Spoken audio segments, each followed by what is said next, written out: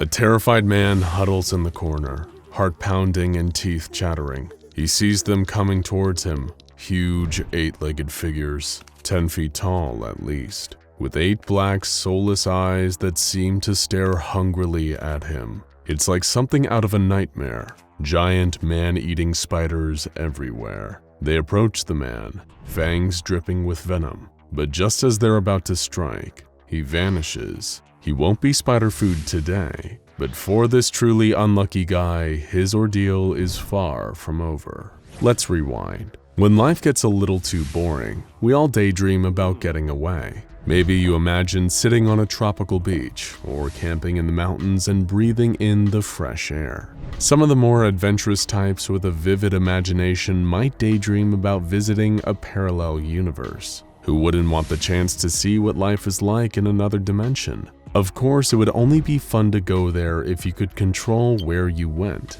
and when you could come back. Without any control over it, the ability to hop back and forth between dimensions would turn from a blessing to a curse. Just ask SCP-507. SCP-507, unlike most other SCPs, is a seemingly normal human man. He has blonde hair, green eyes, an unrecognizable accent, and no other features that might make him stand out. He looks perfectly average, like a stranger you'd pass on the street and never give a second thought to. What sets him apart is not a physical attribute, but rather an ability that he has yet to develop a firm grasp on. He is a dimension hopper, with no control over where he goes or when he'll get back.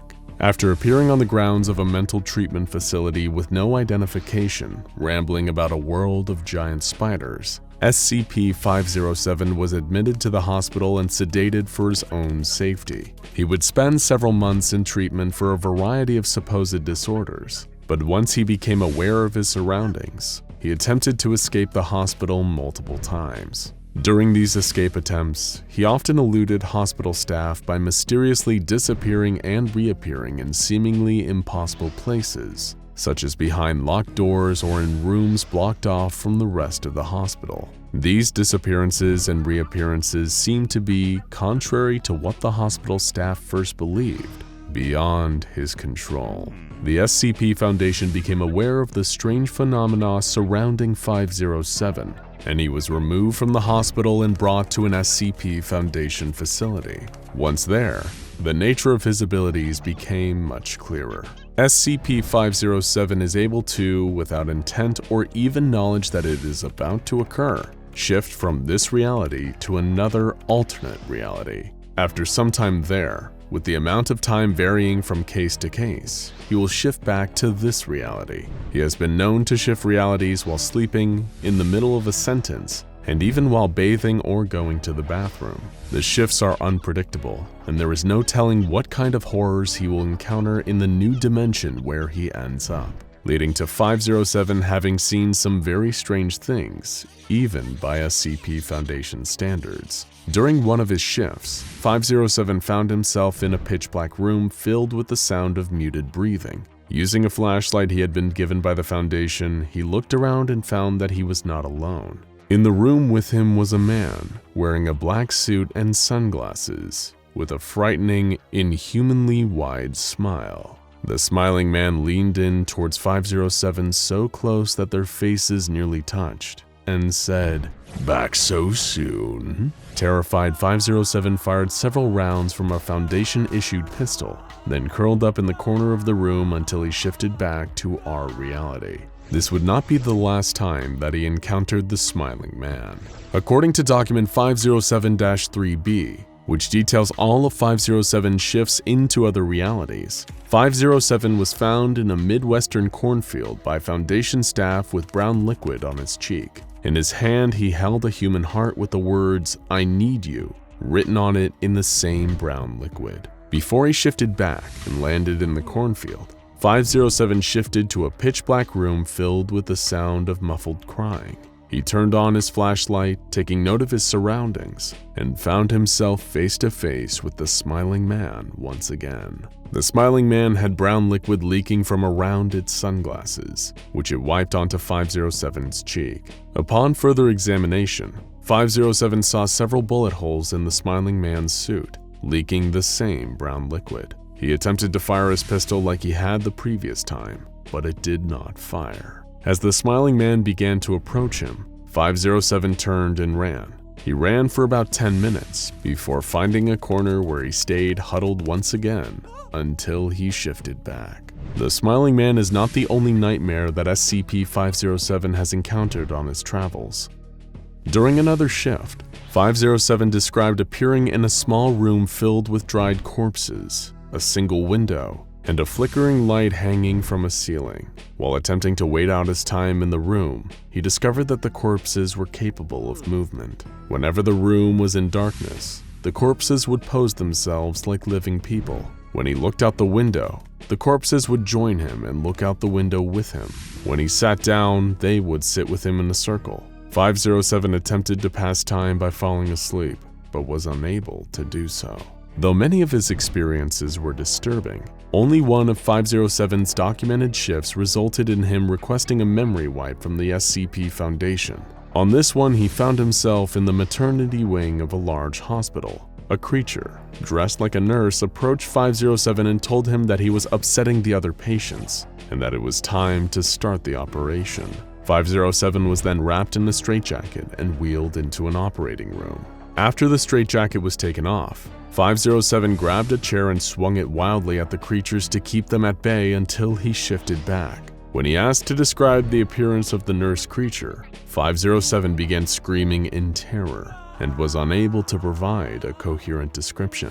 He attempted to provide a drawing of the creature, but was only able to produce a series of jagged lines. Following this encounter, his request for a memory wipe was denied. Other shifts included going to a world where every surface was covered with an unidentifiable mold, a land of icy tundras populated by aggressive bears, and one place that he refused to describe beyond repeating the phrase, "so many spiders." Not all of the worlds that 507 has encountered are frightening.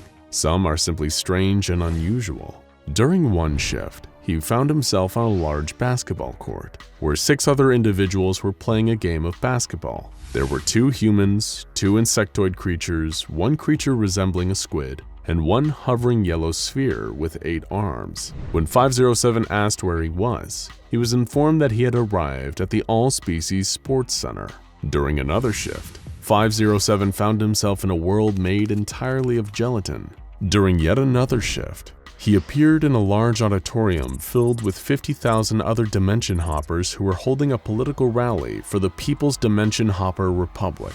Working with the Republic over the course of 2 weeks, 507 helped to overthrow the United States government and establish a new one run by Dimension Hoppers. SCP-507 was elected representative of Massachusetts, but just before he could introduce his first official piece of legislation, he shifted back to our reality.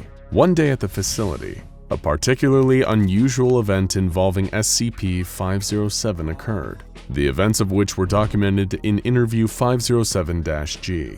During a regular check-in, it was discovered that there were somehow 2 identical versions of SCP-507 in its room. They had apparently each arrived in the room independently and had been talking to one another for about half an hour before being discovered. These 2 versions were referred to as 507-A and 507-B.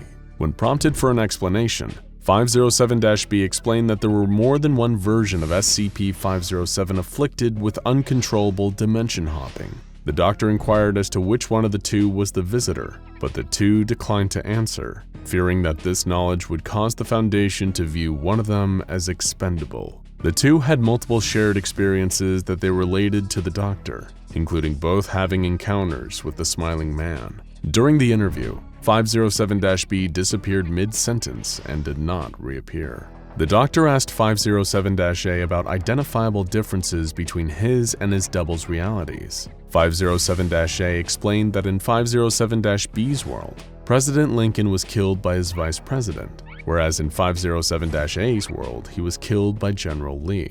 This revelation made it clear that neither 507-A nor 507-B were native to this reality. After this was revealed, 507-A was terminated and examined. No biological reason for 507's ability to hop from dimension to dimension was found, though it was discovered that several pieces of 507 will shift dimensions along with the rest of the body. 3 days after this interview was conducted, the correct SCP-507 reappeared, with no knowledge of his doppelgangers or what became of them. SCP-507 is classified as safe, meaning he doesn't require any real effort to contain. He's also safe in the more literal sense, in that he poses no threat to anyone else. The only person in danger in the presence of SCP-507 is himself, as he has been exposed to many dangerous conditions during his reality shifts, and it's never known whether 507's next shift will end up being his last. With the cause of his shifts still being unknown, there is nothing that the Foundation can do to prevent them. All they can do is monitor him and provide him with the items that might ensure his safety in the future, like a handgun loaded with rubber bullets, a tank of air, a high-intensity flashlight, a week of ration packs, a pair of binoculars, a tracking collar, and a camera. The tracking collar allows the Foundation to recover 507 when he shifts back to our reality, in a location other than the containment facility. The rest of the equipment was granted at his request, based on obstacles that he encountered in other dimensions. Due to his docile nature, 507 is given freedom to move about the facility, but when he leaves his private room, an agent must go with him to document any shifts that might occur.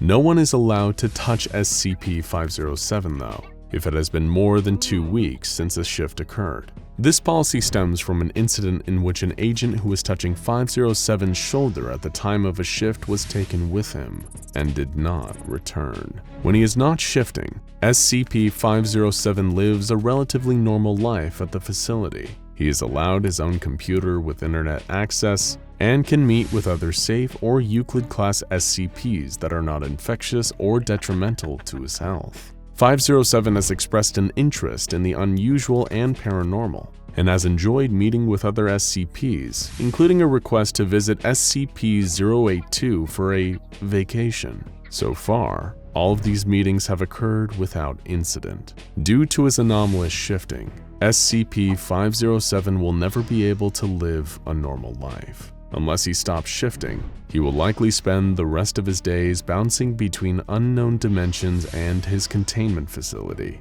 Just like so much else about him, his relationship to his special talent is a bit of a paradox. He has the ability to go anywhere, to see things no other person on Earth has ever seen. However, because he cannot control it, cannot stop it, no matter how far away he can travel, he will never truly be free. Agent Hogan hadn't seen what had grabbed the commander. The sounds of blood-curdling screams had made his eyes instinctively snap shut. Hogan kept both eyes tightly closed, nothing but darkness blotting out his vision even as the desperate, gravelly-voiced yells of the commander filled his ears. Then, suddenly, there was a scream, one that was abruptly cut off. With a heavy thud, something dropped to the ground, close enough to Agent Hogan's feet that he could feel the vibrations of it hitting the floor through his boots. It was the commander, completely still and silent. Even though he'd been trained to look danger in the eye, Agent Hogan still didn't open his eyes, not even for a split second. This was the first time that anything like this had ever happened, and in the panic and confusion, his natural survival instincts had overridden the SCP Foundation's various rules and protocols in his head. And right now, something was telling him not to look. That something was shifting and moving just beyond Agent Hogan's eyelids. He could hear a shuffling as something much taller than an average human lumbered around. It had been wailing before, shrieking in uncontrollable and inconsolable despair, but now its cries had lowered to a soft, sobbing whimper. When someone's eyes are closed, they aren't completely cut off from the world around them. Just being able to see doesn't entirely dull a person's awareness. Most people have a kind of sense, a spatial alert that tells them what's nearby even if they can't see it. And in this particular moment, Agent Hogan's was going haywire. The thing beyond his closed eyes was moving towards him, So close he could feel its warm, rancid breath on his skin. Just knowing it was so close, hearing it breathe and sob gently, sensing it standing so close to him, it made the agent's already pounding heart rate start to climb. He could feel beads of sweat crawling down the side of his face as the creature leaned in closer. It almost felt like it was trying to goad him into opening his eyes. "Go on, just take a peek," came a nagging, gnawing voice at the back of Hogan's mind. He couldn't help it. It was a natural human response to be curious. But as intriguing of a sight as it might have been, the creature was far more terrifying. Hogan had no idea what horror he'd be faced with if he even opened his eyes for a second. Little did he know, forcing himself not to look, whether out of fear or pure survival instinct, had saved the agent's life. He could sense the creature turn and start to slink off, getting further away again as it lumbered around a corner on its elongated legs. Still, Agent Hogan waited a little longer before opening up his eyes again, just to be safe. It had all started around a month earlier, when the SCP Foundation had discovered a potential anomaly was being housed by a group known as the Department of Abnormalities. You see, back then, the SCP Foundation wasn't quite the sprawling, ginormous anomaly containment organization some might be familiar with. It was far from being in its infancy at this point in time either, but the Foundation was only just beginning to expand its collection of dangerous and unusual anomalies. They had received word of an anomaly that was being held in a facility in Stuttgart, Germany, where Department of Abnormalities personnel had gone to great lengths to secure it. However, despite all the measures they put in place, this creature was able to escape and didn't leave a single survivor in its wake after breaking free.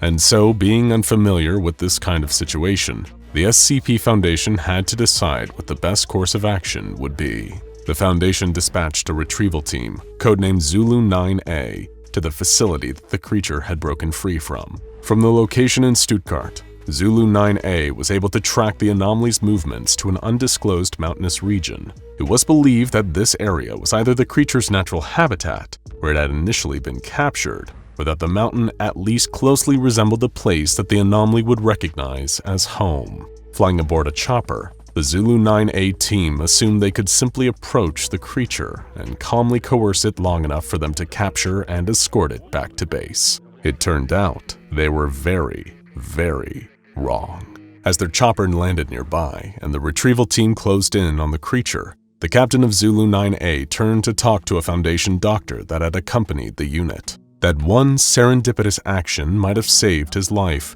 because it meant he wasn't looking at the anomaly. A sudden, intense shriek rang out as the creature started crying, turning towards the rest of the approached retrieval unit. In a panic, they pulled their triggers, weapons erupting into a hail of deafening gunfire, but it had no effect. The creature dashed towards them, shrugging off every oncoming attack completely unscathed. But the Zulu 9A team weren't so well defended. By the time the captain turned back around, the creature had already vanished, seemingly able to move much faster than first anticipated. Maybe once they'd taken a look at it, the retrieval team thought that the creature's long, disproportionate limbs would make its movements clumsy and cumbersome.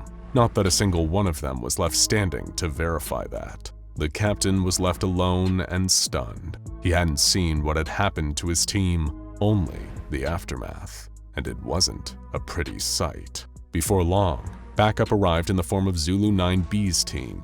With the help of this secondary unit, the captain was able to eventually capture the creature and remand it into SCP Foundation containment. How? By placing a bag over its head. His theory was, if it couldn't see the retrieval team, it couldn't attack them. And while this strategy might have worked, he was only half right. Of course, the SCP Foundation's mandate has always been to contain and study the anomalies that it encounters, and this was all the more prevalent during these earlier days of the organization. So naturally, once the creature had seemingly been captured and secured, a group of overzealous and eager scientists were quick to step in so that they could closely examine the anomaly. And for a time, they were able to work with little obstruction. They could determine the basic details about the creature's physiology and have that information logged in its very own file on the SCP Foundation's internal database. But one scientist made a very fatal mistake during those early tests and studies. Perhaps because the Foundation had already captured the creature and secured it within the walls of its own facility, they believed it posed no further threat to personnel anymore, that it couldn't hurt to remove the bag and take a closer look. The very instant the bag was removed,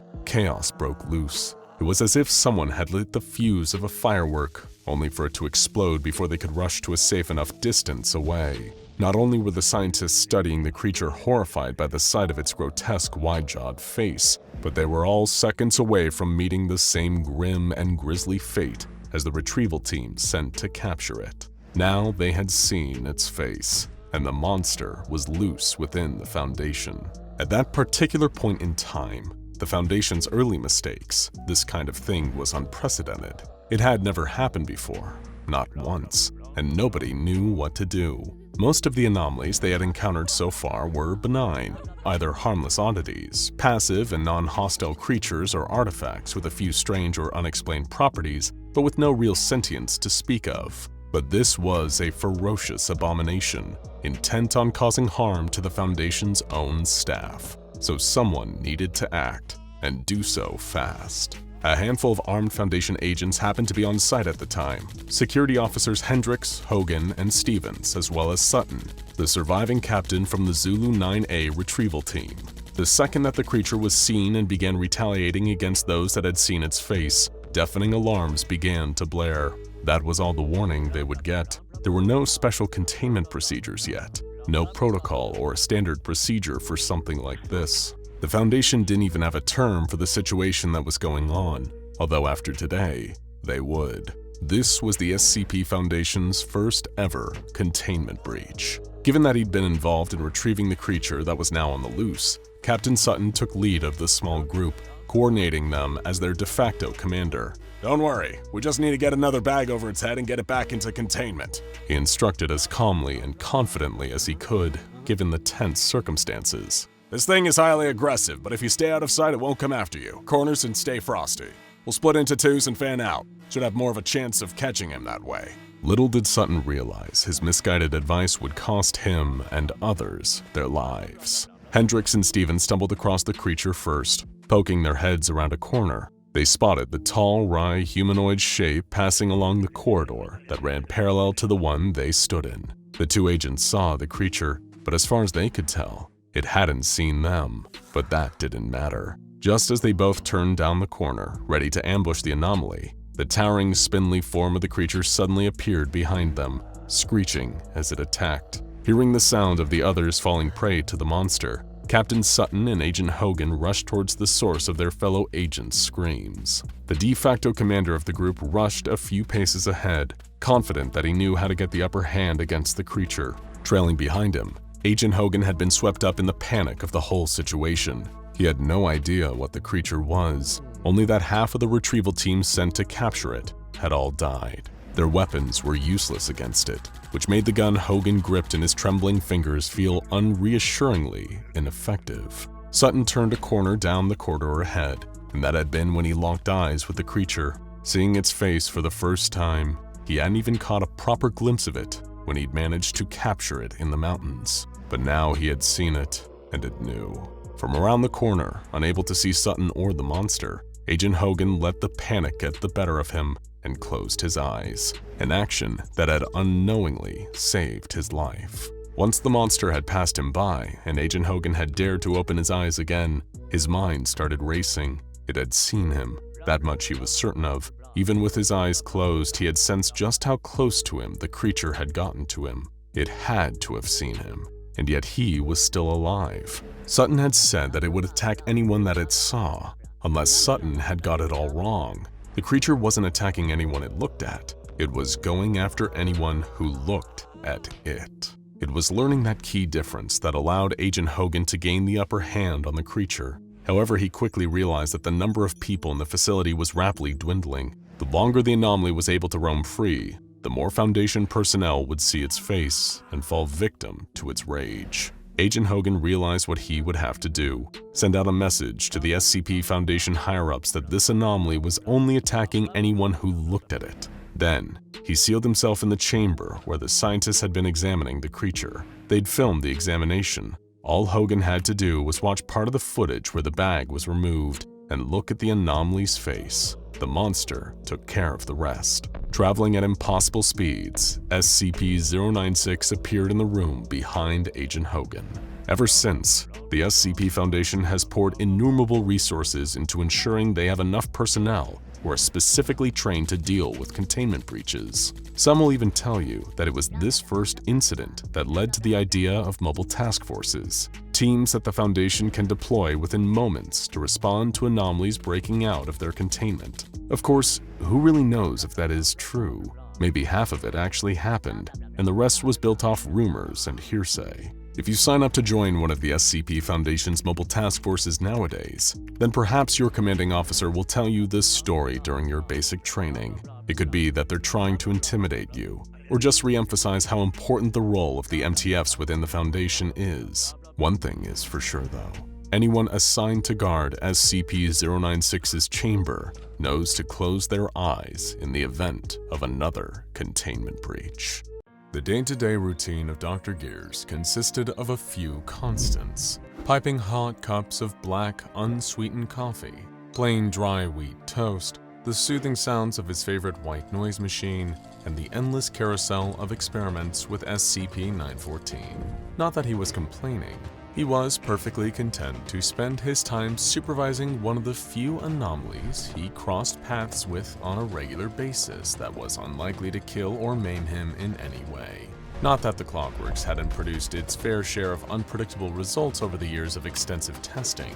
It had definitely offered up more than a few surprises. And anyone who knew Dr. Gears knew that he was not especially fond of surprises. Dr. Bright had attempted to throw a surprise birthday party for the man once, but when he turned on the lights and fired the confetti cannon, all Dr. Gears did in response was give a deep sigh and say, "Really, Jack? You're making a spectacle of yourself." Still, he had resigned himself long ago to the fact that supervising the experiments with SCP-914 meant witnessing some truly unpredictable outcomes. How could he forget the time researcher Blas tested an incandescent light bulb on the setting Very Fine, and the machine spat out an anthropomorphic humanoid light bulb that spoke in German-accented English and claimed to be Thomas Edison himself? This was, of course, impossible, as historical records surely would have indicated if Thomas Edison was a walking, talking light bulb rather than a human man. The imposter was eventually incinerated after its presence became too irritating to ignore. And then there was the time researcher Thompson filled out a Dungeons & Dragons character sheet and placed it into the machine on the setting Very Fine. The output produced was a sheet of paper promoting the previously non-existent tabletop role-playing game Fear in the Foundation. Whenever a person read the paper, they would suddenly find themselves in an out-of-body experience where they were inside the game's world, which contained several characters related to the SCP Foundation, as well as items and locations based on real-world counterparts. A subject in this state would only snap back to reality after winning or dying in the game. Researcher Jacobson rolled a 1 on stealth and saw SCP-096's face in the game, and was later found dead in the anomalous item's storage wing. There was no shortage of Foundation staff trying to use the machine for personal gain, too. Dr. Naismith placed his credit card inside on the setting Very Fine, using it to produce a card covered in unidentified corporate insignias and reading, "Rank Aleph Infinite Money Privileges." When Dr. Coltrane issued a written warning, Dr. Naismith took that warning and then placed it into the machine on the same setting, producing a piece of official documentation from the O5 Council in support of his infinite money privileges. Junior researcher Summers attempted to use SCP-914 in a misguided attempt at self-improvement, placing not an object, but herself in the intake booth before running the machine on the setting Very Fine. It cleared her skin, lengthened her hair, and improved her figure. This was, of course, in violation of several employee guidelines, and she was promptly dismissed after emerging from SCP-914. Dr. Veritas left a note in the experiment log following this incident, reading, "By the time we realized what she was actually doing, it was too late to stop her. Needless to say, she's since been terminated, and I hope I don't need to tell you all not to do that again." And with that, the guideline was clear. No one was permitted to use SCP-914 for personal gain, or to change anything about themselves. Potential complications were too risky, not to mention the conflicts of interest that would be introduced into what should be an impartial research process. As scientific objectivity's biggest fan, Dr. Gears couldn't agree more. So as he settled in for the day's round of tests, he intended to keep a watchful eye on things and ensure that no funny business would take place. He didn't have much reason for concern, as his colleague Dr. Bonita prepped her research materials. She was working with two items, a small replica of Michelangelo's sculpture of David, and a sealed envelope containing something that was to be handled with extreme caution, a photograph of SCP-096's face. She planned to place the items inside on the very fine setting, in an attempt to see what result might be produced from combining an ideal of traditional beauty standards with the image of a creature that felt such profound shame and distress as its own appearance that it would destroy anyone who looked at its face. Like any good scientist, Dr. Bonita wanted to remove any unnecessary variables from her experiment. So as she placed her items inside the intake booth, she slowly, delicately unsealed the envelope. She wanted to put the picture inside by itself, without the extra element of the envelope potentially complicating things. Unfortunately, like Marie Curie's slowly, unintentionally poisoning herself with her own research materials, she didn't truly understand the danger of what she held in her hands. Just as she was setting the photograph down, her eyes flickered to the image. Before she could stop herself, before she could even look away or squeeze her eyes shut, she caught a glimpse of the one thing she should never look at: SCP-096's face. She gasped and slammed the photograph down, but she knew it was too late. The sound of an inhuman shriek coming from across the facility signaled that she was right. It was coming for her, and nothing in the world could stop it. In a containment cell on the other side of the facility, Foundation staff were horrified as they heard the telltale scream of an enraged SCP-096. The pale, thin creature, once huddled in the corner silently, had stretched to its full height of 2.38 meters and was screaming, sobbing, wailing in gibberish, and beginning to tear its way out of its chamber. Guards tried their best to subdue the entity, firing their weapons at it, but the bullets did nothing to damage the creature's pale flesh or stop its movements. It ripped through the steel cube that contained it and knocked the guards out of its way with one swipe of its unnaturally long arms, sending them careening into a nearby wall. Fortunately for them, SCP-096 only knocked them unconscious. It didn't stop to harm them further, as it had a more important goal in mind: find the person who had seen its face and destroy them. As the alarm blared, signifying a high threat level containment breach, SCP-096 loped down the hall toward Dr. Bonita in SCP-914's room. Dr. Gears had not spotted Dr. Bonita's grave mistake and had no idea what had triggered the alarm he was hearing. He stepped away from the observation window, turning his attention to the crisis that was clearly happening somewhere else in the facility. Meanwhile, Dr. Bonita was panicking. She saw her life flash before her eyes, the certainty of impending doom that was coming for her, and coming fast, all because of one brief error in judgment. What could she do? There was nowhere to hide, no way she could run away fast enough, unless if she managed to lure 096 into the intake booth and start the machine while the creature was inside, maybe it would transform into something less intent on tearing her limb from limb.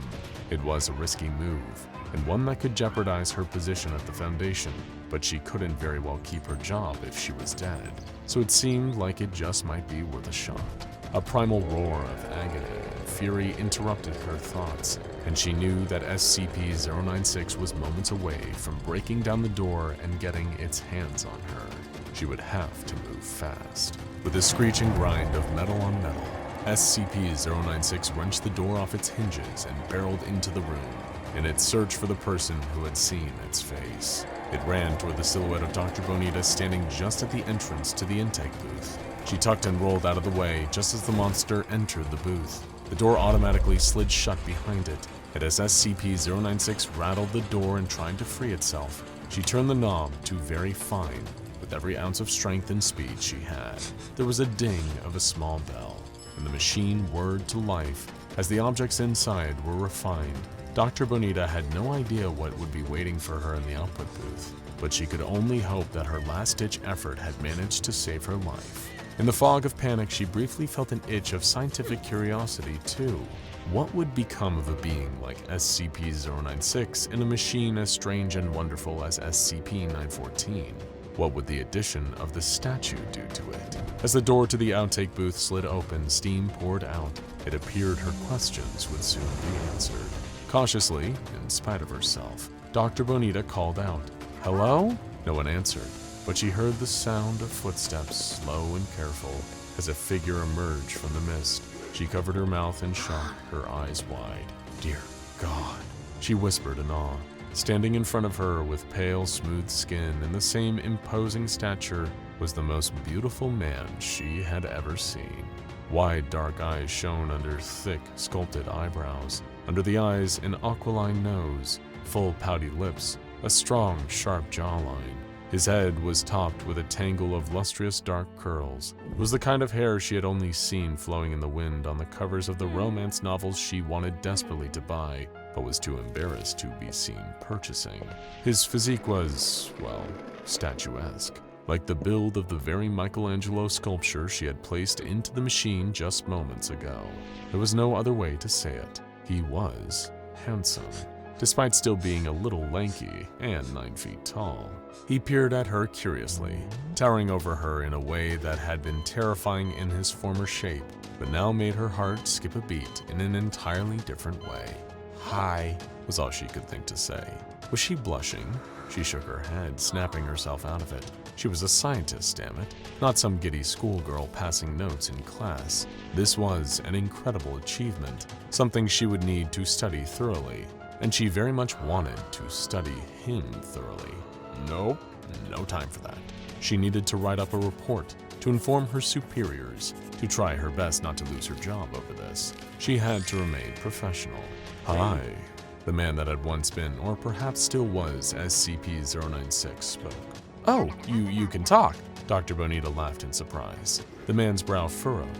His newfound ability to speak was a surprise to him too, it seemed. "Yes, I can. What happened to me?" he asked, stumbling over his words slightly, getting used to the feeling of them. "You ran into the machine," she gestured to SCP-914. "I'm not exactly sure, to be honest, but you're very different now." He nodded. "I feel different. I feel calm."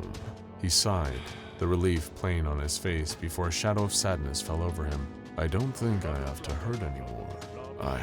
I'm sorry for what I did before." Dr. Bonita did not know what to say. How do you respond when something you've been studying from afar, been horrified and fascinated by in equal measure, looks at you with a new, beautiful face and apologizes for all the harm it caused? This whole experience was so surreal that she might think she was dreaming if she didn't work at a place that was one long waking dream, or nightmare, depending on the day. Dr. Bonita, there's been a containment breach. Are you all right?" Dr. Gears had returned to the room, taking in the sight of the destruction left in 096's wake. "I'm fine," she called to him, and he followed her voice into the room, then stopped at the sight of the transformed anomaly. I don't have time for whatever this is. I trust you'll handle it." Dr. Gears took a long sip of his coffee, and taking Bonita's shocked silence as confirmation, had a leisurely stroll back to his office. A few moments later, the guards responsible for containing SCP-096 arrived on the scene, expecting to see carnage and find a docile SCP-096 crouched over a lifeless body. But instead, they found the same truly bizarre sight that Dr. Gears had shrugged off, and Dr. Bonita was still doing her best to process. They entered the room with their weapons drawn, but quickly lowered them, scratching their heads in confusion instead, before radioing their superiors and asking for further instructions. Responses from various Foundation staff who caught a glimpse of SCP-096's bold new look included, "Oh, would you look at that? Who's that guy? He's what?" And in the words of Dr. Jack Bright, "Oh no, he's hot!"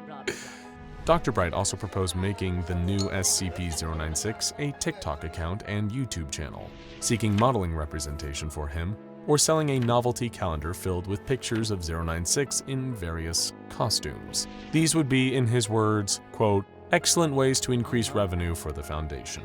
So really, you're the weird ones now for thinking my ideas are weird. Dr. Bright was asked to leave SCP-096 alone and stop trying to take his headshot. In the days that followed the incident with SCP-914, the SCP Foundation was at a loss about what to do with this new, seemingly harmless version of SCP-096. Dozens of D-Class were brought in to look at his face and see if the entity would still enter one of his rage states after a few days of getting used to his new form, but he never did. No screaming, no swallowing people whole, nothing more than a polite, if somewhat shy greeting and a courteous, "How are you doing today?"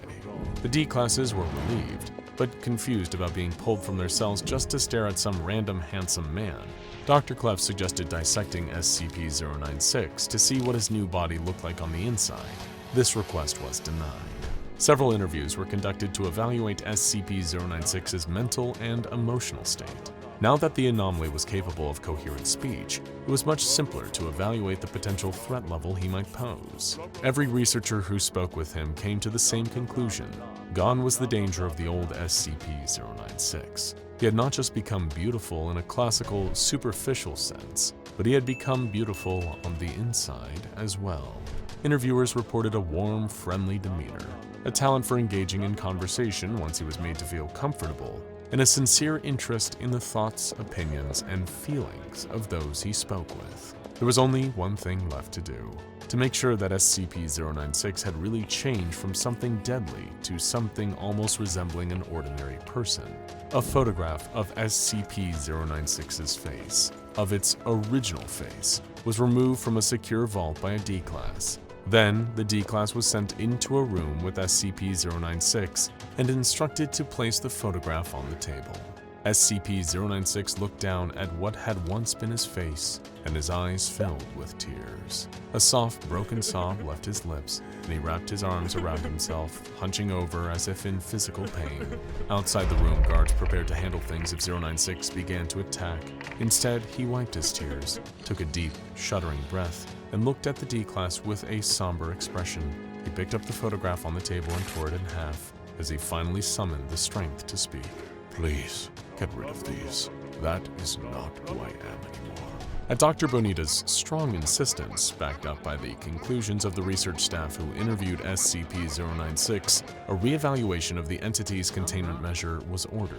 It seemed cruel and unnecessary waste of resources to keep 096 trapped in a steel cube in its current form.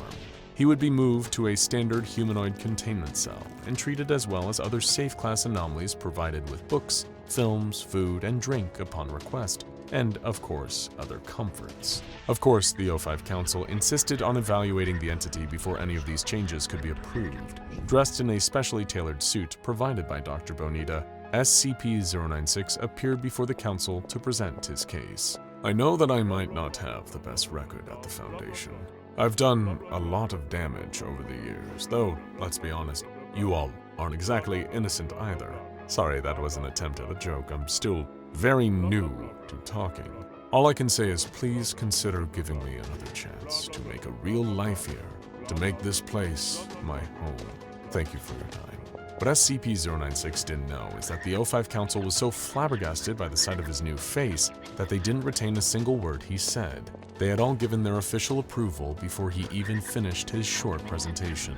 Before long, SCP-096 was moved out of his steel cube and into a new containment chamber that resembled a mid-range studio apartment, complete with a bed, a kitchenette, a television, and a table and chairs. He was provided access to all major streaming platforms, as well as a large stack of books to help him develop his grasp of culture and language after so very long being isolated from human society.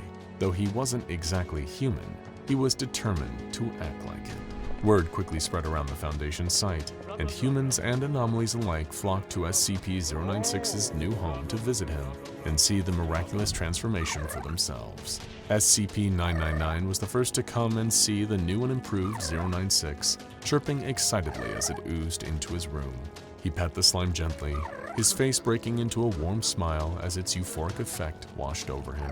The slime became so excited at meeting this new friend, someone it had known as a source of sadness and hurt for so long, that it tackled him to the ground and tickled him for several minutes. 096 laughing uproariously all the while.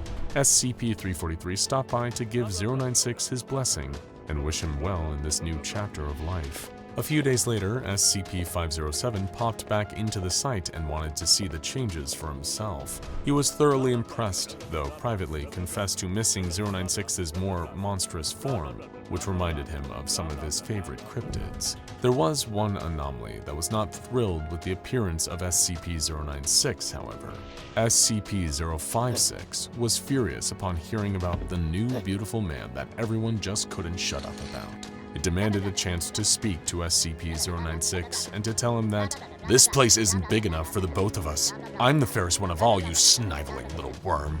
But the request was denied. SCP-056 sulked about it for several weeks. Meanwhile, Dr. Bonita was still intent on getting to know SCP-096 better. During previous testing with SCP-978, the Desire camera, a photo taken of SCP-096 revealed that his greatest desire was to disappear. Curious about the results would be now, Dr. Bonita received permission to take another picture of SCP-096. She snapped the photo while 096 was sitting in a chair in his new containment chamber, looking directly at the camera. When the photo developed, the result was simple. Everything in the picture was exactly the same with one exception. Dr. Bonita was pictured sitting next to 096, her hand clasped in his. Both were smiling soft, contented smiles. When she showed him the photograph, he smiled at her and shook his head. "It really is an amazing camera." She flushed. "Doctor, before you go, could I ask your name?" Dr. Bonita smiled and nodded. "It's Isabel. What should I call you?" SCP-096 paused thoughtfully for a moment. He was giving himself a name for the very first time, allowing himself an identity other than a strange, hollow, pale thing that existed to cry and suffer and hurt. Finally, he answered her, "Call me David." Imagine knowing that there's a monster right under your nose. Imagine knowing that this monster is capable of killing any human being on Earth, and all because they simply saw a photograph of its face. When this monster is on the warpath, literally nothing can stop it. No weapon that human beings have invented is capable of even slowing it down. Imagine knowing, in the age of mass media, of clicks and shares, of 24-hour news, smartphones, and limitless social media connecting billions across the globe, that one stray picture of this monster leaked in the wrong place could cause the end of the world as we know it. And this fateful, terrifying day could come at any time. Congratulations, you now know how it feels to be Dr. Dan, the hot-headed lead SCP Foundation researcher on the SCP-096 case. The anomaly itself requires no real introduction. The infamous mass-murdering Shy Guy has haunted the nightmares of Foundation experts for years, but nobody is more haunted by this thing than Dr. Dan himself. For over a decade now, he has firmly believed that there's one solution to the 096 problem: termination with extreme prejudice. In his eyes, to think that 096 is ever truly contained is an illusion. They could never be sure of how many pictures of it are out there, floating around just waiting to be seen, like a time bomb waiting to go off. The resources spent containing it and cleaning up after its rampages, he would often argue, would be better spent instead figuring out how to finally kill it. But seeing as we're talking about the SCP Foundation here, not the Global Occult Coalition, the O5 Council didn't see it quite the same way. They constantly overturned Dr. Dan's termination requests, leaving the paranoid researcher more furious with each rejection. He tried to warn them again and again and again. "Don't you see? It's like a stick of dynamite, and the fuse is already lit. If you don't let me put it out before it's too late, there won't even be anyone left to pick up the pieces." But his pleas fell on deaf ears. Until, of course, Incident 096-1-A. A dark and bloody day still looked back on with shame and horror by even the most hardened members of Foundation's staff. It was the day that SCP-096 gave everyone a taste of the mass carnage it was truly capable of. Dr. Dan wasn't even there when Containment was first breached. He was off on an expedition in the snowy mountains where 096 was first found, trying to discover clues to its true origin. Dr. Dan's second-in-command, Dr. Alexei, was also lucky enough to be outside of the containment area when the Shy Guy escaped. According to interviews he gave at debriefing tribunals, he was in the break room, treating himself to a warm cup of joe. All the other personnel assigned to 096's containment and research were near its containment chamber, a giant cube made of reinforced metal, observing a live feed of data being collected from the cube's interior. As usual, sensors indicated that 096 was pacing within. For obvious reasons, the Foundation doesn't maintain any kind of live visual surveillance on 096. It wouldn't be worth the risk. But what seemed like an otherwise quiet day suddenly took a turn for the insane. The monitors began displaying terrifying data, indicating an imminent containment breach as the wails of the creature within the cube echoed out through its metal walls. Some tried to run. Others did all they could to engage emergency procedures, while guards armed with heavy weaponry rushed into the room. They all knew in their hearts that it wouldn't save them, but what else could they do? A huge dent bulged out from the side of the cube, then another, before the metal was torn open like tissue paper as the furious hands of the Shy Guy began clawing their way through it. Secondary layers of protection were deployed, but they didn't help. 096 just kept ripping through all the barriers. As everyone in attendance knew, once it was in its rage state, nothing could stop it. Literally nothing. The guards attempted to fire on the anomaly, but their bullets did no good. As the creature burst free, most of the people in the room had at least momentary visual contact with its face. In response, Code Lima was declared, and the entire chamber was flooded with a fast-acting nerve gas, killing everyone. Everyone except for 096 itself, of course. Within 2 minutes, 096 had broken free of the entire containment site and began running through the desert at breakneck speeds towards its distant target. The Foundation needed to act fast and find a way to stop it before it hit a population center where the death toll would skyrocket. Team Echo Romeo were dispatched to pursue the creature in a heavily armed attack helicopter, while MTF Tau 1, a task force specializing in SCP-096 containment and recovery, forged ahead to identify the anomaly's target, designated 096-1, and to move any other civilians out of harm's way. Dr. Dan was alerted of the disastrous situation and offered guidance to both teams from afar. Echo Romeo's chopper pursued 096, barely able to keep up. Dr. Dan recommended attempting to at least slow the creature down with heavy arms fire, even though he knew actually stopping it would be impossible. A member of the team used a modified XM500 anti-material rifle to fire several rounds at the creature, but even the shot that passed directly through its head appeared to have no effect on it. But at least they had a lock on its direction now. 096 always travels in a straight line, directly towards its target, smashing through any obstacles in its way. This means its intended direction is relatively easy to track, and people in the path of its trajectory are even easier to save. But it's a high-pressure job reserved for MTF Tau 1. Tau 1 passed over Echo Romeo and 096 in a series of 8 V-22 Ospreys, hoping beyond hope that they could outrun the creature, since there were several different towns in its direct path. But thanks once again to the one and only Dr. Dan, Echo Romeo and Tau 1 had a secret weapon that neither team had ever possessed before: Scramble.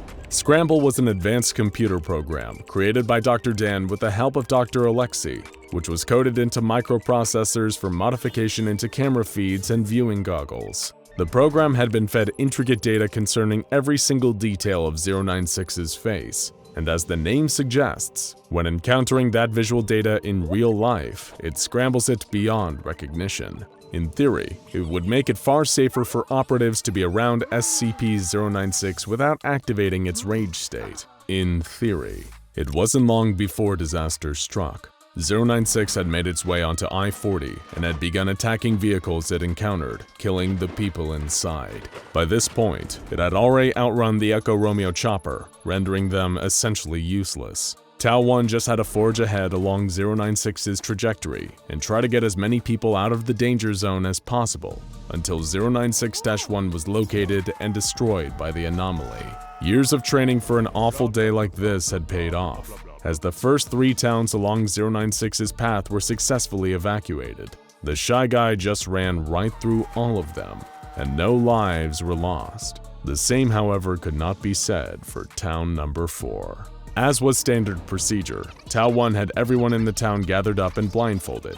The entire team in attendance had modified night vision goggles with scramble microprocessors, so in theory, they were better off than most from 096 if things went south. The Tau 1 members tried in vain to keep everybody in line. They were threatening to shoot anyone who dared to remove their blindfold when 096 finally appeared. It tripped during its approach, rolling and shattering through several houses. Chaos erupted. Some people instinctively removed their blindfolds to see what was going on, and panicked members of Tau 1 began firing into the crowd. The screams of the civilians and the bursts of gunfire were all drowned out by the horrific wailing of 096 itself, as it tore through everyone and everything to kill the unfortunate souls who had seen its face. And given how many had removed their blindfolds during the initial pandemonium, SCP-096 had a huge number of the townspeople on its list. 096 located and grabbed the original 096-1, the person that had first glimpsed its face and caused all of this. But in the grand scheme of things, he was just one more body on the pile that day. Though of course we mean this in a purely metaphorical sense. 096 never leaves entire bodies. The Foundation operatives in attendance were able to figure out what had caused all this madness and death. 096-1 had been an amateur mountaineer and spent his vacations hiking around any mountain ranges he could gain access to, including the mountain range that 096 had been inhabiting prior to its initial capture and containment. But he hadn't actually seen 096 on that fateful trip, which had been taken over a decade ago. But in a photograph taken that day of himself, standing on a picturesque mountainside, 096 made a cameo. It took up all of 4 pixels, a tiny off-white dot against the snow on the back right side of the photograph. This photograph, with all the deadly potency of an atom bomb, had been sitting there for years, waiting. When the mountaineer was looking through old photos that morning and his eyes passed over those few blurry pixels, he didn't have any idea that he had just laid his eyes on one of the most dangerous anomalies the world has ever seen. But you don't have to know.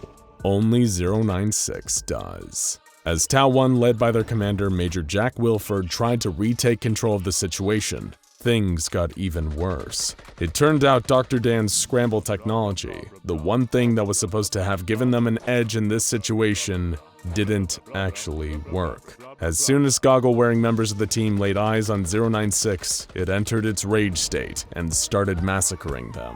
It tore many of the Mobile Task Force members to shreds, including a number of the operatives required for piloting the 8 Ospreys. It was a disaster of truly epic proportions, and the catastrophic failure of Dr. Dan's scramble technology was a key factor. The root of the technology's failure was easy enough to figure out.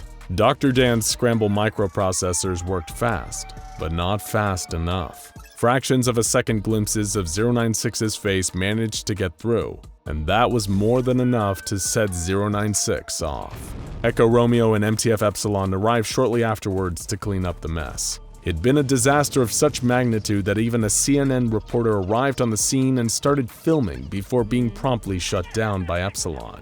It was a member of Echo Romeo that finally slipped the bag over a docile 096's head, preparing it for containment once again, the creature now content that it had eliminated all of the unfortunate souls who had seen its face. He'd found 096 sitting next to a minivan that had its roof ripped off, the young family inside being the last to have seen its face. And things were so awful in the aftermath of the containment breach that the O5 Council changed their tune, finally granting Dr. Dan permission to terminate 096 by any means necessary. It's terrifying to think that all this can unfold because of a couple of poorly timed accidents. But it's probably even more terrifying to consider that it wasn't an accident at all. It seemed awfully convenient that both Dr. Dan and Dr. Alexei were far from danger when all hell broke loose. It was also convenient that, despite the failure of his technology being a major reason why the breach was as deadly as it was, Dr. Dan had still come out of the situation with everything he wanted. The Foundation also found this strange, and the more they looked into it, the more they found details that didn't add up. Alibis began to fall apart. Coincidences didn't seem so coincidental, and eventually a weak link in the chain was identified: Dr. Alexei. Under pressure from the Foundation, Alexei spilled everything. Dr. Dan had essentially orchestrated the entire containment breach, and on top of that, he did everything he could to make it as deadly as possible, all with the purpose of getting the O5 Council to see things his way, and finally give him the permission he needed to devote all of the SCP-096 resources to its termination. But it came at a terrible price to Dr. Dan personally. For his crimes against the Foundation and humanity, he was permitted to try and figure out a way to terminate 096 once and for all. But as payment for his crimes, he himself would also be terminated as soon as his task was complete. Were the lives of all those innocent people, and Dr. Dan himself, worth the price of finally being authorized to terminate SCP-096? When asked why he did all of this, Dr. Dan simply said, "It worked. There was only a matter of time until that happened in a major population center, and its face spread over the world news. I can kill 096, but I've killed myself in the process." While we don't agree with his methods, there's something almost admirable about a person so single-mindedly devoted to their cause. Here we go again. It's time to return to the acid-filled containment chamber of SCP-682, more commonly known as the hard-to-destroy reptile. We've spoken about him and the ways the SCP Foundation has attempted to destroy him in a previous video. But as we said back then, we really only scratched the surface of the huge number of insane ways the Foundation has tried to wipe this cranky lizard off the face of the Earth. Today we're filling in some of the cracks and taking a look at the secret test logs detailing the Foundation's unsuccessful quest to finally destroy SCP-682. Some of these may surprise you, and if you're a real SCP expert, you may just recognize some familiar faces we meet along the way. Esteemed Foundation researcher Dr. Alto Clef, famed for his somewhat unconventional personality, entered the test chamber to see if he could intimidate the beast to death. This resulted in a long staring contest between Dr. Clef and 682. Towards the end of the competition, Dr. Clef began to lose his nerve. He tried to leave the room, only to find that the door was locked, causing him to swear loudly. Dr. Clef, who always tries to find the most direct solution to his problems, blew up the door with plastic explosives and ran off. The result? Test failed. Next came SCP-662, a silver handbell that summons the supernaturally helpful butler, Mr. Deeds. When Mr. Deeds was summoned, Foundation researchers asked him if he could kill SCP-682. Deeds politely explained that he wouldn't be capable of killing 682. It's just too strong. When he asked if he could at least incapacitate 682, he replied that the best way to do this would be to poison himself and allow 682 to eat his body. But this, he reminded, would only be a temporary problem for the lizard. Another test failed. The Foundation brought in SCP-689, a terrifying soapstone statue of a sitting skeleton that can kill you if you see it, and then stop paying attention to it. 682 first observed the statue, and then the Foundation turned off the lights. When they turned them back on, SCP-682 appeared to be dead in a puddle of gray and black liquid. D-Class personnel were sent in to confirm that 682 was actually dead, but it instead got up and killed them. Researchers theorize that 682's definition of life is not quite the same as ours, rendering 689's death-related powers ineffective. Test failed, yet again. SCP-807 was next up to bat. This is an anomalous salmon-colored ceramic dinner plate with the words "Last Chance Diner" printed on the edges in white. Any food placed on it becomes irresistible by any definition, but when the food is consumed, it causes immediate cardiac arrest due to the sudden clogging of arteries with fat. Researchers made a meal known as the 682 Special: 10 kilograms of rotten meat and sharpened bone splinters, 10 liters of rancid mayonnaise, 1 liter of potassium cyanide, and 1 kilogram of morphine hydrochloride, combined into a solid mass and transmuted by 807. When 682 consumed this disgusting meal, it appeared to collapse. However, when D-Class personnel were sent in again to see whether 682 was truly out for the count, multiple holes opened up in its body. These holes fired out high-pressure jets of blood, killing the nearby D-Classes and destroying the containment cell. 682 was fine afterwards. Another test failed. To kill 682, it seemed that the Foundation really needed to have God on their side.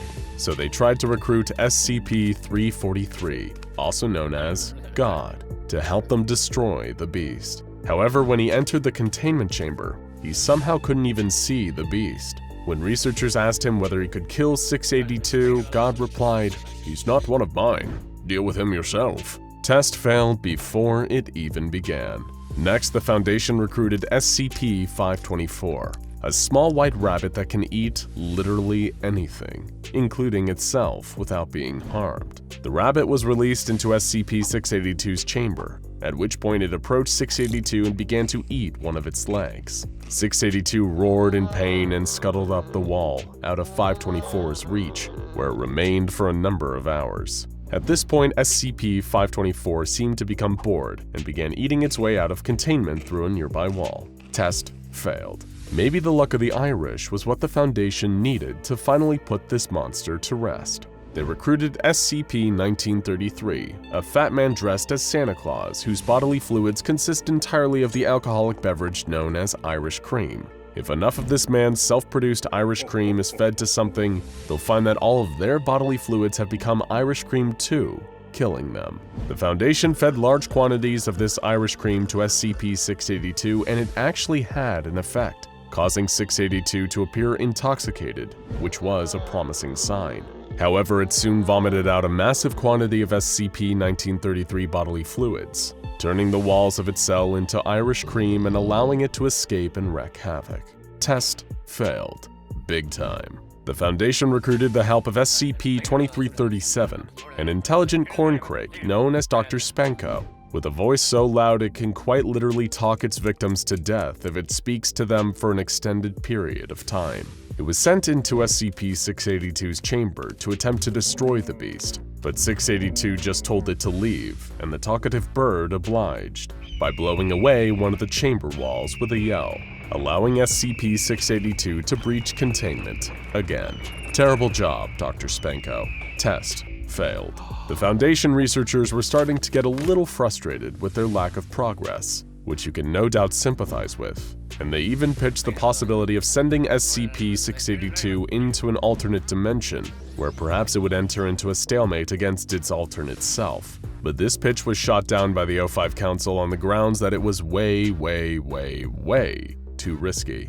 Back to the drawing board, by which we mean they literally transformed 682's skin into a kind of drawing board. SCP-2521 is an anomaly that manifests anytime information about it is recorded and immediately grabs the source of the information, wrapping it in its tendrils and taking it away with it. The Foundation sought to take advantage of this by using a laser cutter to cut this anomalous information into SCP-682's side. However, this didn't have the results they were hoping for. SCP-2521 did turn up to take the information, but it only took the skin on which the information was carved. 682 survived and quickly grew back its skin. Test failed again. Researchers suggested tracking down SCP-169, an obscenely massive underwater creature known as the Leviathan, and feeding 682 to the beast. However, this idea was also immediately shot down by the O5 Council. If 682 did what it did best, which was surviving attacks and adding them to its own arsenal, then it might grow to the size of SCP-169, which would likely trigger an XK-class end-of-the-world scenario. It simply was not worth the risk. Test failed before it even started. The Foundation released 2 specimens of SCP-939 into 682's test chamber. These voice-imitating, amnesia-inducing monsters have caused huge damage to human targets, so it was hoped that they may be able to do something to 682. But this hope turned out to be misplaced. Both specimens seemed extremely distressed by 682's presence and refused to engage at all. 682 did not share the same apprehension about attacking. It charged in and brutally killed both before devouring their corpses. Test failed. In a very well-documented case, the adorable SCP-999 was introduced into 682's test chamber. The unassailable good vibes provided by 999, as well as an intense tickle fight, did actually lead to the temporary incapacitation of SCP-682. However, the otherwise wholesome incident ended in tragedy when 682 adapted to the good vibes and was able to release a kind of violent laughter wave. This incapacitated much of the staff and allowed 682 to breach containment and go on another killing spree before being recontained. Test, once again, failed. The next test involved SCP-294, an anomalous coffee machine that can produce any liquid typed into its keypad. Foundation researchers requested SCP-682 Killer from the machine and were astounded by the results. During tests on the liquid with SCP-682 tissue samples, the liquid was surprisingly effective and caused the 682 tissue to decay and crumble. Tests on the living creature were similarly promising. The acid in 682's tank was temporarily lowered, and 1 liter of SCP-682 Killer was poured onto the reptile's head, causing that portion of its flesh to immediately decay. When the acid was returned, the same portion that had the liquid poured on it dissolved instantly. Test, well, not quite successful, but promising, and requiring further research. Foundation scientists believe that if they could one day get a large enough quantity of this liquid, they might have a viable option. But until then, the tests march on. For another experiment, they introduced SCP-055 into the containment chamber of SCP-682.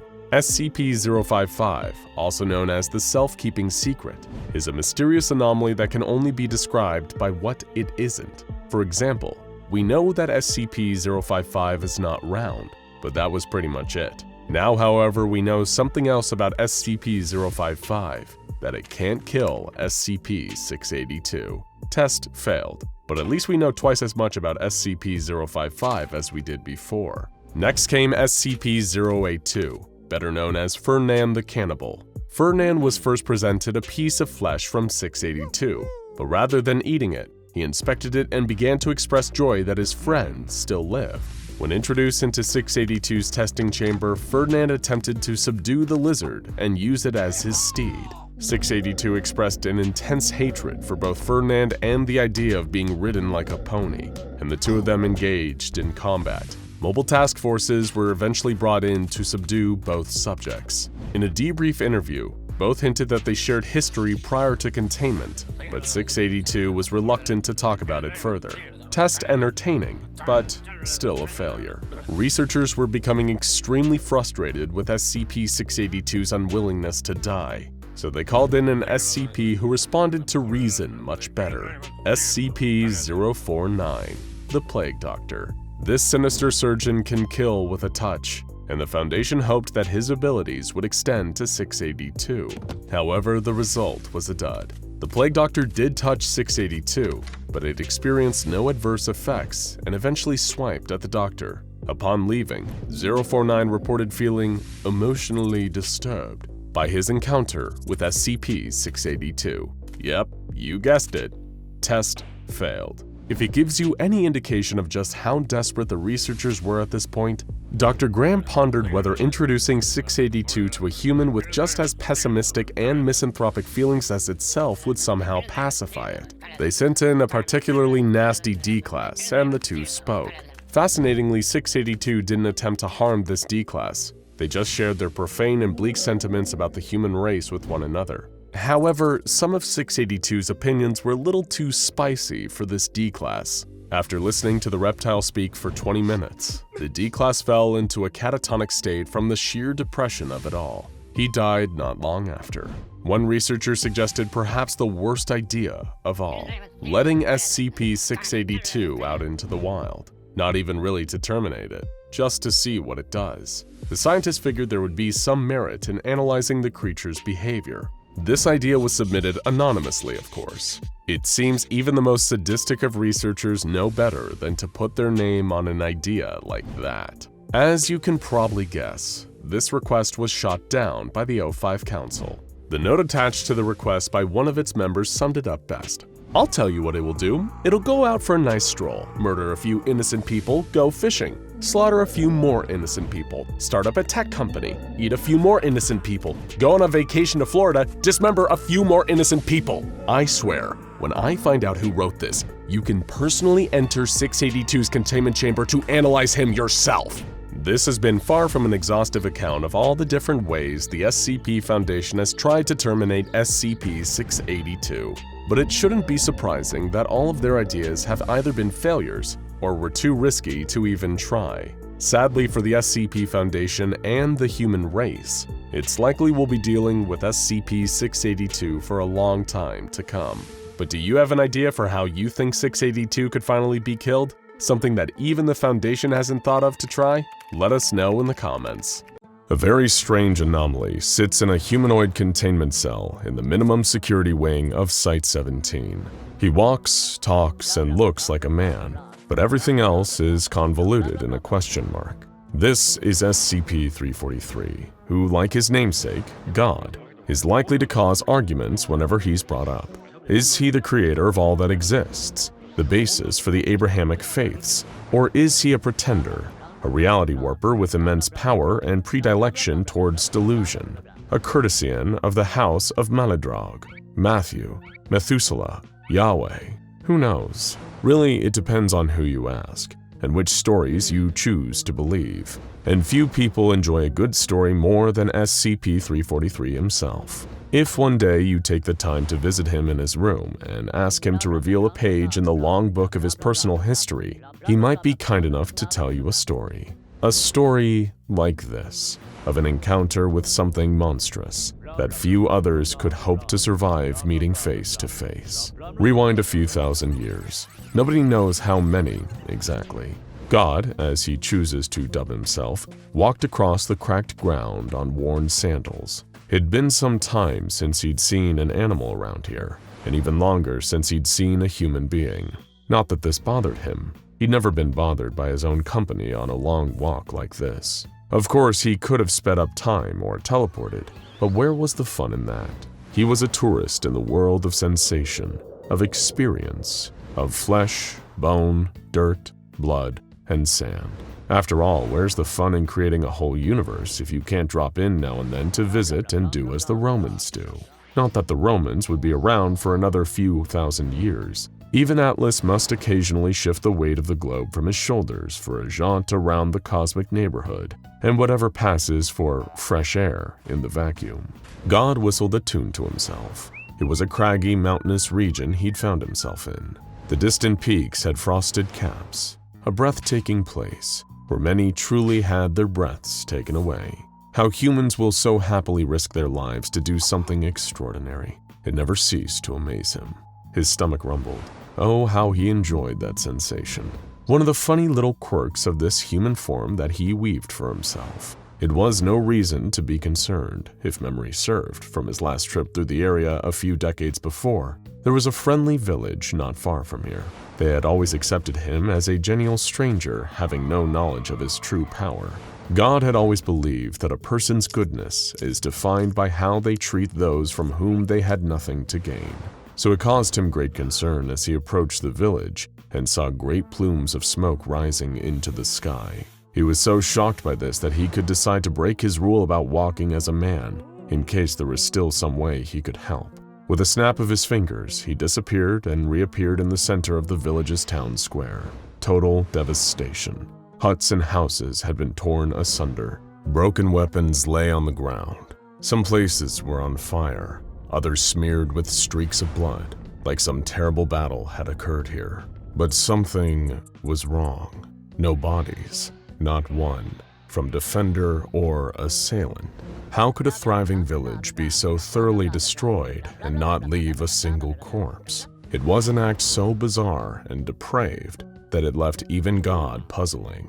That was another downside of his human form. Here on Earth, he didn't have access to true omniscience. How could a mere human mind, bound by the constraints of linear time, ever truly comprehend the total of existence? Even attempting to do that here would melt the brain of his human body in its skull and leave it dribbling out of his nose and ears. Instead, he chose to walk around the ruins of the village and investigate firsthand. Arrows and broken spears and swords littered the ground. Some buildings were demolished, but there were no tracks or stray projectiles that could suggest the presence of siege weapons. No, these buildings looked like they were ripped apart. Some even still had claw marks. What terrible beast could have set upon this town and done this? Then he heard a voice, quiet and pleading beneath some nearby rubble. A survivor. He rushed over to the pile and evaporated it with a thought. Underneath, a feeble old man, covered in stone dust, was quivering. God helped him up and guided him into one of the few remaining huts still standing in the village. They both took seats. God held up 2 hands, cradling empty space. 2 cups suddenly occupied that space, both filled with warm, healing tea. He passed the old man one of the cups while sipping from his own. He asked the old man if he'd seen what had happened. The old man told him no, he hadn't seen anything in decades. He'd been rendered blind in his youth. Little did either of them know, that very blindness was the only reason he was the sole survivor of the massacre. The blind man told God that one of the village's scouts had gone up into the mountain with a small hunting party. The group was gone for days, until one of the members, the youngest among them, returned weeping, frostbitten, and covered in blood. He said that his friends had been killed by a beast in the mountains, something that almost looked like a man, but terribly wrong. And its face, its awful, awful face. He would never forget it. He was just lucky to escape with his life when the others were torn apart.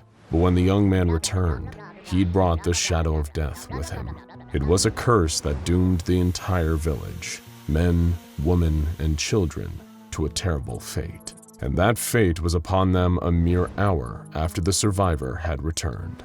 Of course, there were gaps in the blind man's understanding, given he was lacking one of his major senses, but the sounds he could describe with perfect clarity. It was faint and distant at first, that awful wail, and the galloping, hands and feet thundering against the ground faster than any horse could move, getting closer and closer. Another villager saw it approaching and screamed. Then it was upon them. The villagers screamed, but it screamed louder, always wailing and shrieking and sobbing like a monster crawling straight up from hell. People tried to fight it by the sounds of it. The blind man, with teary, blank eyes, recalled the sounds of arrows knocking and swords clashing against something.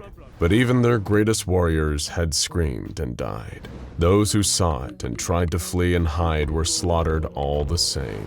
Soon enough, there were only 2 sounds left in the village: the monster and the blind man, both weeping. He didn't understand why it never took him. It wasn't fair. It took everything else. To leave him here alive when everyone and everything he'd ever known was destroyed was a greater punishment than even death. After killing all of these innocents, the monster had simply wandered off to the mountains again, the sound of its quiet sobs getting smaller and smaller until it was gone altogether. God comforted the blind man as he wept for the loss of all his loved ones. He told the blind man that he would venture up to the mountains himself and confront the creature on its own territory, and at the very least, find out why it had done this terrible thing. But first, he must relocate the blind man to a safer place. He placed a hand on the blind man's shoulder and he vanished. He would appear in another friendly village, miles away. God sent a silent message into the minds of every villager. Take good care of this man. He has undergone horrors you can't even imagine. Your kindness will be rewarded later. For that, you have my promise. God sighed and turned his tired eyes to the distant mountains. A monster lurked up there, perhaps one of his own creations, or maybe a corruption of one of his creations. Either way, whatever existed without his knowledge existed without his consent, and he intended to know of the beast in the mountains. Though given what he'd seen already, he didn't expect to receive a warm welcome from this murderous demon. Miles away up in the mountains, the creature licked the blood from its cracked lips. It looked like it might have once been a human being or something that aspired to humanity or mocked it with its very existence. It was a huge, gangling beast, skin alabaster, eyes empty and soulless, dribbling rivulets of burning tears down a hideous, gaunt face. It crawled into the frozen mouth of a cave with great icicle fangs, wheezing and weeping. All it ever wanted was to be alone. Why did they have to keep interfering? Didn't they know what happened? All the terrible things they made it do. The creature curled its long, gangly body into the fetal position, scratching great ruts into the sides of its bald cranium with long, sharp fingers. Terrible things. Terrible, terrible things. And then there was a brilliant flash just a few feet away. The monster was surprised. It turned to see a figure silhouetted in the mouth of the cave. He wore sandals and thin robes. His eyes glowed with a kind of power that the monster didn't recognize. This stranger stared at the monster without an ounce of fear in his heart. He stared right into its eyes, unwavering. No, no, no, no, no, no! It could feel it again, the rage bubbling up deep down. A cauldron of seething anger. It hated the feeling like being lowered into a vat of molten metal. Unspeakable fire and pain coursing through every vessel. It began to weep and scream while the stranger in the cave mouth just watched, not moving a muscle. Do you know who I am? The stranger asked with a deep voice that betrayed almost infinite power, knowledge, and wisdom. But it wouldn't change the outcome here. The monster bounded at him at speeds that wouldn't be seen again until jet planes and bullet trains are invented millennia into the future. Its jaws were hanging impossibly wide, fangs born, its arms extended and deadly claws ready to strike. But before those terrible hands could close around the stranger, he vanished. The monster stumbled and rolled across the snow, confused. What trickery was being used here? I'll take that as a no, said the voice from behind him. You ought to show your father some respect. More respect than you gave to those poor people down in the village, at least. Seething, the creature turned and saw the stranger standing back in the darkness of the cave, staring at him. But the beast didn't have the capacity for awe or holy terror, only violence. Boundless, limitless, unstoppable violence. It darted towards the stranger again, trying to strike him. Somehow it was like fighting an empty robe. Not a single one of its deadly strikes seemed to hit the stranger. The stranger leaped backwards, putting some space between himself and the monster, but still not breaking a sweat. He breathed in deeply, then exhaled. The breath came out like a mighty typhoon, shocking even the monster with its sudden force. It was blown backwards, a leaf in the wind, until its long claws dug into the ground and anchored it in place. The stranger gave a wry smile at this, impressed. My, you're certainly a tenacious one, aren't you? He said. Perhaps we can talk for a little while instead of fighting. I want to know why you killed all those people. No answer. The beast roared, its mighty limbs pounding into the ground as it closed the gap between itself and the stranger in fractions of a second. It would kill him, rend him, destroy him just like all the others. He'd left it no choice. Suddenly, the ground below it seemed to give way. The creature was confused.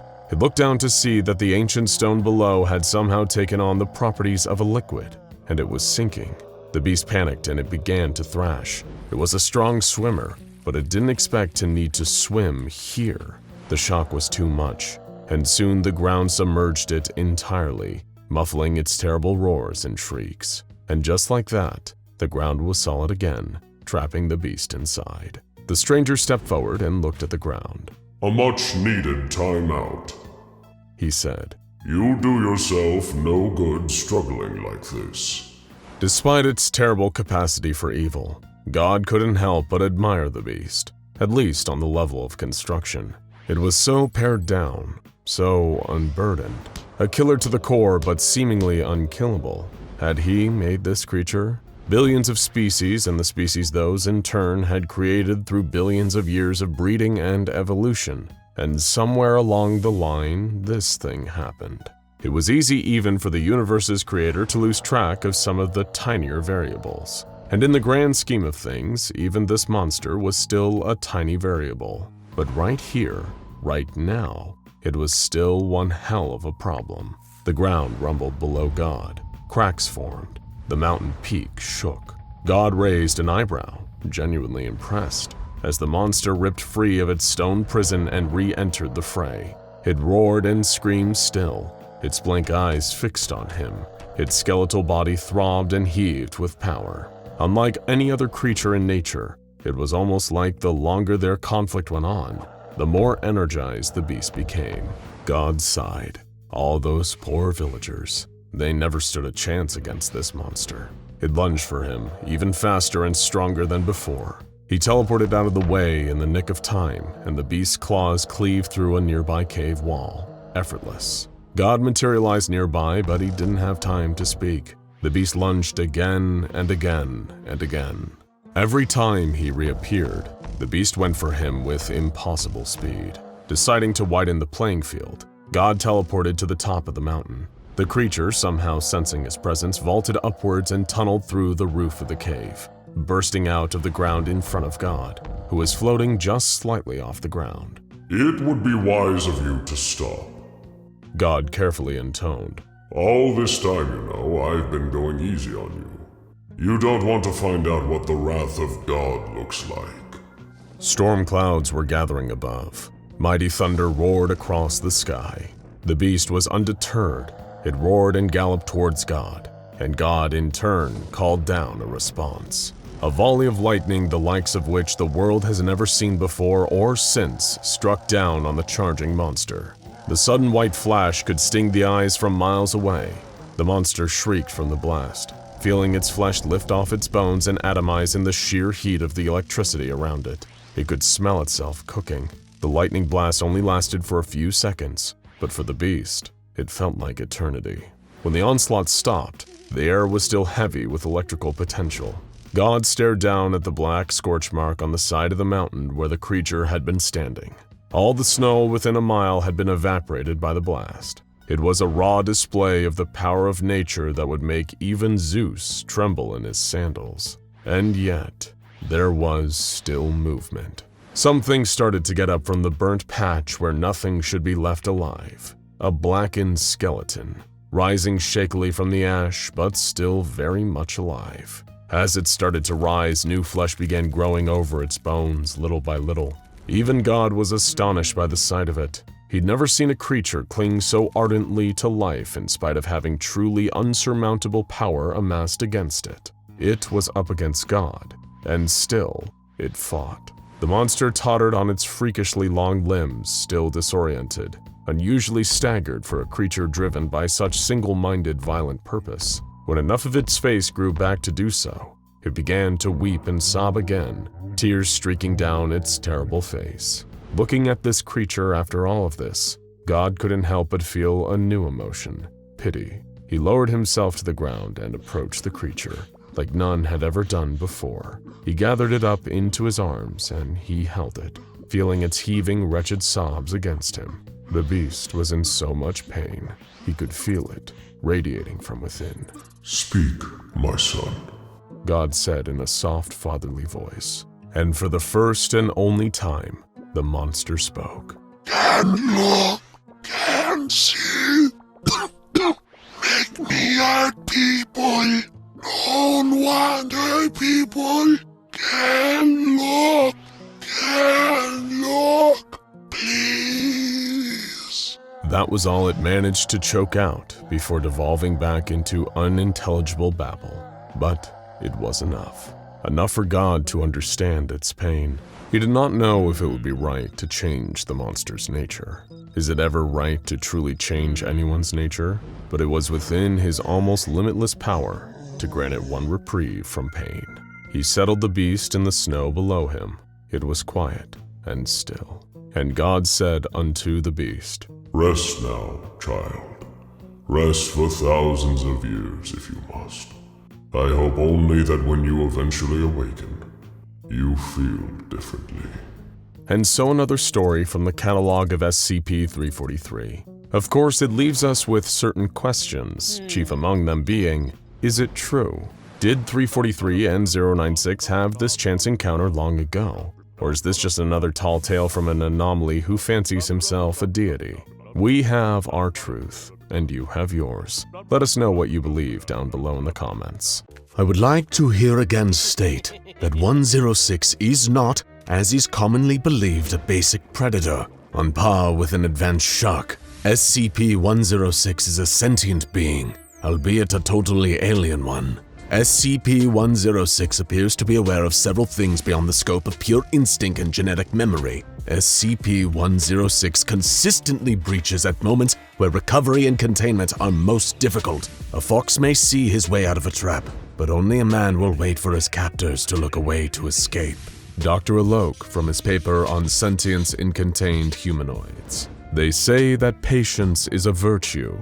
If this is true, it's the only virtue that SCP-106 has in spades. The anomaly known as the Old Man had been well behaved for months, sitting cross-legged in the center of his containment chamber, his lipless mouth molded into a slight grin.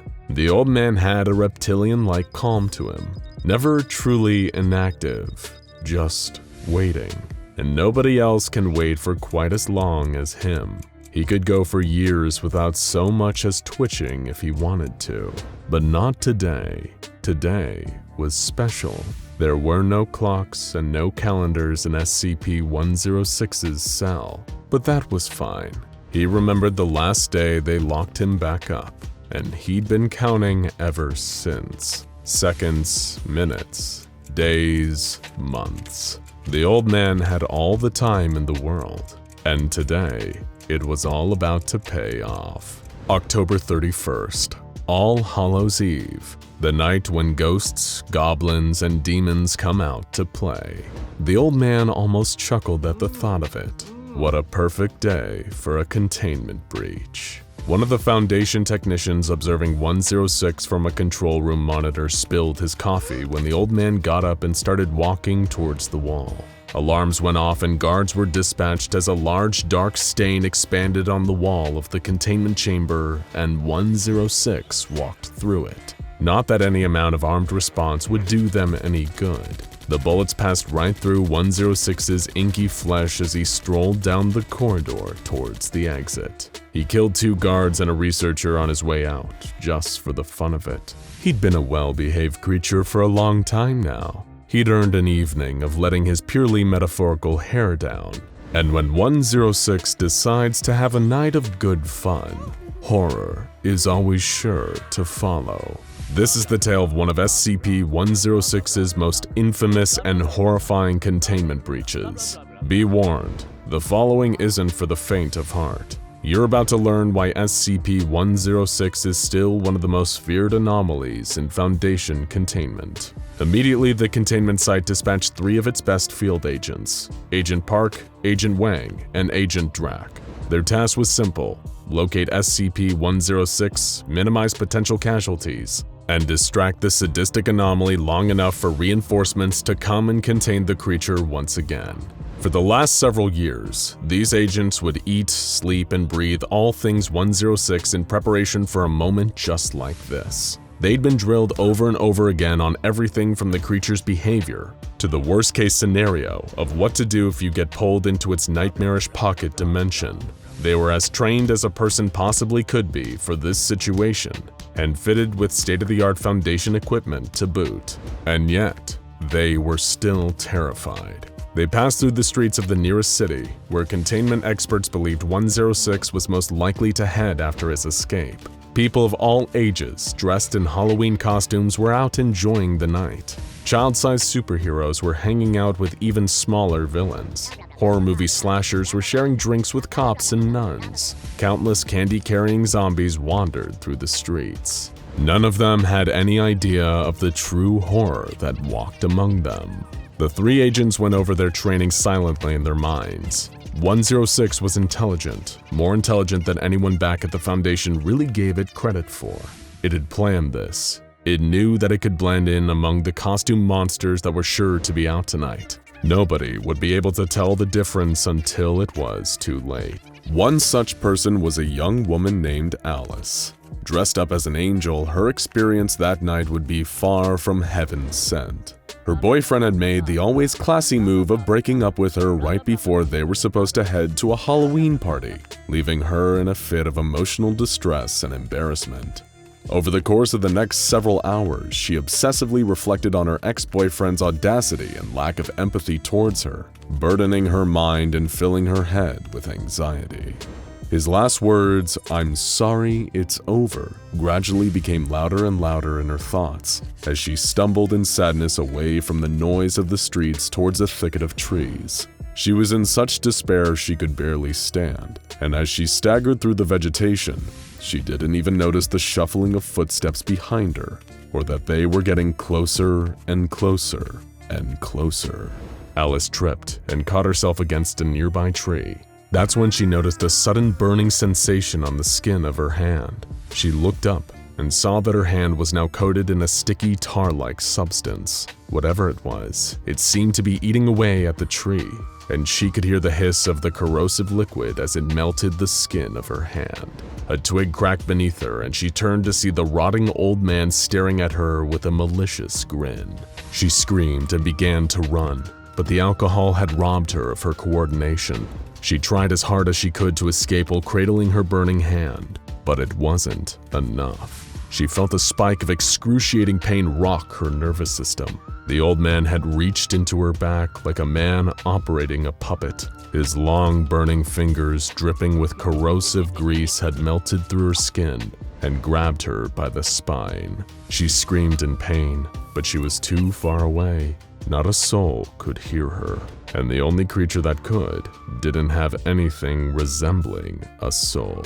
The creature grabbed her and pulled her into its blistering embrace. It smiled the whole time, baring every rotten tooth. It held her in place, burning the rest of her body as the two of them sank into the ground together, more acidic sludge pooling at their feet. Alice screamed on, and SCP-106 loved her all the more for it. The screamers were its favorite. By the time Agent Drack, Parks, and Wang found Alice, it was hard to know that this had once been a human. But they knew one thing for certain, that this was the work of the old man, and they suspected that he wasn't close to being done with his campaign of Halloween terror. Next came a little boy named Jason and his unfortunate friends. They were dressed as the Justice League, with Jason leading the group as Batman, all of them wearing costumes that made them feel like true heroes. It had been a good night, their bags heavy with candy. As they walked down an alleyway they'd passed through countless times on their way home from school, they had no idea what was waiting for them. A long, gnarled hand dripping with black ooze suddenly shot out of the wall and grabbed the boy dressed as Superman. He screamed as he was pulled towards the ooze, his braces shining in the moonlight, and kept screaming until he disappeared into the solid brick wall. The rest of the Justice League broke into frightened screams and scattered, but they weren't fast enough. Hands kept emerging from the wall, grabbing the children, burning them, pulling them into the dark. Only Jason got away, running and screaming as his friends were yanked into the void. But no one gets away from the old man that easily.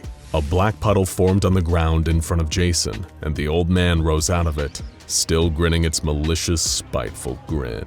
Jason fell to the ground, his legs giving out from the fear. But the old man didn't move. He just stared at him, sizing him up, deciding what type of torment would yield the most twisted pleasure. The creature lifted something up to its mouth, something that might have been mistaken for a piece of Halloween candy from a distance. But Jason knew better. It was a tooth, and Jason could recognize the shining braces still stuck to it. The old man put the tooth in his mouth and crunched it like a jawbreaker, as Jason almost passed out from the sheer terror of watching it. To this day, nobody knows why the old man spared Jason, but when Agents Drack, Parks, and Wang found the boy, the only survivor from the massacre of his friends, he was gripping the metal fragment from Billy's tooth so hard that it was embedded into his palm.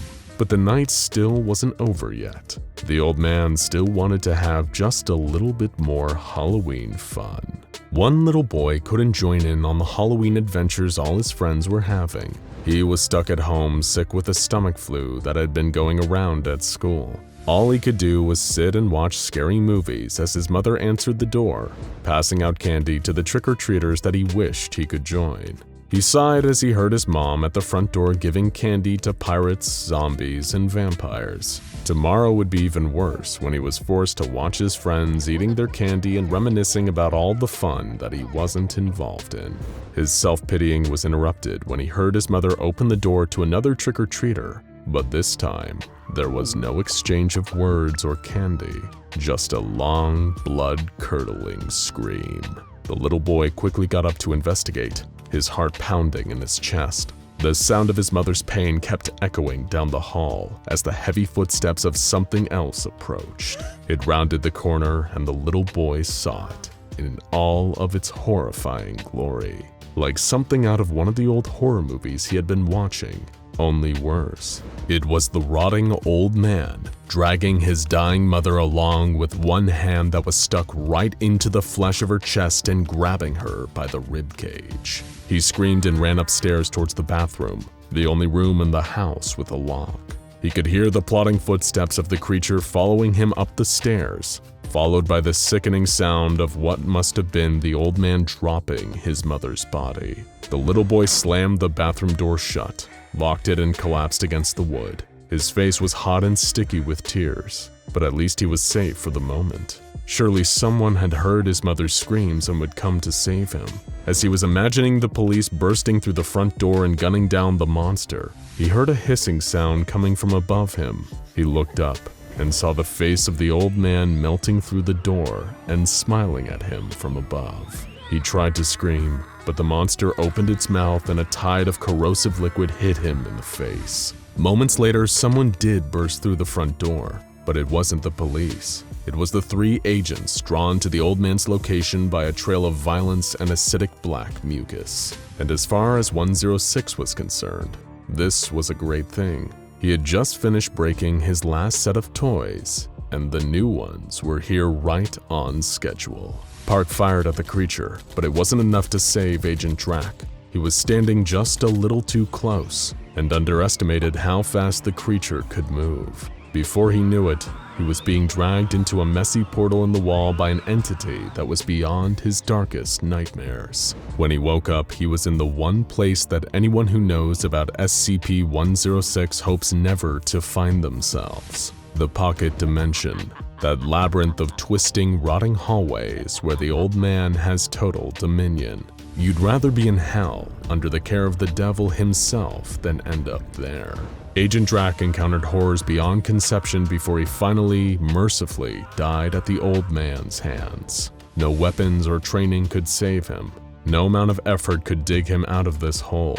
He ran through the halls for 4 whole days before SCP-106 finally got bored and started taking him apart. But to Agent Drac, those 4 days felt like a wretched eternity. When they eventually found SCP-106, he was standing in a field stomping on pumpkins out of boredom. He submitted to containment with relatively little difficulty, as Foundation field agents used high-intensity lights to subdue him. Cleanup crews applied amnestics and generated cover stories. Everything about the Halloween night massacre was swept under the rug. Back in containment, SCP-106 once again sat cross-legged on the floor of his cell, sorting a little collection of his victims' teeth like Halloween candy. He sat and smiled, mulling over the memories of his delightful Halloween night. He'd be fine for another few months now. He could just sit and enjoy the thoughts until the Foundation got bored and loosened the leash again. 106 is a patient monster. When the time came, he'd be ready. He was always ready.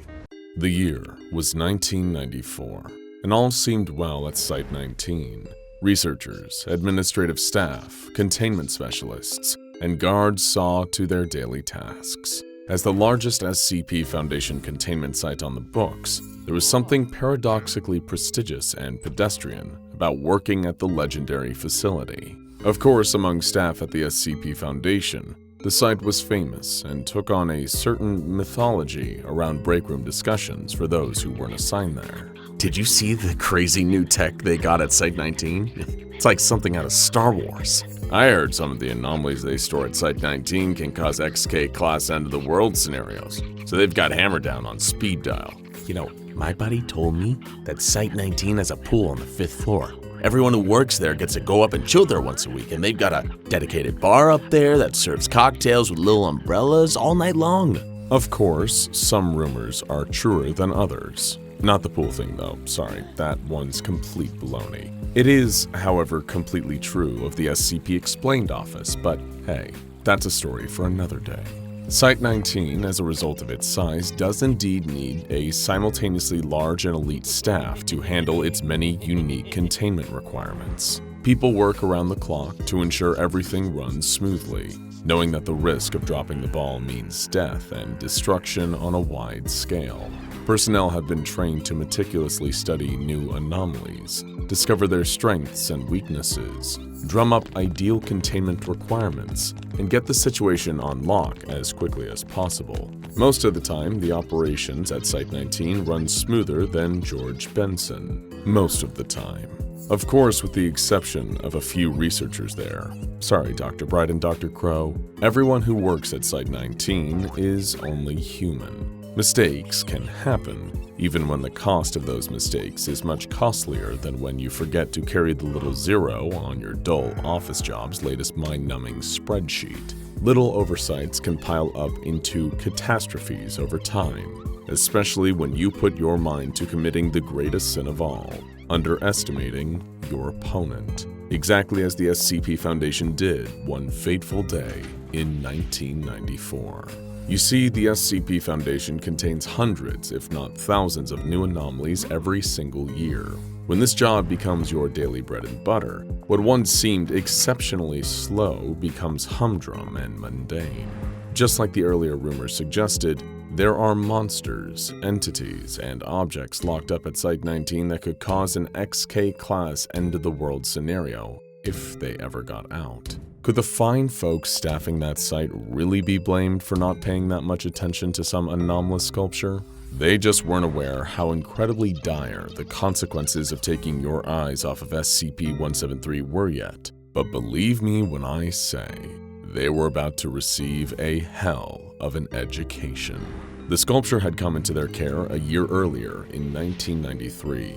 Though the exact circumstances of how it came to Site-19 tend to differ depending on who you ask. Its anomalous ability had become apparent rather quickly, at the expense of a few careless personnel's lives. But hey, isn't that always the way these things unfold? The sculpture could be frozen in place by looking at it, though whenever people turned their gaze away, it moved towards its prey at shocking speeds and killed them by either strangulation or, more commonly, snapping necks. Sure, it wasn't the kind of entity you'd want to have a cup of coffee with or place in your living room as a striking new object d'art, but the Foundation had plenty of these so-called murder monsters in containment already, and this was one you didn't even need to shoot. Just looking at it is enough to freeze it in place. A few D-classes were lost during the first few months of figuring out the best way to clean the nasty creature's cell, on account of the fact that it poops constantly. But other than that, it was all pretty smooth sailing.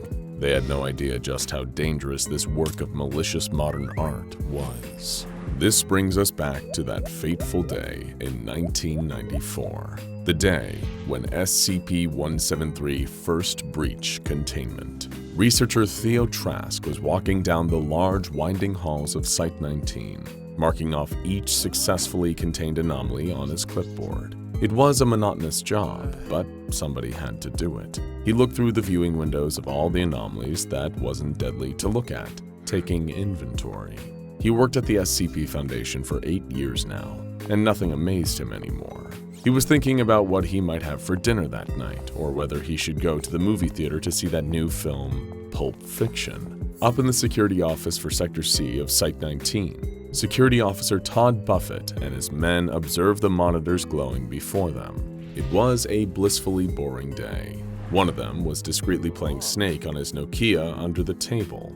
Days like this were made for wasting, and they were tragically few at the SCP Foundation, where being excited was often the prelude for being dead. Todd yawned and was happy for the privilege to do so. In a darkened Sector C server room, a group of engineers performed routine maintenance. They could see their breath. These rooms were kept extra cold to prevent the technology from overheating. It was intricate work, but they were well trained to do it. So much so that they sometimes slipped into a state of autopilot while conducting these checks, saving the burden of conscious thought for meteor tasks further down the line. These were unremarkable tasks on an unremarkable day, and they would be happy for it all to end. And of course, it would, just not in the sense that they meant. A mixed group of researchers and administrative staff sat in the break room, enjoying their mediocre packed lunch and sharing their own version of inane office banter. It was a nice step away from the often deadly grind and shoot the breeze with others in their line of work. After all, it was a strange job with its own unique pressures. You needed to discuss it with others who got it sometimes, just to avoid going insane from the pressure.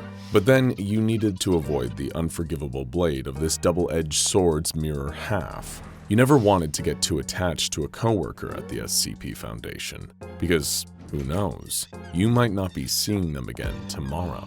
Or they might not be seeing you. Back in the server bank, a junior technician named Colin Muntz was about to make one teeny tiny little mistake. While running diagnostics on one of the room's power cores, he tripped a fuse and set a terrible chain reaction in motion. Cables running all through Site-19 caught the shockwaves of Colin's poor decision in a moment, causing a series of power cuts that ran through different systems throughout the facility, each one tripping the next like proverbial series of tumbling dominoes. Back to researcher Theo Trask, lazily ticking boxes on his clipboard. He was about to do another one and break for lunch when the lights overhead suddenly went out, leaving him in a dark hallway. He was immediately broken from his trance, heart beating 20 to the dozen. Seconds passed, and the dark somehow remained. What was going on here? It didn't make sense. Surely the auxiliary generator should have kicked in by now, right? And on any other day, it would have. But unluckily for Theo Trask, this just so happened to be the one day in the last several months that the facility's main backup generator was also experiencing routine maintenance. Sometimes, life just isn't fair. Trask felt his heart leap up into his throat as a door somewhere behind him slowly creaked, open with a torturously long metallic screech. Trask didn't have a gun or even a taser, but he did have a small flashlight attached to his belt. With a draw speed that would rival Clint Eastwood in his prime, the terrified Trask whipped out his flashlight and shone it in the direction of the noise. His beam caught a static figure staring at him without a face. The rigid, soulless body of the sculpture, SCP-173, was standing less than 10 feet away from him. In this light, its smears of Krylon-based spray paint looked almost like a mocking grin. "Your move, researcher," it seemed to say. Trask had broken into a cold sweat. His hand was shaking, but he needed to keep the beam on that monster.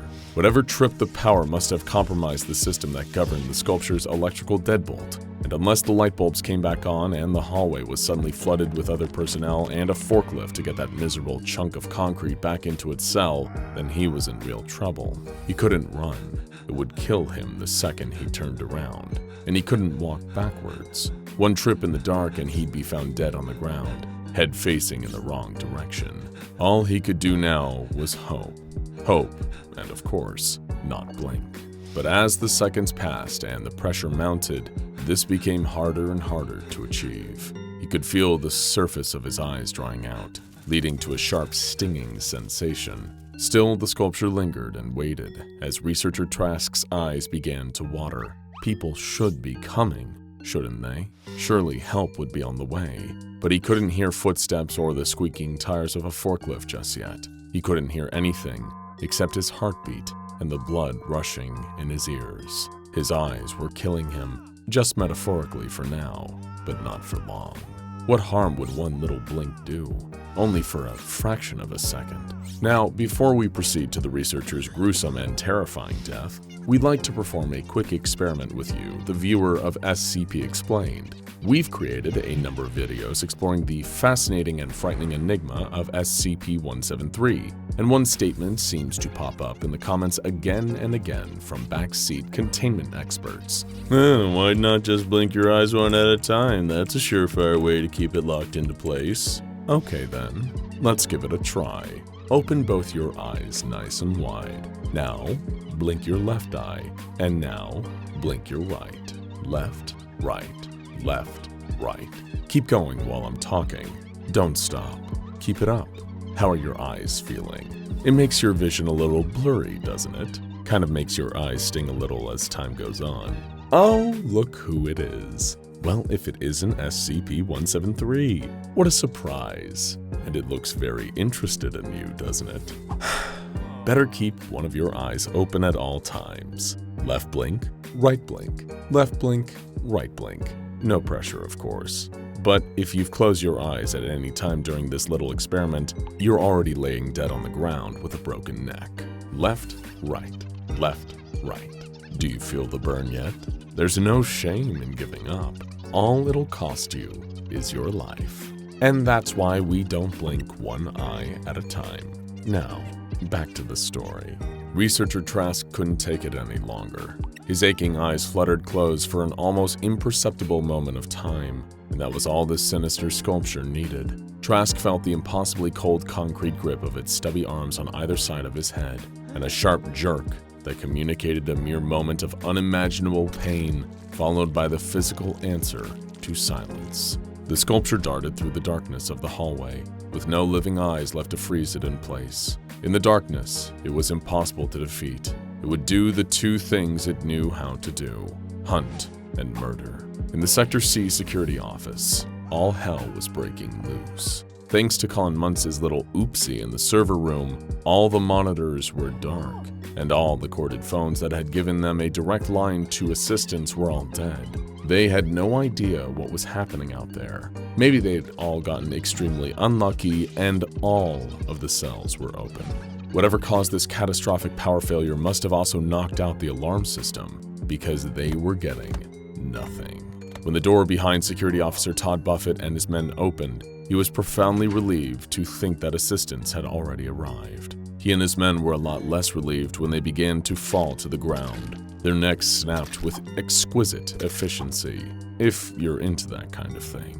That's because the sculpture had found its way into the security office and gave itself more crunch than you'd get from a family-sized bag of Doritos. But with these new victims now little more than dead meat, it was time to move on. Over in the break room, the collection of research and administration staff who were enjoying pleasant chit-chat not long ago were now hidden away in darkness. It was so bleak in there that they couldn't see the cup of ramen steaming inches away from their faces. In moments like this, the usual advice is to stay calm and wait for the situation to be resolved. After all, if you tried to take anything into your own hands, you might fall over and injure yourself. Normally, this is good advice. It's less effective when the thing that wishes you grave injury is actively on its way, and sitting in the dark certainly isn't going to stop it. Elsewhere in the building, the engineering team were scrambling like there was no tomorrow to rectify their mistake. Partially because if SCP-173 got to them before they'd gotten the lights working again, there really would be no tomorrow. With their mini flashlights, they desperately searched for any way to rectify the issue and get everything turned back on. In a normal company, the biggest concern in a situation like this might be massive, irretrievable data loss. But of course, at the SCP Foundation, the issue is more a massive and irretrievable loss of human life, and also the data too. A few miles south of Site-19, a different kind of cavalry were on its way. A detachment of MTF Nu 7 Hammerdown were on their way in a pair of armored helicopters. Their assault rifles had flashlights fixed to them, and their helmets came fitted with night vision goggles as standard. Their intel suggested a large portion of Site-19 Sector C had gone dark for whatever reason, and they were ready to drop in and get things back under control. The one question was whether they'd get there in time to save the people in the break room, as the sculpture drew ever closer to their location. Speaking of, the group of research and administration staff were still just sitting around, waiting for the lights to turn back on. One of the more senior researchers in the room, Dr. Sherry Brewis, was a lifelong smoker, and as such, she was fishing around in her purse for her Zippo lighter to shed some light on the situation. Her rummaging was so loud that she could barely even hear the door to the room beginning to creak open. But she heard the first snap, and the awful, animalistic chorus of screams that followed. Crunch, crunch, crunch. As each of her fellow members of Foundation personnel fell, she could feel the thing killing them getting closer. She could almost feel the same icy limbs gripping her skull when she whipped out and lit the Zippo, the flame coming alive in front of her face with the pleasing metallic click. It didn't offer much light, just enough for her to see the monster looming inches away from her face. SCP-173, limbs outstretched and ready. The rest of the room was silent. She knew in that moment she was the only one alive in here now, but she still wasn't the only survivor yet. That all depended on what happened next. The flame danced and the sculpture remained frozen in place, standing so close to her. It wanted her. It wanted to hear her neck crunch. The flames began to dance erratically, and Dr. Brewis felt her heart rate spike. One careless breath, and the light keeping her alive would be gone. But even if she did everything right here, it might not be enough to save her. It didn't even need a second to do what it wanted so badly to do. The light seemed almost to flicker, getting smaller, getting weaker. Dr. Brewis felt tears dribbling down her cheeks. Any second now. Click. The lights above her turned back on. She could have screamed in delirious relief, but that might have also been a scream at the expense of her many dead coworkers, littered around the room. Either way, her thoughts were interrupted by a staccato burst of footsteps, followed by the boom of the door being kicked in by a booted foot. The members of Hammerdown were standing in the doorway. She was saved. In the hours that followed, things were righted as best as they could be with so many deaths. The sculpture was returned to containment. The bodies were cleared away. The electrical issues were fixed. Much would continue on as normal after that day. Death, after all, was an occupational hazard for those working at the SCP Foundation. But one thing forever changed. SCP-173 was never underestimated again. He had been pacing back and forth all night. So many hours spent walking to and fro in his quarters that his feet were starting to develop painful blisters. Yet Jace couldn't bring himself to stay still after his unsettling discovery. Over the course of the night, it had driven him almost mad. But it wasn't just the fear of the inevitable calamity he had learned of that was keeping him up and worrying him into a state of near insanity. It was the lie, the smokescreen that had been used to cover up the truth. And it came all the way from the top. Jace Jacoby had been working as a researcher within the SCP Foundation for the better part of a decade. Sure, it wasn't an easy job at the best of times. In fact, it could be dirty, dangerous, and even downright deadly work. But Jace had learned to take comfort in the bigger picture, and it cultivated in him a loyalty for the Foundation and what they stood for. The reassuring knowledge that he was playing but one small part in protecting the world from anomalous threats usually helped him sleep a little easier at night. This was not one of those nights. Completely by accident, the researcher had learned of a terrible truth. He'd seen a lot of horrible things while working at the Foundation, from one horrific, endlessly regenerating omnicidal reptile to a monstrous creature comprised primarily of giant teeth protruding from its body. But what he had uncovered in the depths of the SCP Foundation's own archive terrified him for a whole different reason, because it seemed to undo every good thing Jace and all the other personnel had done in the name of the Foundation. He believed that they were the good guys, that their efforts were to prevent total global destruction. Instead, it turned out that they were just pawns. Being familiar with a whole filing cabinet's worth of special containment procedures for various anomalies, Jace was familiar with the term 220 Calabasas. He'd even almost been considered to receive high enough security clearance to be given the full details as to what it entailed. He was aware already that it was the name given to a process that was required to be performed by Foundation staff as a way to keep SCP-2317 actively contained. SCP-2317 was a wooden door leading to another dimension, or at least, it appeared to be. After accessing some restricted files, a suppressed secondary level of information hidden underneath the SCP-2317 entry, Jace discovered what was really going on. SCP-2317 was, in part, a door to another world, as its nickname suggested. But that wasn't the whole story. Beyond the door lay a barren salt plain, the only structures visible for miles being 7 identical stone pillars with ancient symbols carved into their surface. Frequently, a small group of Foundation personnel and security staff would be sent into SCP-2317, each one of them given a specific role to undertake as they performed 220 Calabasas. That process required for active containment was more like an occult ritual, involving holy water, an obsidian-edged knife, chants that invoked ancient powerful gods, and a chicken to act as a live sacrifice. If Jace had just learned those specifics of 220 Calabasas, he wouldn't have realized that the ritual was actually a phony, even a pretty convincing one at that. Buried beneath the pillars was chained something of unspeakable, unknowable power. It had gone by many names, each invoking a particularly nasty sense of trepidation.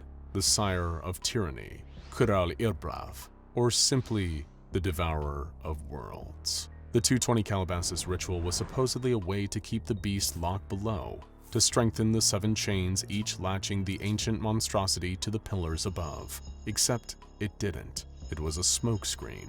The ritual did nothing to keep the shackles of the Devourer intact. There was but one chain remaining, one more tether keeping the ancient beast caged. And over the years, no matter how many times the Foundation performed 220 Calabasas, it was eroding, getting weaker and weaker. It was inevitable. The Devourer of Worlds would one day be free.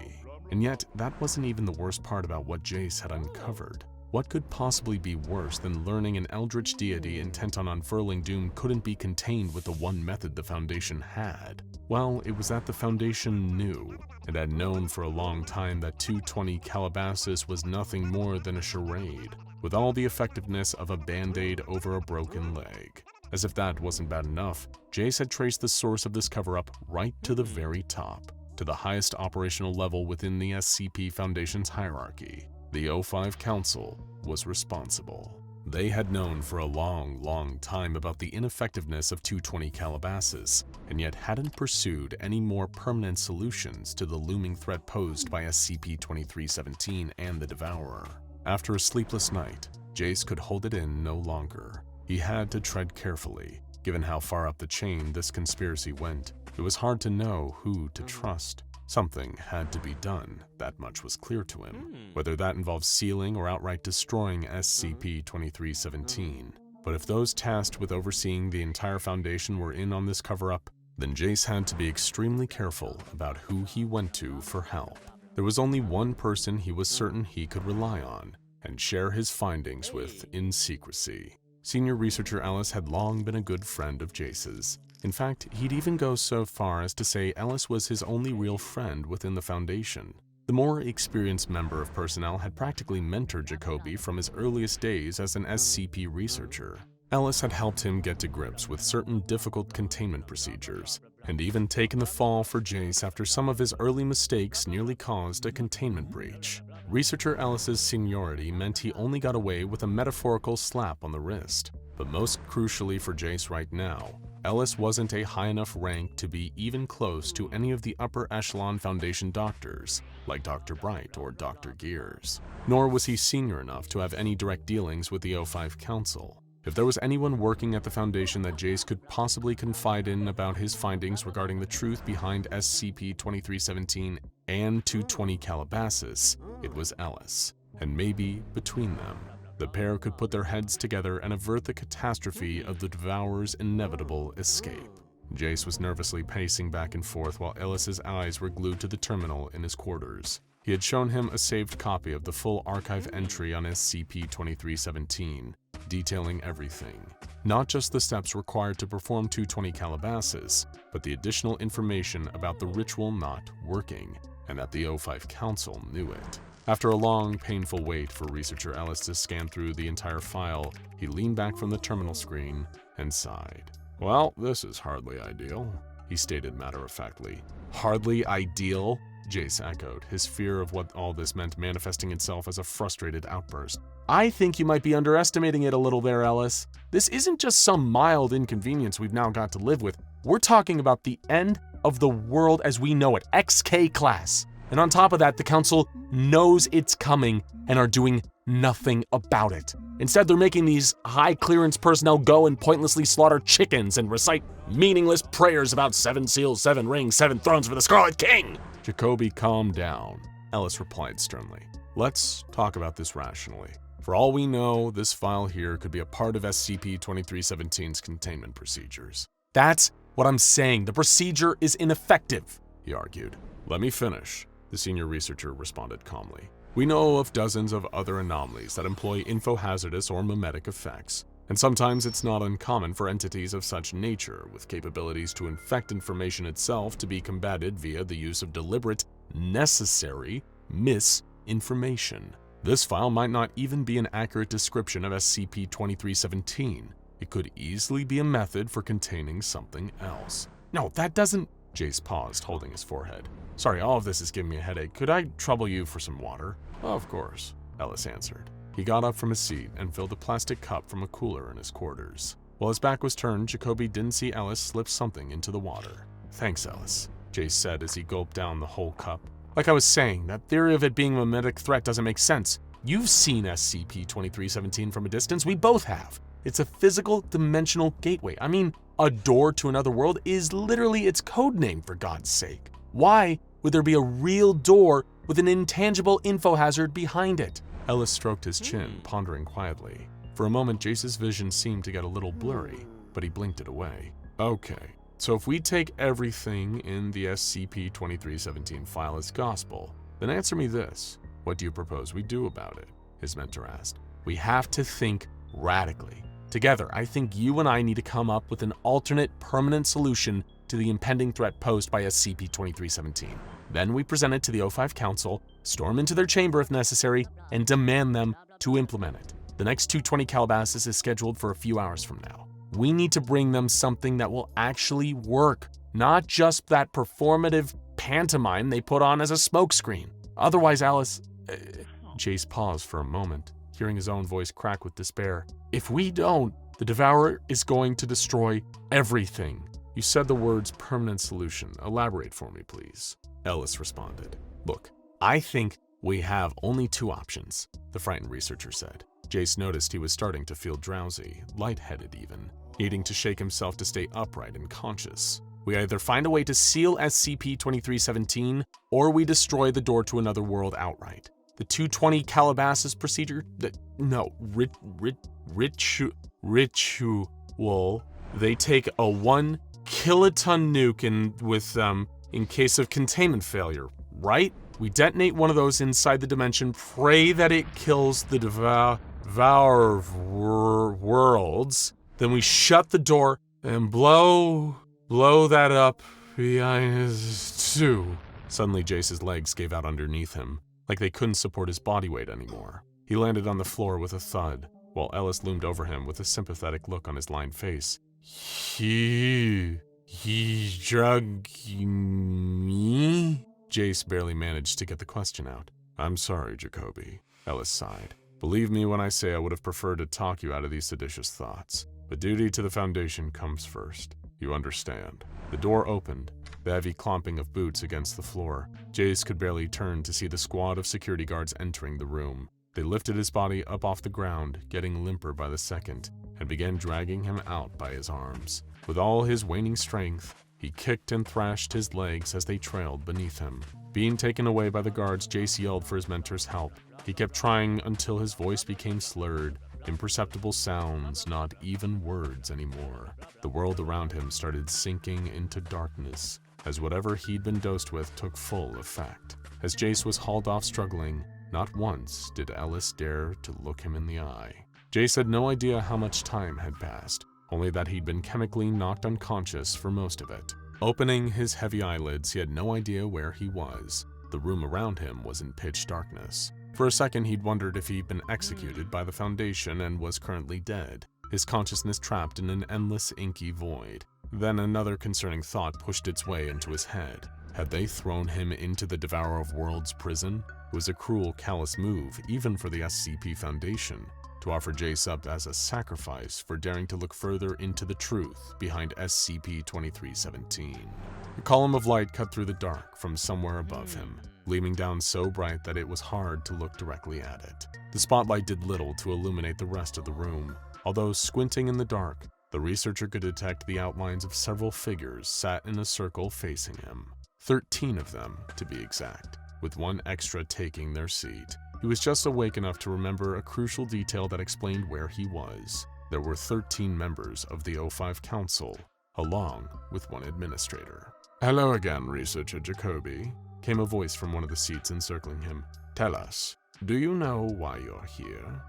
"You," Jay stuttered before his fear once again erupted in an explosive outburst. "You all knew about SCP-2317. You had us perform 220 Calabasas time and time again, knowing that it was doing nothing to keep the Devourer contained. If that creature gets loose, no, when it does, it will destroy everything and everyone. The Foundation is meant to contain anomalies, not pretend to. We have a duty to every adult child on this planet to protect them from this entity." "Do not exposit the Foundation's mandates to us, Jacoby," another of the council members' voices replied, sounding not in the least bit concerned. If anything, they sounded bored. "The SCP Foundation acts in accordance with what the council dictates, not by whatever moral framework you have chosen to impose on this organization." "But the Devourer of Worlds is coming," Jace pleaded. "You all know as much. I've seen it in the SCP-2317 file. Inevitable. You used that exact word." "We are aware of the threat faced by SCP-2317-K, or the Devourer as you called it," a third council member interjected. "But rest assured, at the time 220 Calabasas was established to provide an illusion of containment. We calculated it would take several decades for the final chain holding the creature to give way." "That time might have already elapsed," the researcher argued. "And in the meantime, we have no countermeasures prepared, no strategy, and the rest of the personnel have no idea that this threat is coming." "Almost exactly the same wording as last time," one council member said, not addressing the rest directly but still just audible enough for Jace to detect it. "What do you mean last time?" he asked, thinking back a few short moments to the beginning of this exchange. "Wait, why did you say hello again when I woke up here?" There was a horrible, nauseating silence throughout the room for a moment. Jace had already worked out the answer. Why would the council bother telling him the truth now? "I've figured this out before, haven't I?" he said. "A handful of times," one of the voices replied. "If not you, then another member of personnel. Every now and then someone snoops, uncovers something they shouldn't, and you make them forget it." Jace finishes their sentence for them. "Before we apply the amnestics," the voice said, "observe. Today's 220 Calabasas procedure is already underway." A huge curved screen blinked to life. It filled half the circumference of the room, but wasn't enough to give Jace any clearer of a look at the O5 Council. Each one of them was cast as shadowy, silhouetted figures against the images now appearing on the screen. It was footage being streamed live from one of the personnel cleared to enter SCP-2317. They were already in the middle of performing the phony ritual, spritzing holy water over the 7 pillars, unaware that one of them was still linked to a chain keeping the Devourer imprisoned below. Suddenly, there was a rumbling, a shaking reverberating through the ground on the video feed like an earthquake, or something moving underneath. "Oh my god," Jace breathed as he watched in horror. "It's happening! The Devourer is coming now! Get them out of there!" Some of the O5s mumbled awkwardly to themselves. "We shouldn't act with too much haste. It could just be the creature reacting to the ritual," one hypothesized. "It's been imprisoned for a lot longer than a lot of us have lived. It's bound to get restless," another concurred. "Besides, the security team are armed with a nuclear device in case the worst should happen." On the screen, the tremors were continuing. The personnel member in charge of applying the holy water dropped the silver aspergillum and asporium containing it, spilling its contents over the salted earth below. Without any further warning, the ground started to crumble in the feed, an enormous clawed hand bursting up from underground. It was followed by the hulking shape of something much larger breaking through the salt plain, sending a tidal wave towards the personnel member whose body cam footage was being displayed. The feed cut out, and the room was dark once again. "It's too late." Jace stared at the council in a mix of terror and disgust. "You did nothing, and now it's too late!" Before any of them could reply, another tremor rang out, this time beneath Jace's own feet. The Devourer of Worlds was here. It was bursting through the wooden door of SCP-2317 and tearing the Foundation facility apart with its immense size as it emerged. The walls cracked, the entire building beginning to crumble around him and the O5 Council, who were all hurriedly exiting the chamber to whatever plans or bunkers they had to ensure their own personal survival. Suddenly, the huge weight of something dropped through the dark and collapsed on top of Jace. Standing up amongst the wreckage of the obliterated building, the Devourer of Worlds drew itself up to its full height. It was an impossibly large creature, humanoid and obese. Its entire body was covered head to toe in thick, armored scales, with horns atop its jawless head. From one of them hung the final chain, a withered shackle no longer keeping the monster held within its underground prison. The 7 chains had all failed. The ritual, 220 Calabasas, had failed. In fact, it never worked in the first place. Far below, his arms pinned painfully under a heavy slab of concrete, Jay stared up at the towering form of the Devourer. He had felt scared as the building came down around him, and even now, there was a lingering fear of his own death. But there was something else there too, a sense of feeling oddly relieved. Not necessarily glad to be right about the impending doom, or even pleased to know this ancient trap deity was about to destroy the whole planet, but at least the Devourer of Worlds was honest, he thought. There was no subterfuge, no rituals acting as a smokescreen, no more lies. Just an honest simplicity of a creature whose only goal was to bring an end to everything. As Jace watched, the Devourer raised its hands up, reaching the highest pinnacle of the sky, then brought them straight back down to Earth. It plunged both deep into the skin of the world, deep enough to crack the very surface open.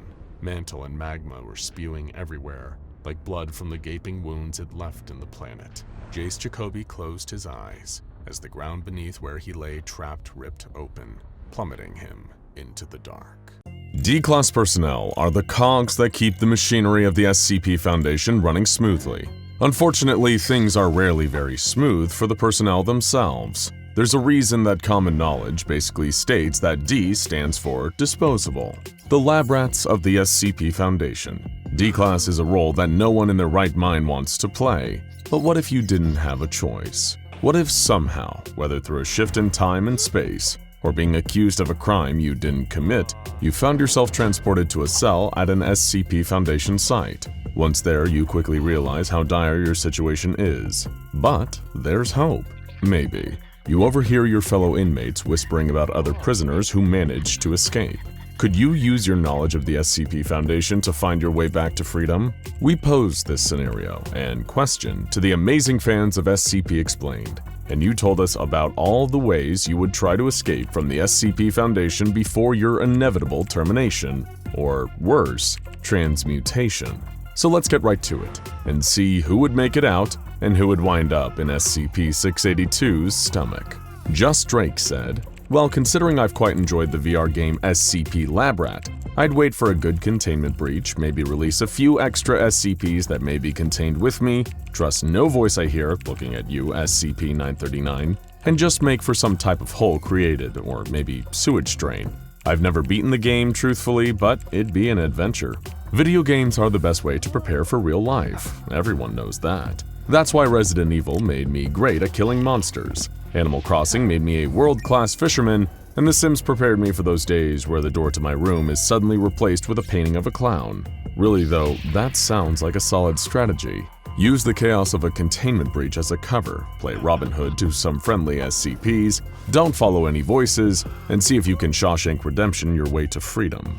What have you got to lose? Well, maybe your life, but you probably wouldn't hold on to that for long at the Foundation anyway."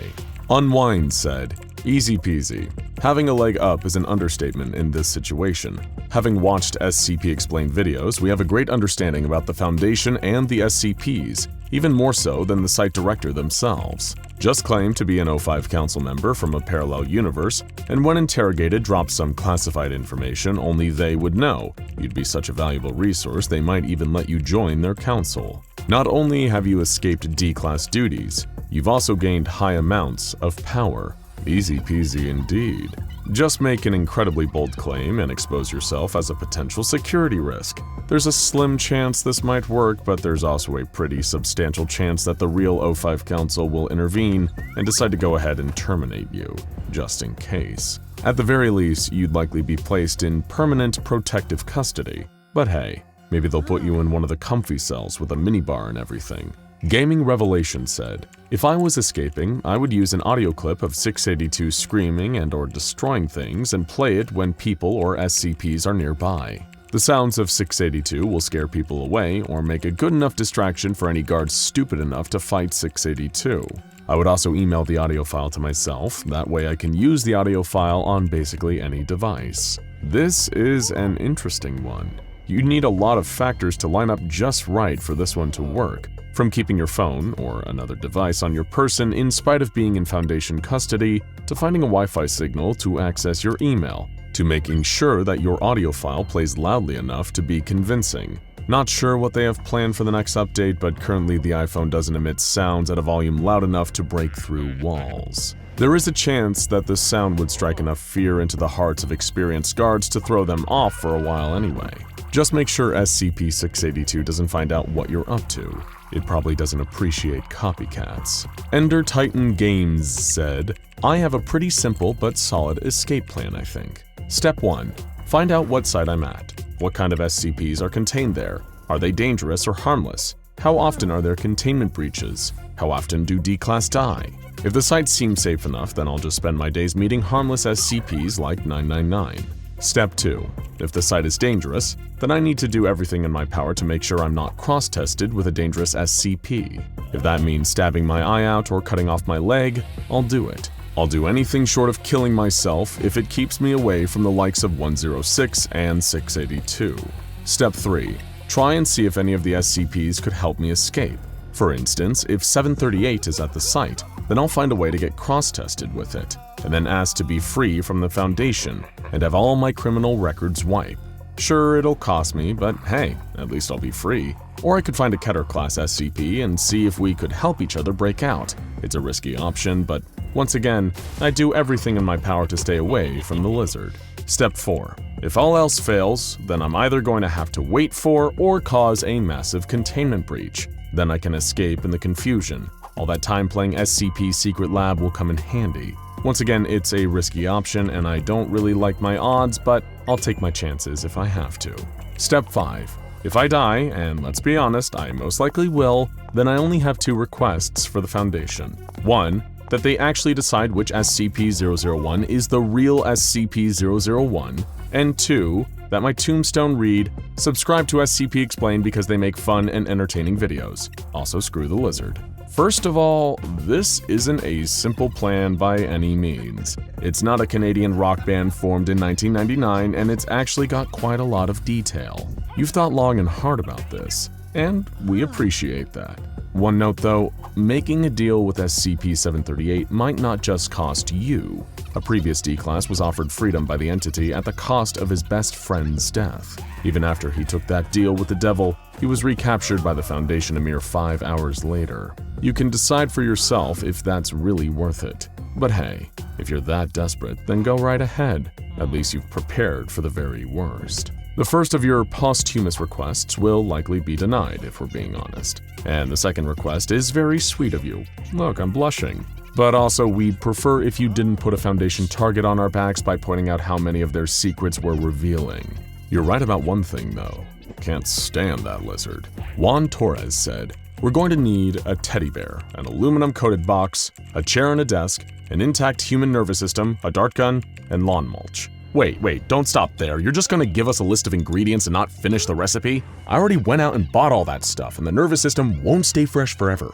Super Hamster said, plug 079 into the Wi-Fi. It could cause a breach big enough, so hide during the breach and then escape the ruined facility. Let me explain further. 682 and 079 bonded, and 682 is famous for containment breaches. 682 is very hard to recontain. So if you help 079, he'll help 682, which will help you. Also, many other dangerous SCPs will be breached. Now this is thinking big. Sure, you'll be exposing the entirety of the World Wide Web to an aggressive, unpredictable, and downright rude artificial intelligence, but you'll probably be able to escape back into the world. Who knows how much of the world will actually be left after you've unleashed 079, 682, and a whole host of other dangerous anomalies, but the remaining rubble will be your oyster. Creature Savage said, assuming I'm at a site with an intelligent SCP that's known for escapes, such as 682, I'd offer it a chance at freedom if it helped me escape, and we'd both take off for the infinite IKEA. Of course, I could also offer Ferdinand the Cannibal my services as a jester for his protection all the way to and through the infinite IKEA. Ferdinand the Cannibal. Now you're talking. If you manage to team up with that gargantuan gentleman, he could definitely be a big help. Just make sure he stays well fed, or your new friend is going to start wondering how you taste with fava beans and a nice Chianti. Otherwise though, he'd love to have someone listen to his stories and take the high part during his favorite songs. Once you're free though, why not shoot for the stars? No need to fend off the murderous staff of the Infinite IKEA, just go to a regular IKEA and get a new couch and some meatballs. No monsters necessary. Delay Animation said, "Before escaping, there are multiple problems to overcome. You have to know the layout, guards, patrol paths, camera placement, which keycards you need, which opportunities are best to escape. And once you manage to find all of that out and escape the outside, you're still not done. Depending on if you were in a site or area, the bare wilderness surrounding a site would be enough to wreak havoc on you. Not to mention the watchtowers and outside patrols. If you were in an area, the Foundation would most likely have agents in the town surrounding the area. In conclusion, it is not possible to escape the Foundation's grasp. The only way to not wind up as a Class D is to not do anything to become a Class D. You know what they say, the best defense is a good offense. An ounce of prevention is worth a pound of cure. However, there's not much offense or prevention you can do when a temporal anomaly thrusts you into a parallel universe and plops you down right in the middle of a D-class cell. So even if you keep your hands clean your entire life, you might just find yourself in the custody of the SCP Foundation anyway. It's a nice idea to think that just making all the right choices will prevent you from being falsely imprisoned by a secret organization, but sadly life and wormholes just don't work like that. Zagham Shabazz Karim said, "The best thing to do is to make allies. First of all, you need to get as many D-class personnel on your side as possible. Ask them what duties they are on and use your information to help them. Also, use them to find out what your duties are going to be, as they will have connections. You need to stay on the down low, as if you're found out, you'll be experimented on or worse. But you don't only want to make allies with the D-class. Armed with the knowledge from SCP Explained, you are able to guess or approximate which facility you are at, what SCPs might be there, and who the staff are. With that knowledge, you can approach some of the kinder staff and build your relationship. So in case you get caught when escaping, you have a fallback or someone that can bail you out of deadly punishments. You also want to be resourceful and map out the place to identify escape routes and the armory or weapons storage facility. Next, you want to form better relationships with some of the SCPs. Before terminations roll around, you want to arrange a day that the D-class personnel help some SCPs out of containment. Most non-deadly ones, as you don't want to make an enemy out of the SCP Foundation, but enough to distract the guarding personnel. Also, with your close contact with facility members, you have a better chance at stealing credentials or passes to allow yourself through doors and escape. But that isn't all. There actually might be some SCPs on site that will make escaping easier, and your goal should not just be your own escape, but escaping with as many D-class personnel as possible. You want to equip them with passes. All of them should know only one specific escape routes, which they themselves or a few others are going, so that even if they are caught, the others will not be found out. And you want a few of them to escape before everyone else and cause a ruckus outside, making it look like the whole group has escaped, sending guards behind them.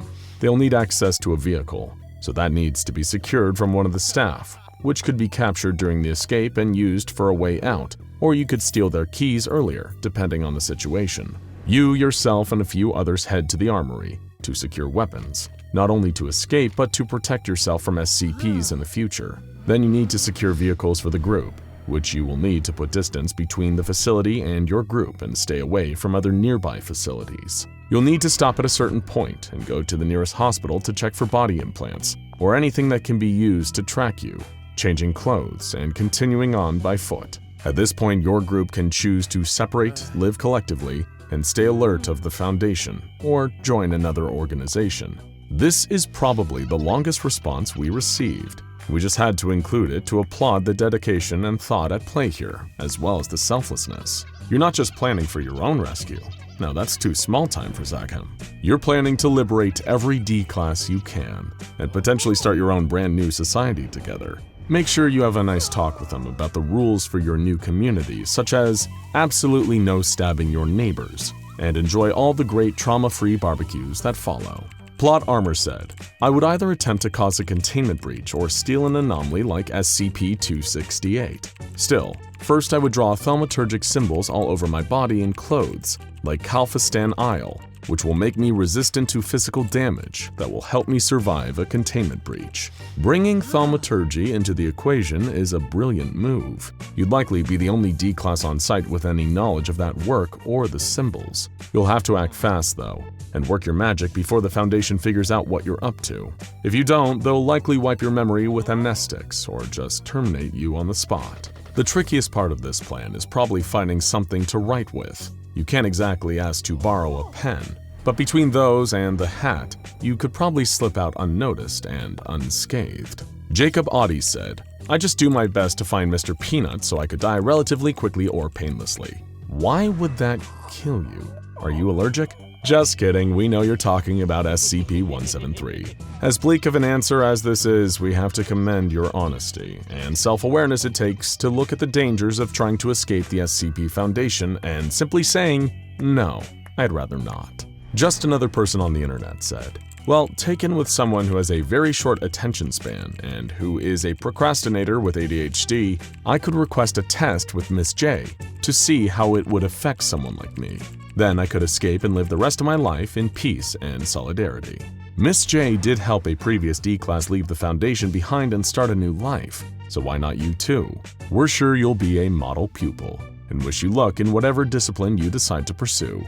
Don't forget your number 2 pencil. Milo Knight said, SCP-6113 is a pretty surefire way to get out. Assuming you meet the criteria, you can suddenly have a different name and appearance, and you won't really be on any Foundation records. Use that to plead your case. Just pray you don't get terminated. This would be a pretty drastic choice, and you'd probably have to double down on the whole new life thing since none of your loved ones will recognize you. Or you can just tell them you got extreme reconstructive surgery, I guess. But it's better to be alive in a new body than dead in your usual one.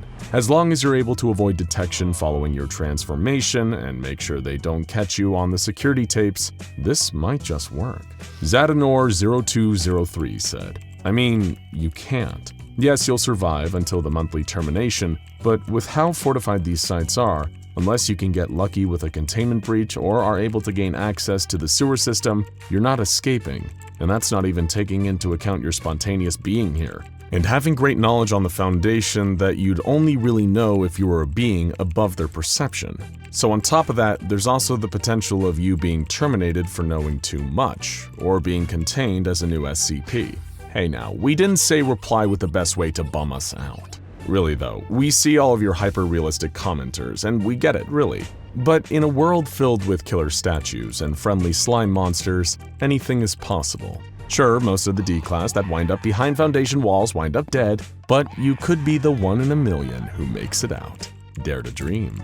Matt's Magic said, easy. I simply say, whoever shoots me or harms me is a rotten egg, and then walk out unharmed, due to the fact the guards are in fact people, not eggs. That's it. You've cracked the code. Unless the SCP Foundation starts hiring eggs as guards or creates some sort of unholy human-egg hybrid to staff their halls, we're looking at you. Humans refuted. Their days of keeping D-class prisoners are over. Thank you for participating in yet another weird, wild community response video from SCP Explained. What's your favorite escape attempt? Anything we missed? Let us know down in the comments. And if you want the chance to be featured in the next one, keep an eye on our community tab for the next question. And in the meantime, get back in your cells. Hello everyone. If you're a fan of SCP Explained, you'll know that we regularly post interesting questions in our community tab, asking for responses from you, our dear fans. These have ranged from questions about specific anomalies like SCP-096, or your suggestions on how we should actually kill SCP-682, the hard-to-destroy reptile. We've even asked you which anomalous powers you'd want to have and posed your questions directly to SCP-343, also known as God, and of course, the terrifying and infamous Scarlet King. But in our latest community question, asking you about hypothetical crossovers between the SCP Foundation and the weird, wild multiverse of all fiction, you truly outdid yourself. with thousands upon thousands of responses. And we thought rather than just making one video selecting our favorites, we'd turn each of our favorites into whole videos. And how are we going to do that? That's where this wonderful state-of-the-art gizmo comes into play.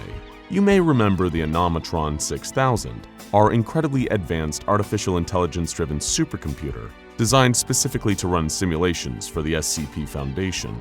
We fed this computer data from countless SCP Foundation experiments and cross-tests, and all the data from your suggestions. This will allow the fine folks at the SCP Foundation to explore any anomalous hypothetical without risking the lives of staff members or civilians. This brings us to our first simulation, suggested in a huge number of comments. Could SCP-682 be contained within the Backrooms? For those not in the know, the Backrooms is an internet urban legend that spiraled into a full-blown phenomenon. It's built on the premise that if you're not careful and enter certain specific circumstances, you can no-clip out of our reality and enter a terrifying multi-level alternate reality, where you're stalked by a variety of bizarre and frightening creatures. This could be a complete nightmare for your average person, but how would it play out if SCP-682, the endlessly angry, hard-to-destroy reptile, found its way inside?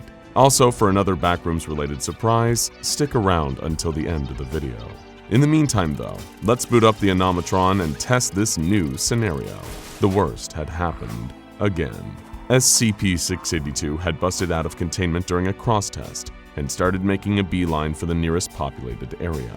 Several helicopters containing heavily armed MTF New 7 Hammerdown members were in hot pursuit, attempting to slow the vicious reptile down with targeted sniper fire at its legs. But it seems that these efforts were all for naught. SCP-682 had already reached the defunct industrial district on the edge of a nearby city, and if the beast managed to actually reach a populated area, all hell would break loose. That's when they pulled out the heavy weaponry. Miniguns mounted to the helicopters unleashed a rain of hellfire down onto SCP-682.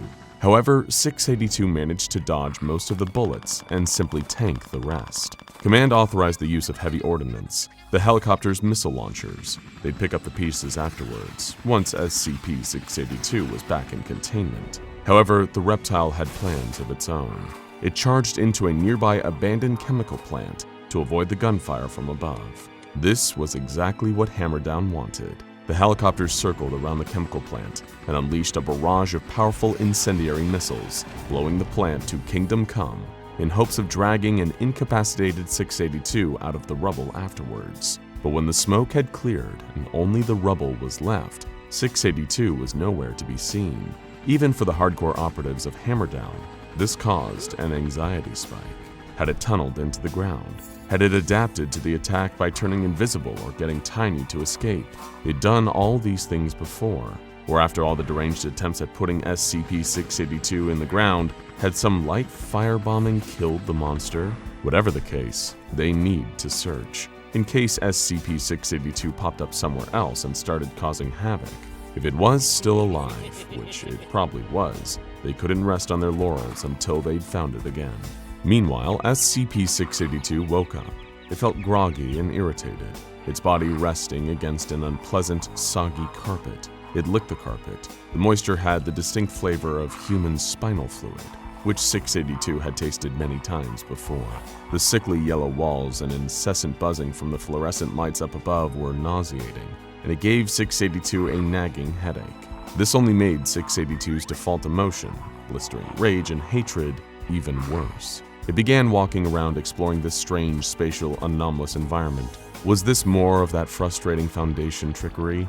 Another one of those puerile cross-tests? The last thing 682 remembered was running at one of the walls in the chemical plant, a wall that, in hindsight, seemed darker than all the others. But rather than shattering through the brickwork, it was here now, in this strange, tacky lobby that never seemed to end. It was like a kaleidoscope of empty 1990s office kitsch. Endless, worthless yellow walls arranged like some labyrinthian, nonsensical maze leading nowhere and devoid of all life as SCP-682 wandered through it. And of course, SCP-682 found it disgusting. It was only on level 0, and already 682 hated the Backrooms just as much as it hated our dimension.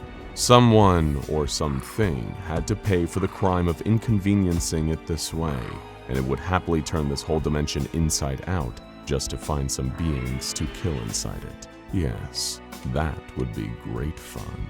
SCP-682 began its frantic search for an exit, evolving an innate sonar ability and picking up speeds that would be impossible for human beings. This is the part where most people would go mad or die from hunger or thirst. SCP-682, not so much. It could keep searching and searching and searching until the stars burned out in the sky. It would find its prey, somehow, and when it did, it would put them through hell. And as it turned out, this new universe rewarded 682's dog's stubbornness, because when it passed through a seemingly random hallway after hours of searching, it was in a different place entirely. This place looked like some huge abandoned warehouse complex with water shining off the ground. If 682 had more advanced knowledge of the Backrooms, it would have known this was level 1. But the only number SCP-682 cared about was body count, and in that regard it would find level 1 to be a vast improvement. Two groups of humans had established bases in this level of the Backrooms. The Major Explorer Group, a faction of professional Backrooms travelers who maintained their base alpha on this level, and the Backrooms Non-Aligned Trade Group, a commercial group whose primary base is an economic hub on this very level, a fortified city-like area with a population of 412, which would, a few hours after 682's appearance, be a population of 0. But before all of that, it felt like grabbing a bite at the diner. Tom's Diner is a refuge for many people trapped in the Backrooms, a casual eatery nestled into the cold warehouse environment of Level 1, where people could get a warm meal from Tom, a former cook who's been trapped in the backroom for years. SCP-682 was eager to be part of this grand tradition, but the hard-to-destroy reptile decided to buck the trend a little by just devouring Tom himself. From there, it decided to launch its rage-fueled offensive against the various humanoid inhabitants of the level. Both the Major Explorer Group Base Alpha and the Backrooms Non-Aligned Trade Group Trade Keep were heavily fortified against the kind of entities these folks had gotten used to facing in the Backrooms, but they were completely unprepared for a creature of SCP-682's sheer power, intelligence, endurance, and ferocity.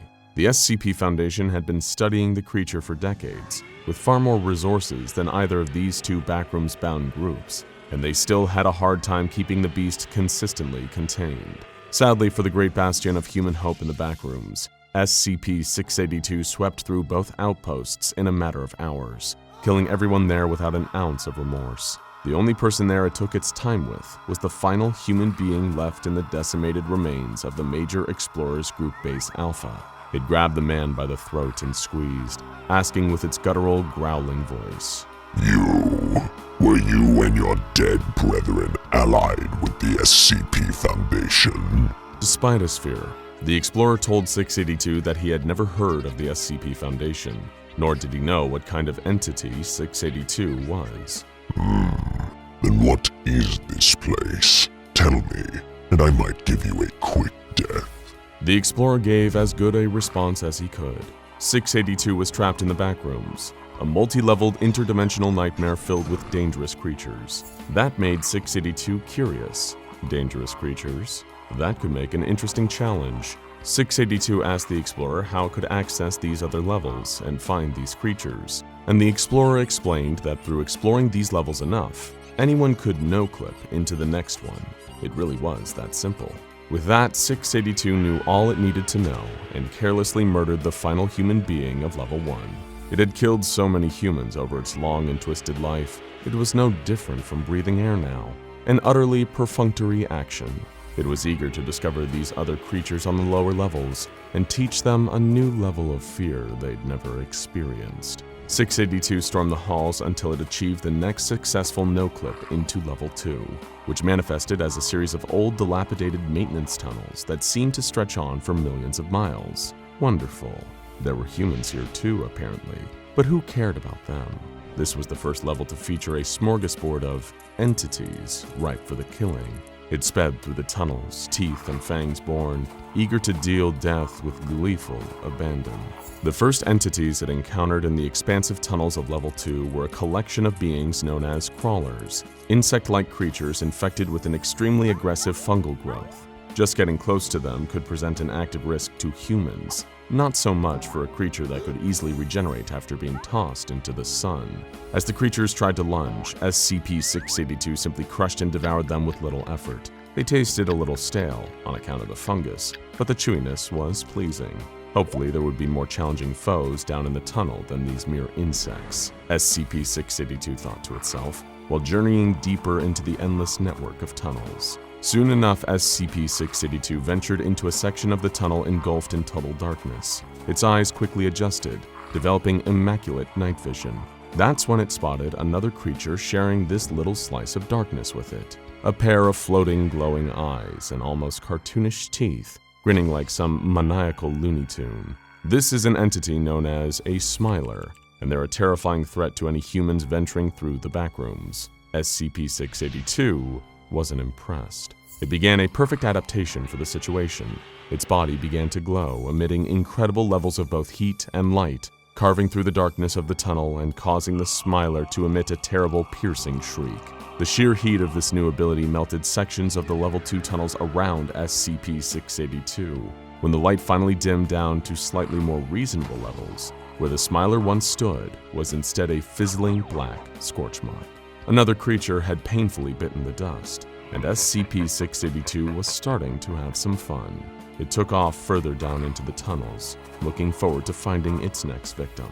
Sadly for SCP-682, it wouldn't get to kill the next set of victims. A group of 4 child facelings, spooky, faceless little girls who like to cut apart their typical human victims with small objects, were waiting a little further down the pipe.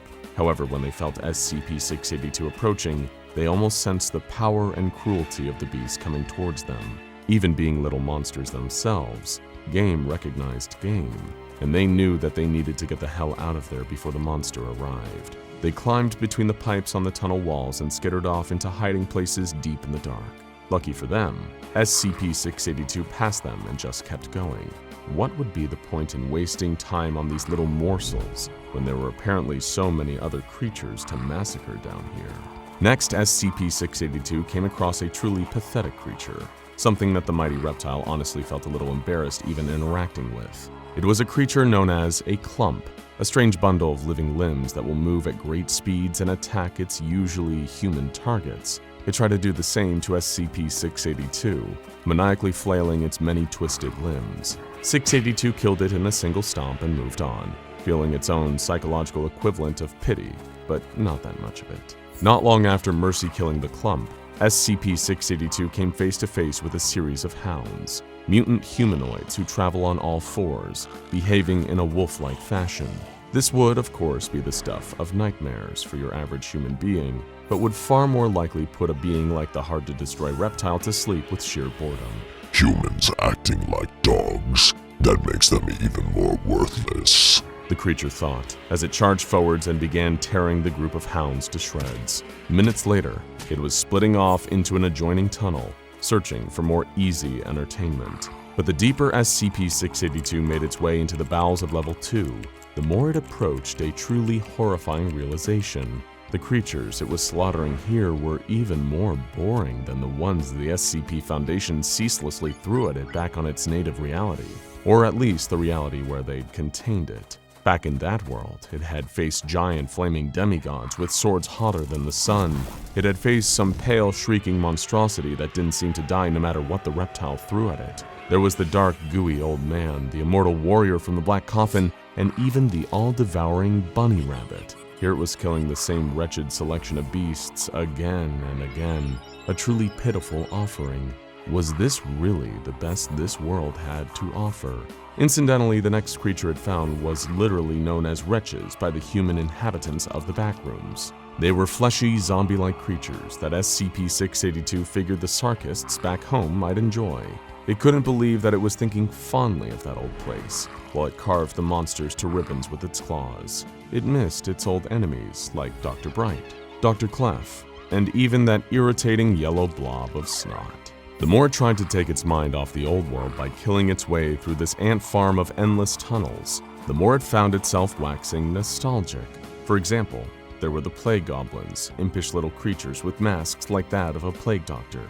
682 found itself thinking almost fondly about SCP-049, while it listlessly ate the tiny, mischievous creatures, like a depressed person binging an extra-large pack of chips. Even their tiny squeaks as they crunched between the reptile's terrible teeth gave it no joy.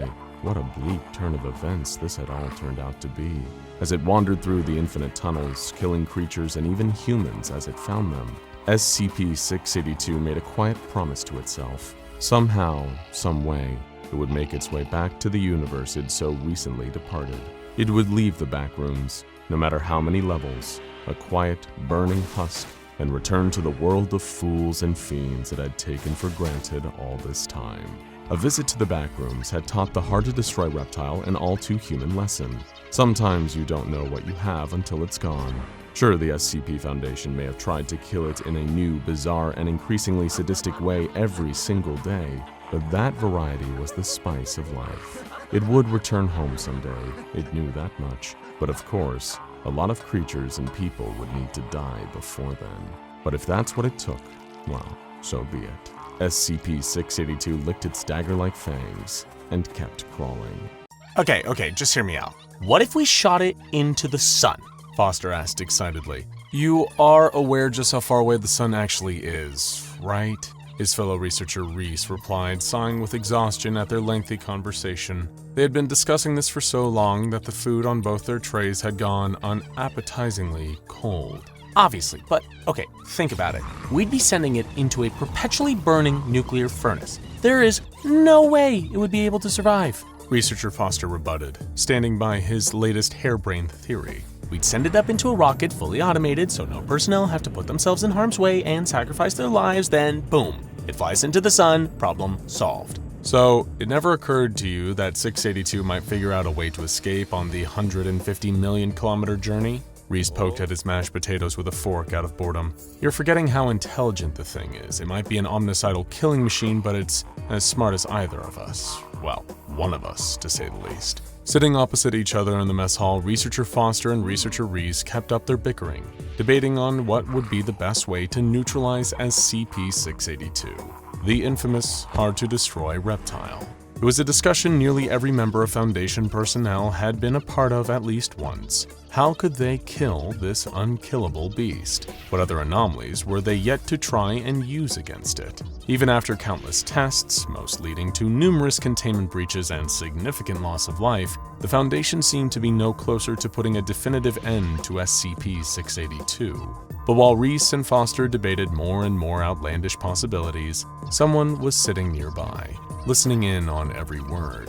At a table, all by himself in the mess hall, a man in typical Foundation security officer garb was quietly scrawling everything the pair of researchers were saying on a notepad. The photo identification and name tag he wore on his uniform identified him as one Elias Anderson, a long-serving member of the SCP Foundation, with an extensive service record logged in their personal database. Of course, that name and the whole identity were just a cover. The real Officer Elias Anderson was dead, his body being kept on ice, hidden in a morgue within a secure black site. It hadn't taken long for the man now wearing Anderson's uniform and using his name to update the officer's photo with one of his own face in the Foundation's database, keeping his subterfuge so far undetected. Gathering up his notepad, casually hiding it under his tray as he stood up and walking towards the mess hall exit, the unknown infiltrator made his way to the nearest elevator, riding it up to the highest level, making sure any other passengers had gotten out on other floors. The security officer flipped the emergency stop switch. He reached into his pocket, retrieving a jury-rigged handheld communication device, and began sending a message on a secure channel. Agent Parados checking in, he wrote. The SCP Foundation is still bickering amongst themselves about the best way to eliminate the target. SCP-682 remains contained but alive. Advise best course of action. The cursor on screen blinked for a few seconds, awaiting a response. Excellent work, Agent. The reply from GOC Command finally arrived, lines of text scrolling rapidly across the screen. As long as this anomaly is allowed to live, it poses an ever-present life to all threat on Earth. What is your assessment of the Foundation's approach to termination? Parados thought to himself for a moment before sending back, "They're overthinking it." Affirmative, the Coalition wrote. Have the O5 Council still denied termination of SCP-682 via nuclear weapons? The undercover agent quickly responded, confirming that this was indeed still the case. There was another pause, almost like the whole GOC was thinking carefully about what to do next. Global Occult Coalition executives have conferred in private to authorize a hammer-down operation to eliminate the anomaly known as SCP-682. Came the follow-up from command.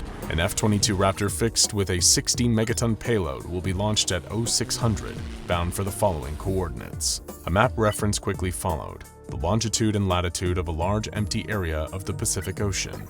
Agent Parados, your new objective is to lure the creature into the open by any means necessary. GOC out. Slipping the communicator back into his pocket, Parados unclicked the elevator's stop switch and pressed one of the numbered floor buttons. He already knew which one would take him back down to 682's containment cell, and what to do when he got there. The commotion was unlike anything Parados had ever seen before. Alarms were blaring so loud that the sound was ringing in his ears. Most of the research staff were fleeing for their lives, while heavily armed Mobile Task Force operatives in tactical gear were moving in formation to support the security personnel. Some had abandoned their posts out of sheer terror, desperately looking for anywhere they could hide in order to stay alive. Under the ear-splitting wail of alerts was a cacophony of chaos, a mix of hailing gunfire from the MTF's weapons, the crumble of walls as the facility around them was being torn apart, and the angered, vicious roars of the rampaging reptile. All hands were on deck. The Foundation, while always on high alert, had been caught completely unprepared for a containment breach. SCP-682 was making short work of any living personnel in its path, carving them up with its claws or devouring them while they were still alive, leaving a trail of blood and destruction in its wake. Any survivors on site were quickly instructed to retreat into the command center, and Parados casually slid in alongside a gaggle of panicked researchers. He recognized one of them from the mess hall, Researcher Foster, wide-eyed and disassociating in shock, the blood of his colleague Reese still wet on his face and lab coat. The outer doors of the command center were locked down, while all efforts inside were put towards coordinating the recontainment effort, tracking the escaped anomaly's movements via a live satellite feed. Agent Parados had to think and act fast. The hard-to-destroy reptile was already making its way towards water, where GOC fighter jets would enrage it in order to make the anomaly follow them to the target area. But if the Foundation had a chance to recapture SCP-682, his entire mission would be declared a failure. Checking that nobody was watching, Parados snuck over to a computer terminal. Looking underneath, he located a panel and unscrewed it as quickly and inconspicuously as he could. Reaching for his communicator, he put the device into one of the ports underneath the terminal, and it instantly went to work installing proprietary software that would block any outbound Foundation communication. Hey! Foster stammered, spotting Parados sabotaging the terminal. Hey, what is he doing? Within moments, the researcher had gained the attention of the surviving security personnel, who rushed over and tackled the saboteur. The officers restrained Parados, one grabbing each of his arms as they held him in place. But it was too late. Communications suddenly went offline, cutting the command center off from the rest of the Foundation.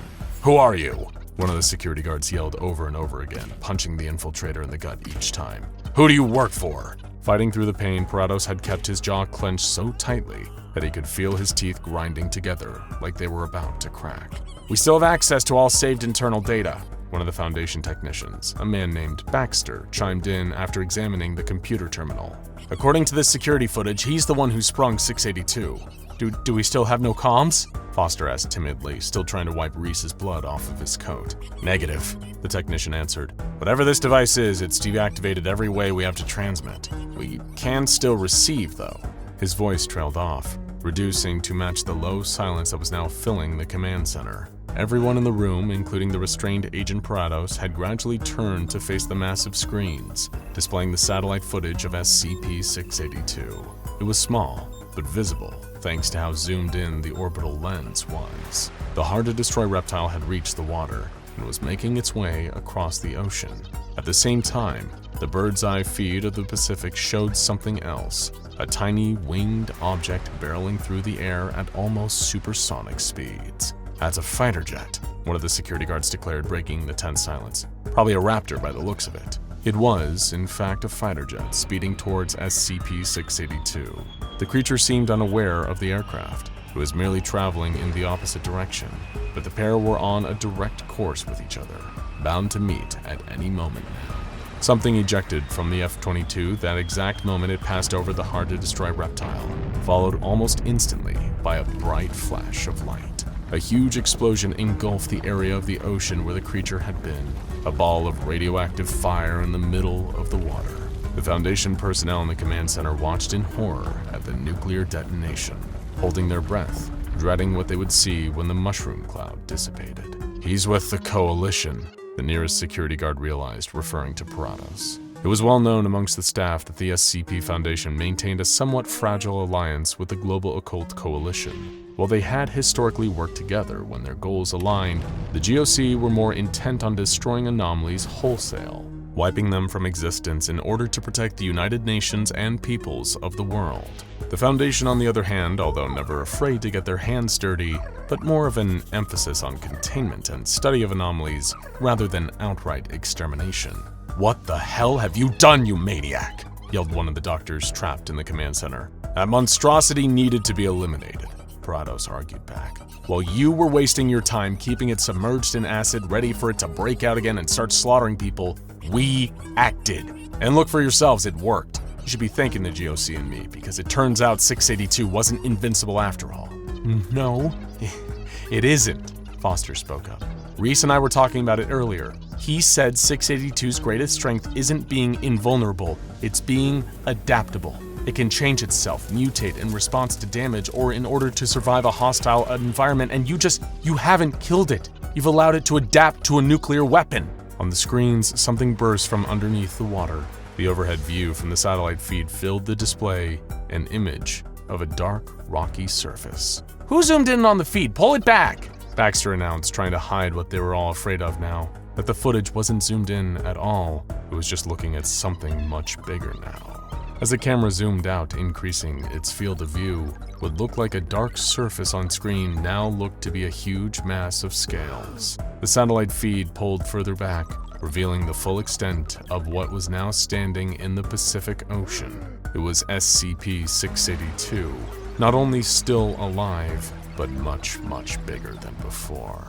The creature had adapted to the intense heat of the nuclear payload that had been dropped on it, soaking up the bomb's radiation and using it as a way to increase its body mass several million times over.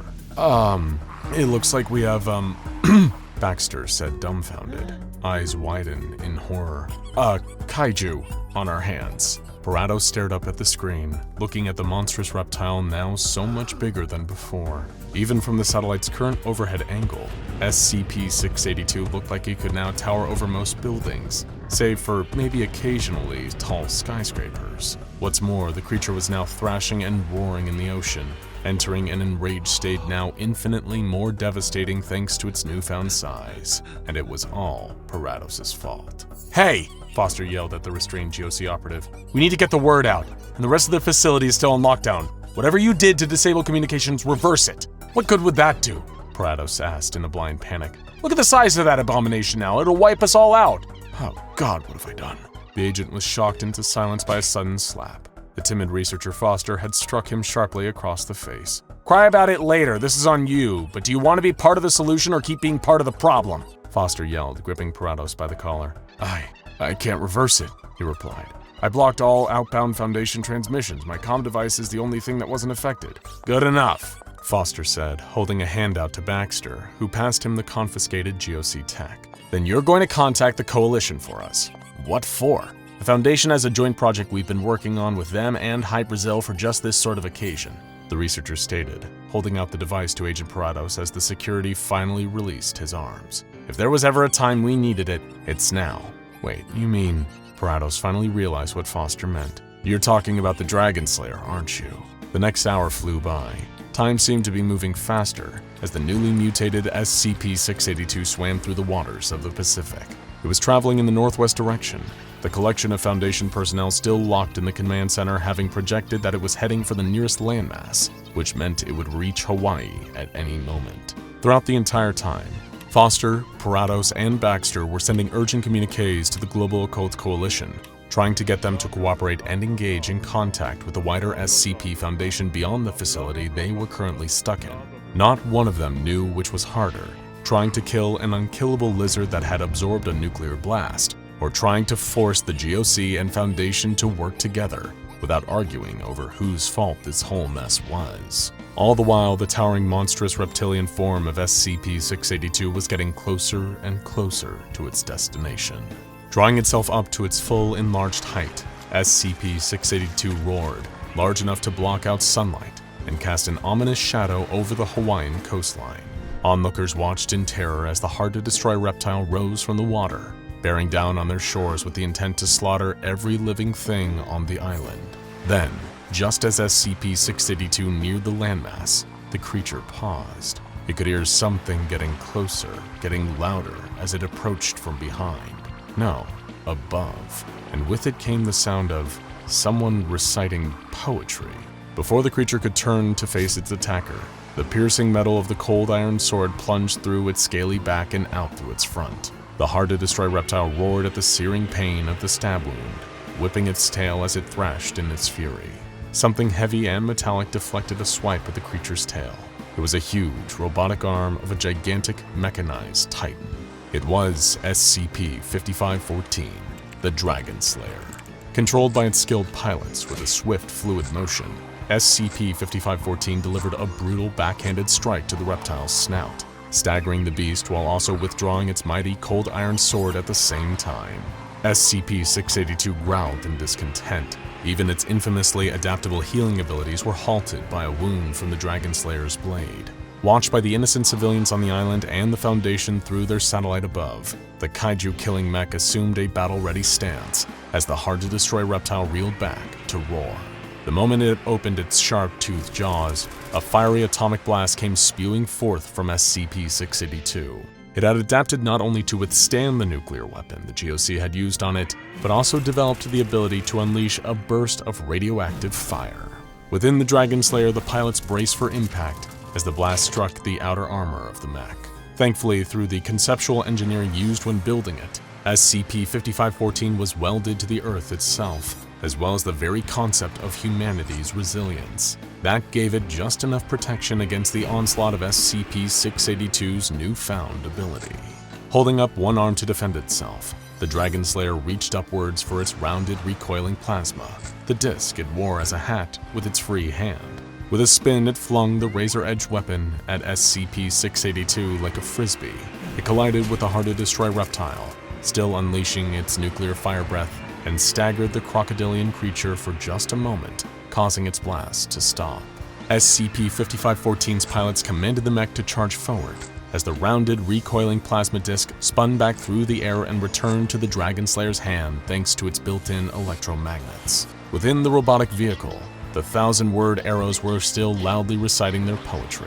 The mech's strangest weapon was a group of 7 people who would rhyme and chant about the death and defeat of the large-scale monsters SCP-5514 was designed to fight. Their voices were being blared out of the Dragon Slayer at loud enough volume to enrage SCP-682 further. It roared again, and then started rushing towards its adversary, the pair of colossal combatants seemingly charging into a head-on collision. As it placed one mechanical foot before the other, huge splashes erupting as its feet impacted the surface of the ocean, the Dragon Slayer opened fire. The Beowulf Sigurd railgun mounted on its shoulder began launching electromagnetic energy bolts at SCP-682. The weapon used anomalously altered gravity to blast its targets. With each hit, the energy projectiles seared through the outer scales of the hard-to-destroy reptile, while making the towering creature dramatically heavier. Each projectile impacted at super-terminal velocities, making SCP-682's already enlarged body feel heavier and slower with every hit. Each step it took seemed to sink deeper under the ocean, waves lapping at the reptile's damaged scales, sea salt washing over its gaping wounds. By the time it was about to clash with the Dragon Slayer, the hard-to-destroy reptile felt such huge forces of additional weight acting on it that its whole body was being pushed further and further below sea level, feet sinking heavily into the seafloor below. Still standing upright, SCP-5514 raised its cold iron sword and brought it down in one fell swoop, cleaving the creature's head from its shoulders before wasting no time slicing up what was left of its nuclear-enlarged body. Before long, an area of the Pacific Ocean was red with SCP-682's blood. Victorious for now, the Dragon Slayer began gathering up the remains of the hard-to-destroy reptile before it had a chance to reform its body. From the command center, the Foundation personnel cheered and whooped excitedly. Even Agent Parados found himself overwhelmed with relief. Although he'd been sent with the intention of assisting them in killing the hard-to-destroy reptile, the mission that the GOC had sent him on had only made the creature more of a threat. For now, at least, it was defeated, although Parados' celebration of the fact was cut short when one of the Foundation doctors tapped him on the shoulder. "Excuse me, GOC Agent Parados, isn't it?" the man asked. "My name's Dr. Bright, and this here's my associate, Dr. Clef. We'd like to have a word with you about the, incident you just caused." SCP-507, otherwise known as the Reluctant Dimension Hopper, is an anomaly with a rare condition. Don't worry though, it's not contagious, we think. No, this otherwise seemingly ordinary fellow possesses a rather unpredictable anomalous trait. He can travel to other dimensions. That sounds great in theory, right? Who among us wouldn't want to visit alternate universes and see worlds beyond our wildest imaginations? Well, the problem is that SCP-507 can't actually control this ability. It's not something he can do on a whim or by thinking about it. Instead, he is relocated to other universes seemingly at random, which can prove pretty intrusive during an average day in the life of SCP-507. 6 a.m.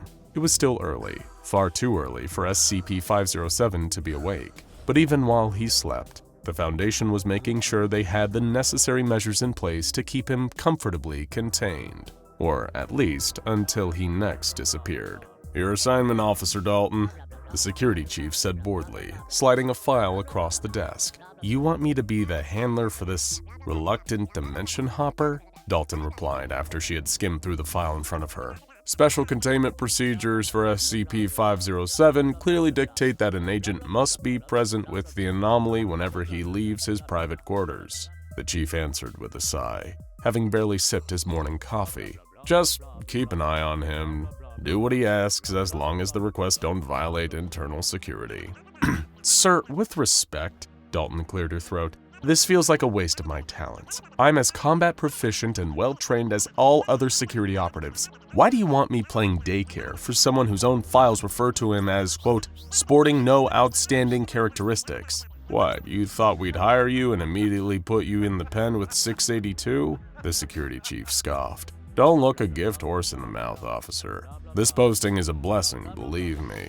I've given agents just as competent as you tougher posts, and the number of them who died on the job, well, let's just say it makes it easier being up this early in the day." "But sir, I could be doing more." "Trust me, start small. You'll have your hands full with 507. He may not seem like much, but he's slippery," the chief said. "You mean he'll attempt to escape?"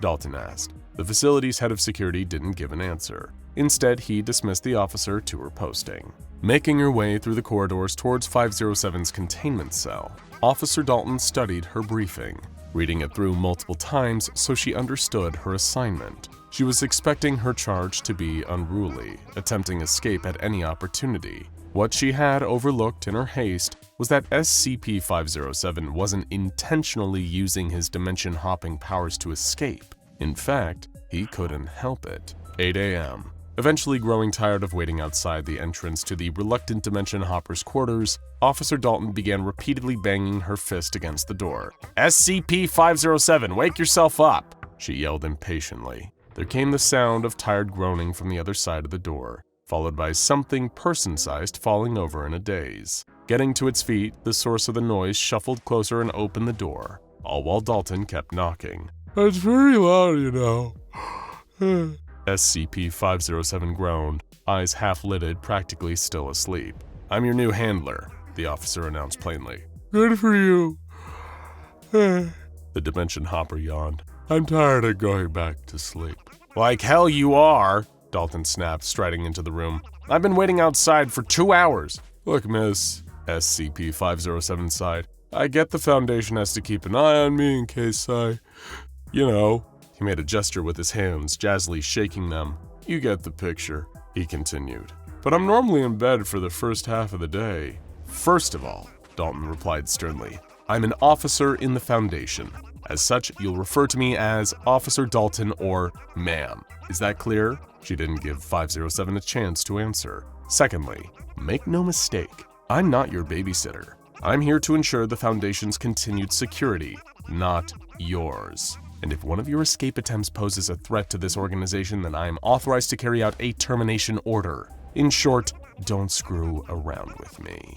SCP-507 looked sheepish, like a schoolchild who'd just been told off by the principal. So, am I right in thinking you like to go by nicknames? What do I call you? He paused for a second, a cheeky smile crawling across his face as he figured out a way he could slyly mess with the no-nonsense officer. You can call me Grabnock the Destroyer, SCP-507 replied. Officer Dalton rolled her eyes. This was clearly going to be a long day. 10 a.m. Sure enough, the newly appointed handler's first cause for concern came when SCP-507 suddenly blinked out of existence while brushing his teeth. She'd urged him to go get himself ready and freshened up, and no sooner had Grabnock stepped into the bathroom, he disappeared, his toothbrush clattering into the sink. Officer Dalton stared in disbelief at the spot where he had just been, bowled over by how brazen and how quickly the anomalous interdimensional traveler had tried to give her the slip. Immediately, Dalton went to raise the alarm, only to be ineffectively reassured by her superiors. This kind of thing happens all the time, and, "Oh, he'll reappear soon, just keep sweeping the facility until he shows up," were all she was met with, and they did little to quell Dalton's frustration. Eventually, SCP-507 reappeared, wandering around one of the corridors of the Foundation facility and whining about a headache that usually accompanied his dimensional displacement. "What the hell are you playing at vanishing like that?" Dalton barked. "I need to eat something," Grabnock groaned, ignoring her question. "I displace before breakfast. It always makes me nauseous when it's on an empty stomach." "That's your primary concern right now?" the officer sighed. "Well, yeah." SCP-507 shrugged. "There was no food in that other dimension, at least none that I could find." Begrudgingly pushing aside her frustration, Dalton escorted Grabnock to the Foundation mess hall. "What else was there, SCP-507? she asked, breaking the silence as he ate quietly. "We'll have to file a report about where you went." "Not answering to that," he chuckled. "You've got to use the nickname." "Seriously?" Dalton replied. "Okay, fine. What else was in that universe, Grabnock?" "The whole thing. Grabnock the Destroyer," she added through gritted teeth. "Not a lot, honestly," the Dimension Hopper shrugged. "Some universes are just like that. This one just had a big salt plain and nothing else." "You mean like a desert?" Dalton probed. "No, a salt plain," Grabnock corrected her. "You know, like a glass salt shaker you have at a fancy dinner table, except with wings." "And what was in the salt plain?" she asked, confused. "I think it was white pepper?" SCP-507 answered sarcastically. 12 p.m. After he finished his meal, SCP-507 seemed to be feeling better and requested to be taken back to his quarters to use his computer. He'd been granted one by the Foundation, with limited internet access and a strict limit on what he could access and upload. However, it was while escorting him back that Officer Dalton realized her charge had once again relocated while her back was turned. Dalton once again proceeded to traverse the facility's corridors, checking in with other security staff and telling her fellow personnel to keep her posted if SCP-507 reappears. Meanwhile, unbeknownst to her, the reluctant Dimension Hopper had found himself in a particularly unique situation. Arriving in a new alternate universe, SCP-507 was greeted by familiar headaches, standing in a spot that mirrored the Foundation site he had been in a moment before. In fact, most of the details about this universe were almost identical to the one he had just left, apart from all the dinosaurs. It quickly became apparent at the sight of a velociraptor wearing a lab coat that this was a reality where the meteor that wiped out early life on Earth had never actually hit. As a result, the reptiles that had inhabited the world centuries before had been able to evolve into the dominant species, while humanity's earliest ancestors had never climbed out of the primordial soup. SCP-507 found himself in a facility overrun with reptilian researchers, all working for an organization called the Scaly Carnivorous Predator Foundation. Naturally, the dinosaurs were fascinated by the sudden and inexplicable existence of this pink, fleshy creature appearing out of thin air. although the researchers working at this version of the Foundation were seemingly well versed in the study of the anomalous. Unfortunately, there was something of a language barrier between SCP-507 and the dinosaurs of this dimension.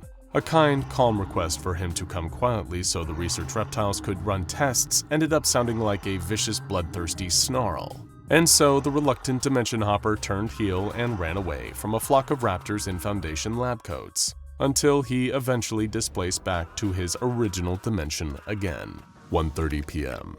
Right, sure they did 507. Dalton sighed after her charge had reappeared and recounted his story of sentient dinosaurs running an alternate version of the Foundation. And I bet Jeff Goldblum and Laura Dern were both public enemies in this universe too. I wasn't in Jurassic Park, SCP-507 argued, his head splitting. I could have been eaten alive if those raptors had caught up to me. Officer Dalton helped the blonde-haired and green-eyed Dimension Traveler to his feet and began marching him towards a debriefing room. As part of their continued research into not only SCP-507 but the wider multiverse, the reluctant Dimension Hopper often had to describe his unplanned expeditions after the fact. Screw that, I almost died, he protested. I don't want to go and give a debrief, I'll do it later. It's gotta be past lunchtime in this universe, right? He asked. You eat after debrief, Dalton insisted. Nah, I want lunch, SCP-507 retorted.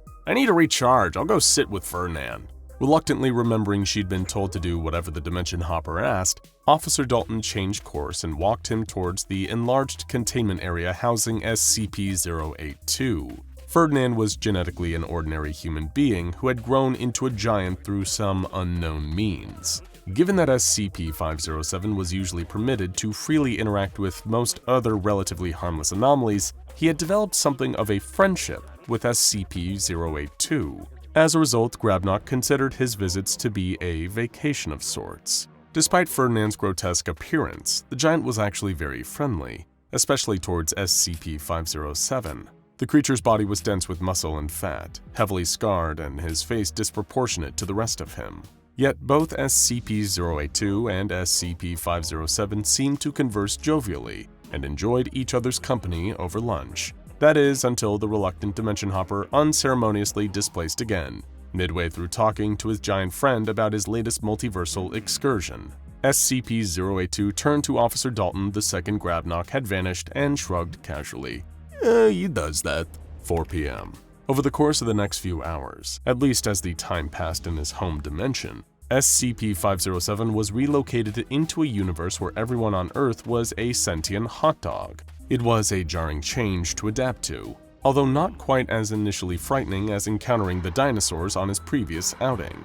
The hot dog population were a bit more guarded than the inhabitants of the last universe he'd been to, but after ensuring them that he meant no harm, SCP-507 quickly established a rapport with some of them. The first question he had was whether, like the dinosaurs, these anthropomorphic baseball stand snacks had naturally evolved into the dominant species over time. SCP-507 was surprised to learn that, in actuality, these hot dog creatures had previously been human, until a strange plague had befallen them several 100,000 years prior. Ironically, this had all taken place before their civilization had ever developed the practice of eating sausages in bread. Okay, so let me follow that up with another question, SCP-507 declared. Make it quick, man, I'm late for work, the large talking hot dog replied. So, when you all changed into hot dogs, did you really become sausages then develop bread coats to wear, or are you both? Wait, what do you mean? The hot dog person replied. You know, because technically a hot dog isn't a hot dog until you put it in a bread roll,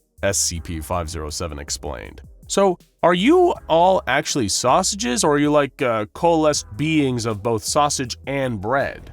The ensuing political unrest, civil turmoil, and ethical outcry that overtook the hot dog dimension following SCP-507's question made him really glad he displaced back home not long after. He couldn't help feel a little disheartened too. Up until the hot dogs were trying to place him over a giant grill, SCP-507 had actually found he'd been enjoying the time he spent there. Still, he was grateful to be back in a universe populated by actual humans once again, even if the first one he met upon returning, Officer Dalton, was furious that he'd been gone for so long. 7 p.m. "You know, I'm wise to your act," she replied. SCP-507 had just requested dinner, although for some reason pointed out that he wanted to avoid eating hot dogs for a while. "What act?" he asked. "This thing you do, your disappearing act," the officer responded. "You're not this bumbling interdimensional traveler. You're just an immature brat, 507. You have to call me Grabnock the whoever, or Tommy, or Guy, or whatever the hell your name is at this precise moment in time," Dalton snapped angrily, forcing SCP-507 to go silent. "You just teleport, that's what you do. You zip out of one place and reappear in the next and give personnel like me the runaround. And it's a hoot, it's just a big joke you can pull on all of us. That would be bad enough if you didn't come back with all these absurd stories on top of it. What's next, huh? A dimension where the Foundation is run by cats? Or a world where everyone is a sentient fart?" "I don't make it up," SCP-507 replied meekly. "The place I end up in are all real. I don't get to pick where I displace to or how weird it is when I get there." "No, I said that I figured you out," Dalton retorted. "You make up some wild story, these fool yarns you keep spinning to confuse people. Then you can request anything you want. That's your real anomalous trait, Grabnock the Destroyer. You're able to pull the wool over our eyes and use it to garner special privileges. A computer, almost total freedom to roam around the Foundation at will. Food and board, anything you want, you get." There was a long, awkward pause. SCP-507 looked miserable. He was aware that as cruel as she was being, Officer Dalton's anger was born more out of frustration than anything else. He couldn't help his interdimensional displacement disorder. Sure, it had meant the Foundation offered him certain treatments someone might consider to be preferential, but he was still trapped. Not so much by the facility or even the Foundation themselves. Instead, SCP-507 was trapped by his condition, unable to freely choose which universe he stayed in. 8 p.m. Dalton had escorted SCP-507 to debrief, then back to his quarters. The entire time, an air of uncomfortable silence followed them. She still wasn't entirely convinced that her charge's anomalous ability wasn't all a sham, at least in part. But standing guard at his bedroom door, she could see him sulkily browsing the internet on his computer. He was quiet, and Dalton couldn't help that it did make her feel a little bad for losing her temper at him earlier. "Hey, 507, she said, poking her head through the doorway. He didn't respond, mindlessly scrolling without turning around. Stepping inside, Dalton closed the gap between them by walking towards SCP-507, sat in his computer chair. "Listen, SCP-507, she repeated, then realizing why he wasn't replying or paying her any notice. With a roll of her eyes and heavy, exasperated sigh, Officer Dalton readdressed the reluctant dimension hopper. "Hey, Grabnock the Destroyer." Hearing that made SCP-507 turn around in an instant, giving her his full attention. "Ma'am," he said, still sulking but at least willing to speak.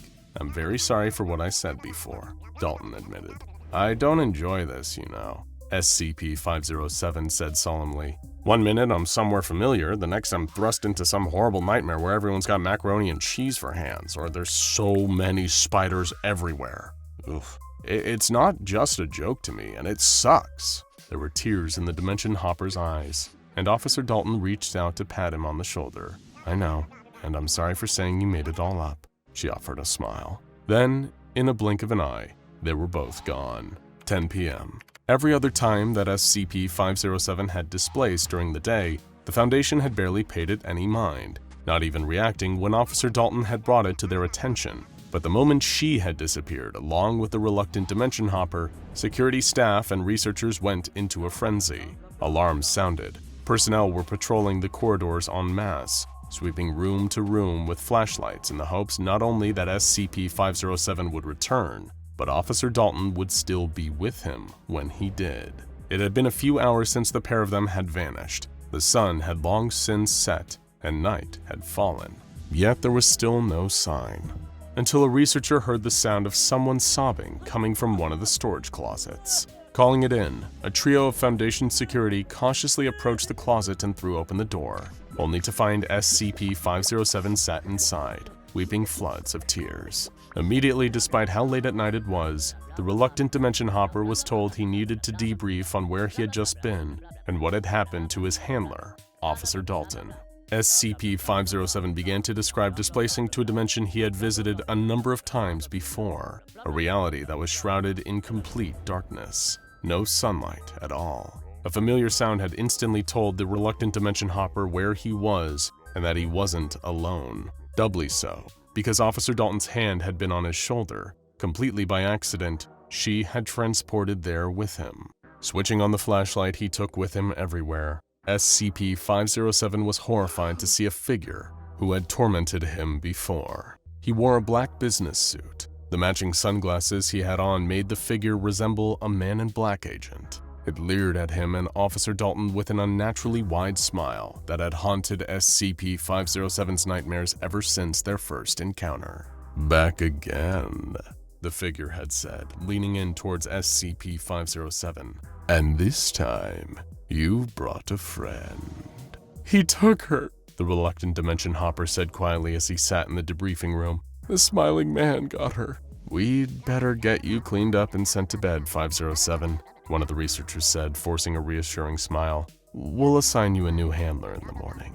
This video is about two things. The first is SCP-096, also known as the Shy Guy, a horrific monster who murders anyone and anything unfortunate enough to look at its face, directly or through photos or videos. The second is you, because we asked you for your favorite questions, theories, and hypothetical situations involving 096. We even asked if you thought someone would be safe from 096 on the moon, and you delivered. If you haven't watched our first video on the infamous Shy Guy, we recommend checking that out first, but feel free to stick around even if you haven't. First of all, let's take a look at the questions you had about the SCP Foundation's most dangerous introvert and see if we can't find some answers. How close would you have to be to trigger it? Like if it was 5 kilometers away, would it still count? The short answer is that 096's homicidal rage can be triggered from pretty much any distance. We'll get into some of the potentially crazy extents of this later on,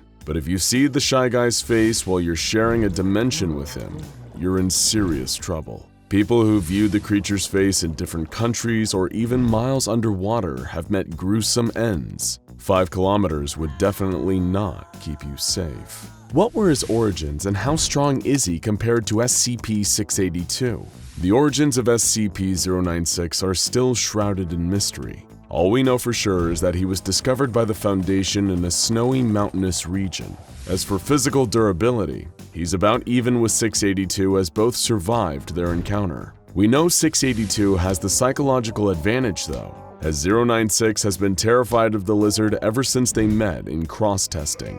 However, you could argue that 096 is technically more dangerous, since unlike 682, 096 has never been pacified before killing its intended target while on a rampage. If he goes into an unstoppable attack mode when someone sees his face, shouldn't you not show his face in the thumbnail? Thankfully, according to the official documents, artistic representations like paintings or digitally drawn YouTube thumbnails have no effect. Only actual photographs or videos of the creature can be deadly, so you're safe. Unless we decide to do a 096 face reveal to celebrate our next 100,000 subscribers, of course. This leads us to our next question. If it attacks you when you look at it, then how did the scientist draw the picture of the thing without looking at it? That's a good question, and also one that occurred to the Foundation's scientists who came up with an extremely elaborate solution. They put a D-class tattoo artist inside a diving bell miles underwater and had him unseal a photograph of the creature before drawing a copy. This copy was then released from the diving bell in a sealed container before 096 inevitably got to the poor D-class. Does the Shy Guy have to be viewed through a good quality image to enter a rage state? Unfortunately, no. Even the most poorly rendered or minuscule image of 096's face is a death sentence. One of the most infamous incidents resulted from a man seeing a small dot that was only a few pixels wide in a photo from an old ski trip. The dot was 096, taken from a mile away. No true image of 096 is safe, regardless of size. In some canons, despite 096 being referred to as indestructible, the Foundation managed to terminate it after many attempts and even more bureaucracy. How did they do it? While a lot of 096's body has been blown away by conventional arms fire, its hyper-tough skeleton is what has given it such an indestructible reputation. In one tale, though, Foundation researchers actually used this to their advantage and employed the use of the neck-snapping killer sculpture SCP-173. After using 173 to damage 096's bones, powerful acid was injected into the skeleton, destroying it from within. Though of course this isn't the official ending of the 096 story, because the SCP Foundation doesn't have a single unifying canon. That's enough questions. Now it's time for you to school us. Let's look at some of your favorite theories about the Shy Guy, starting with... I sometimes like to imagine that 096 is nice, but he can't control when someone sees him, and after he kills the person, he starts to cry because he didn't want to kill them. There is actually some evidence to suggest that SCP-096 might not want to kill. A great example of this is its cross-test with SCP-978, a camera which reveals the deepest desires of whoever or whatever is in its photos. The photo it took of 096 showed that it had completely disappeared from the photo, showing its deepest desire was to just be invisible and unseen. Maybe it wants to disappear because it doesn't want to hurt anybody. Regarding the moon question, I think SCP-096 would probably stay in that hostile state until you came back, at which point it would promptly rip you to shreds and do whatever it does to your mutilated corpse. Based on what we know about prior 096 incidents, this feels incredibly likely. It's also possible that it might enter its docile state, before becoming aggressive again when you return to its murder range. You really don't want to find out either way. He can just jump to the moon easy. He does squats in Containment all the time. While its scrawny physique doesn't make it seem like 096 understands the concept of exercise, there aren't any cameras in 096's cell, so technically we can't prove it isn't doing squats to pass the time in there. I really doubt a blind person would be safe from his effect, since 096 has the IQ of a newborn baby. I think he will count it as looking at him. This is an interesting theory. However, seeing as 096 is able to sense when people see its face from entire continents away, the way it knows if you can see its face might be a little more psychic in nature. Therefore, it's probable that it wouldn't mistakenly kill someone who hasn't actually seen its face, such as a person who is blind. To deal with him, in my opinion, simply freeze him, either in space or in the mountains. His body shuts down, and when looked at it will not react correctly. It is simply asleep. While we don't know how SCP-096 would react to a zero-G environment, for a creature that's always nude, it seems extremely tolerant to the cold. When it was first found, it was lurking in icy mountains, and a Foundation agent commented on the fact it wasn't even shivering, despite the incredibly low temperatures. But who knows if there's a temperature out there that's too low even for the Shy Guy. If someone looks at it in China and it's in the US, then you get on its back, you'll get a free piggyback ride to China. It's a free trip to China and all it costs is a human life. That's my theory. Technically, it'd be at the cost of 2 human lives, unless you wore a diving suit with plenty of oxygen. 096 has proven to be an extremely proficient swimmer, but you'd have to maintain your grip across the entire Pacific Ocean while it journeys to China. In other words, it's technically possible, but we here at SCP Explained would rather pay for the round-trip flight. To each their own, though. But that's enough theories for now. Let's move on to the main event. Hypotheticals. You pose some great possible scenarios involving SCP-096, so we're going to see if we can find the answers. What would happen if someone looked at a picture of it while in or before entering another SCP's pocket dimension or mirror dimension? There aren't any canon examples to prove either way, but if there's any kind of consistent entry point into this dimension, it's likely that 096 would find a way to follow you in. If not, it's very possible that it may just wait for you to eventually return before bringing the metaphorical hammer down on you.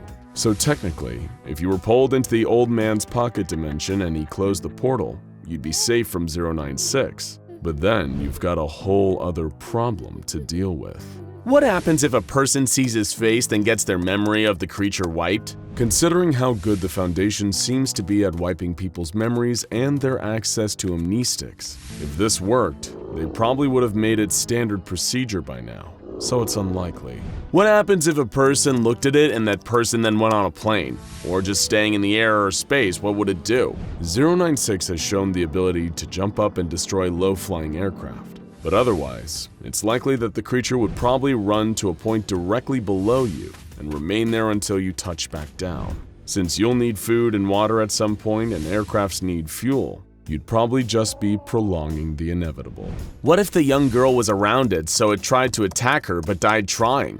This is another interesting possibility. SCP-053 is a girl capable of causing homicidal urges, but causes fatal heart attacks in those who attack her. While we can't know for sure how a meeting between 096 and 053 would go, we can use her encounter with 682 as a potential template. Aggressive SCPs like the hard-to-kill reptile, perhaps having an innate knowledge of the danger that comes from attacking 053, tend to become strangely docile around her. It's possible that 096 would do the same. Would we be able to control SCP-096 with the help of SCP-035? The Possessive Mask, aka SCP-035, is undeniably a lot more intelligent than 096, and has even been shown to respond to reason on occasion. It's also been able to control almost every other entity it's been placed on. The problem is, if the mask was placed on 096, and it was somehow effective, the result may be even more dangerous than 096, an intelligent monster with an indestructible and highly dangerous body. There's no telling whether 035 would slowly break down 096 into sludge the way it does to humans, in which case we would be left with an immortal 096-035 combo. So maybe it's best that we never find out. If someone were to be in the Infinite IKEA and looked at a picture of its face, could it finally be contained? And if someone else looked at a picture of it outside of the Infinite IKEA, could it escape and kill them? If so, how long would it take it? This is a great question. And while the Infinite IKEA is a terrifying maze, SCP-096 has an advantage here that we don't. Not only can it rip through anything in the way with its super strength, it has an innate sense of where its victim is. Therefore, regardless of whether you're inside or out, SCP-096 will still come straight to you to exact your horrible fate. But at least you can enjoy the meatballs while you wait, right?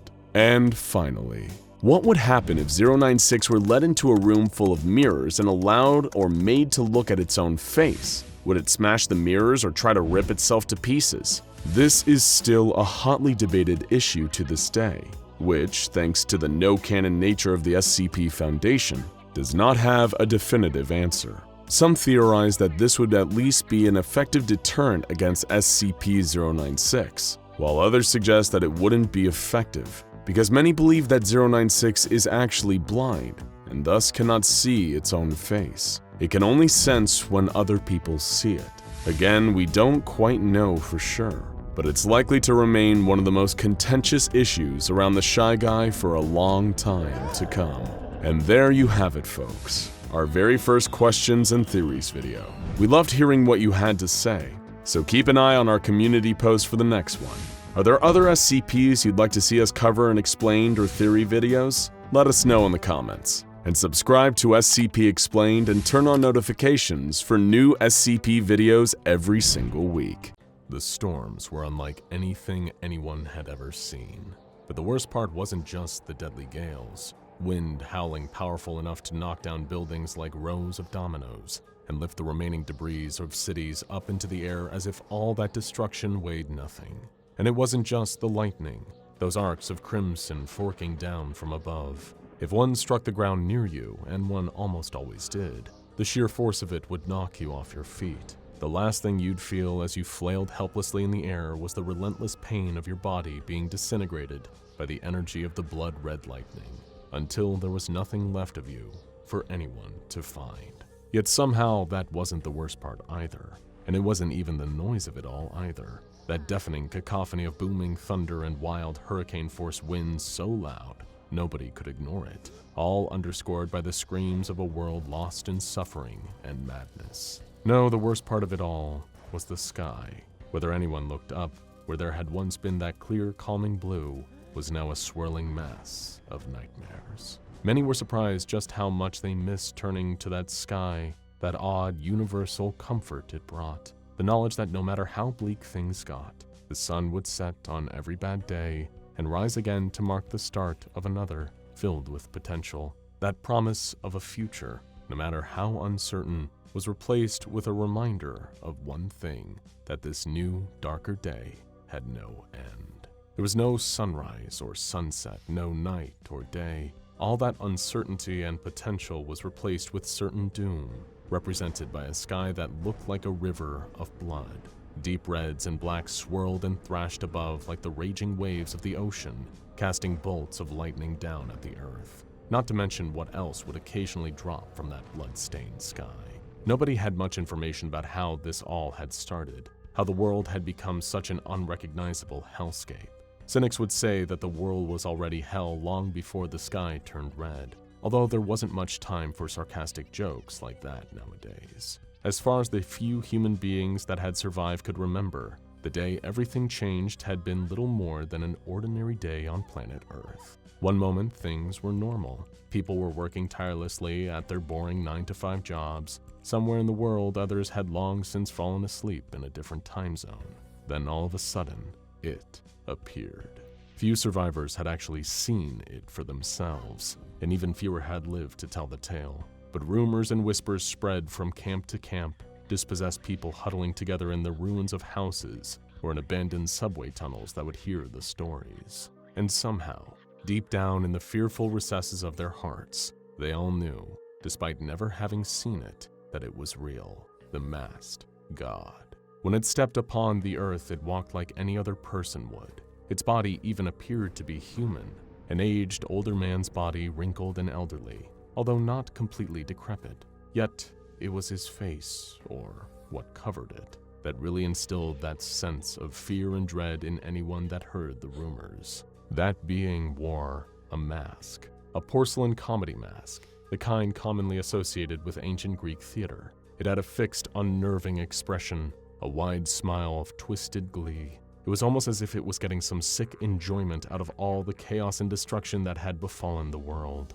like it was pleased with its own handiwork. A thick black substance oozed from the mask too, adding to its unsettling appearance as streaks of what looked like tar trickled down the chalky white surface. It leaked out from underneath as well, dripping over the bony shoulders of the old man that wore it. Not one survivor that heard the stories of this monster understood what it was or where it had come from, but as if by some deific influence, they all knew it was responsible for creating the hell they now lived in. That knowledge kept them hidden, kept them afraid, and kept them from fighting back. As had always been the case even before this apocalypse had been unleashed on the world, the only people who knew the truth were the ones who had been working for the SCP Foundation. They had more than their fair share of answers about what had happened and who or what this mask-wearing menace was, but naturally kept that information secret from the wider world. Not that there was much point in keeping secrets anymore. After all, there was hardly much of a world left for the Foundation to hide things from, and even fewer former personnel who had lasted this long. Even then, there was only a handful at the SCP Foundation who knew everything that had led to the current catastrophe. Most of the researchers and guards that had been going about their ordinary duties, running tests on contained anomalies or patrolling the site where a certain possessive mask was housed. The next thing everyone there knew was the blaring noise of alarms. Mobile task force troopers racing down the hallways. Their commander might have yelled something about a break-in, someone having gained access to the supposedly secure Foundation facility and stealing one of their anomalous objects. But not everybody, even those working in the same building, would have overheard that. They definitely didn't miss what happened next, though. As further alarms sounded, alerting the staff on site of a containment breach, the facility itself was torn apart in a flurry of chaos. Personnel, researchers, security, MTF soldiers were being incinerated, burned, until there was literally no trace of them left. Something stepped through the very brickwork of the building itself, smashing a hole through every room it passed until it burst out of the side. Then all of a sudden, the alarms weren't the loudest sound. Something else started deafening the Foundation staff who were still standing. The world outside had become even more chaotic. The sky had turned red, and all around, people were being killed, structures decimated, cities blown away in moments. Naturally, this wasn't the first time the Foundation had stared right into the face of an XK-class end-of-the-world scenario. Given the widespread presence and surveillance they had around the planet, it didn't take them long to learn of the horrors that were unfolding. The key word there was that they had a widespread presence, as in past tense. They thought they had enough resources to retaliate too. Word quickly spread throughout the various arms of the SCP Foundation, informing the wider organization of the situation and urging them to work as one to enact a plan to stop what was happening. All they knew for certain was that SCP-035 had been removed from Containment. Also known as the Possessive Mask, the object was known to have its own sentience and an innate ability to telepathically influence unwitting victims into wearing it. However, the mask also secreted a corrosive black substance, which normally dissolved the body of anyone who put it on. By itself, SCP-035 was nowhere near powerful enough to unleash a global catastrophe, though. Unfortunately, it had managed to influence someone who was that powerful into putting it on.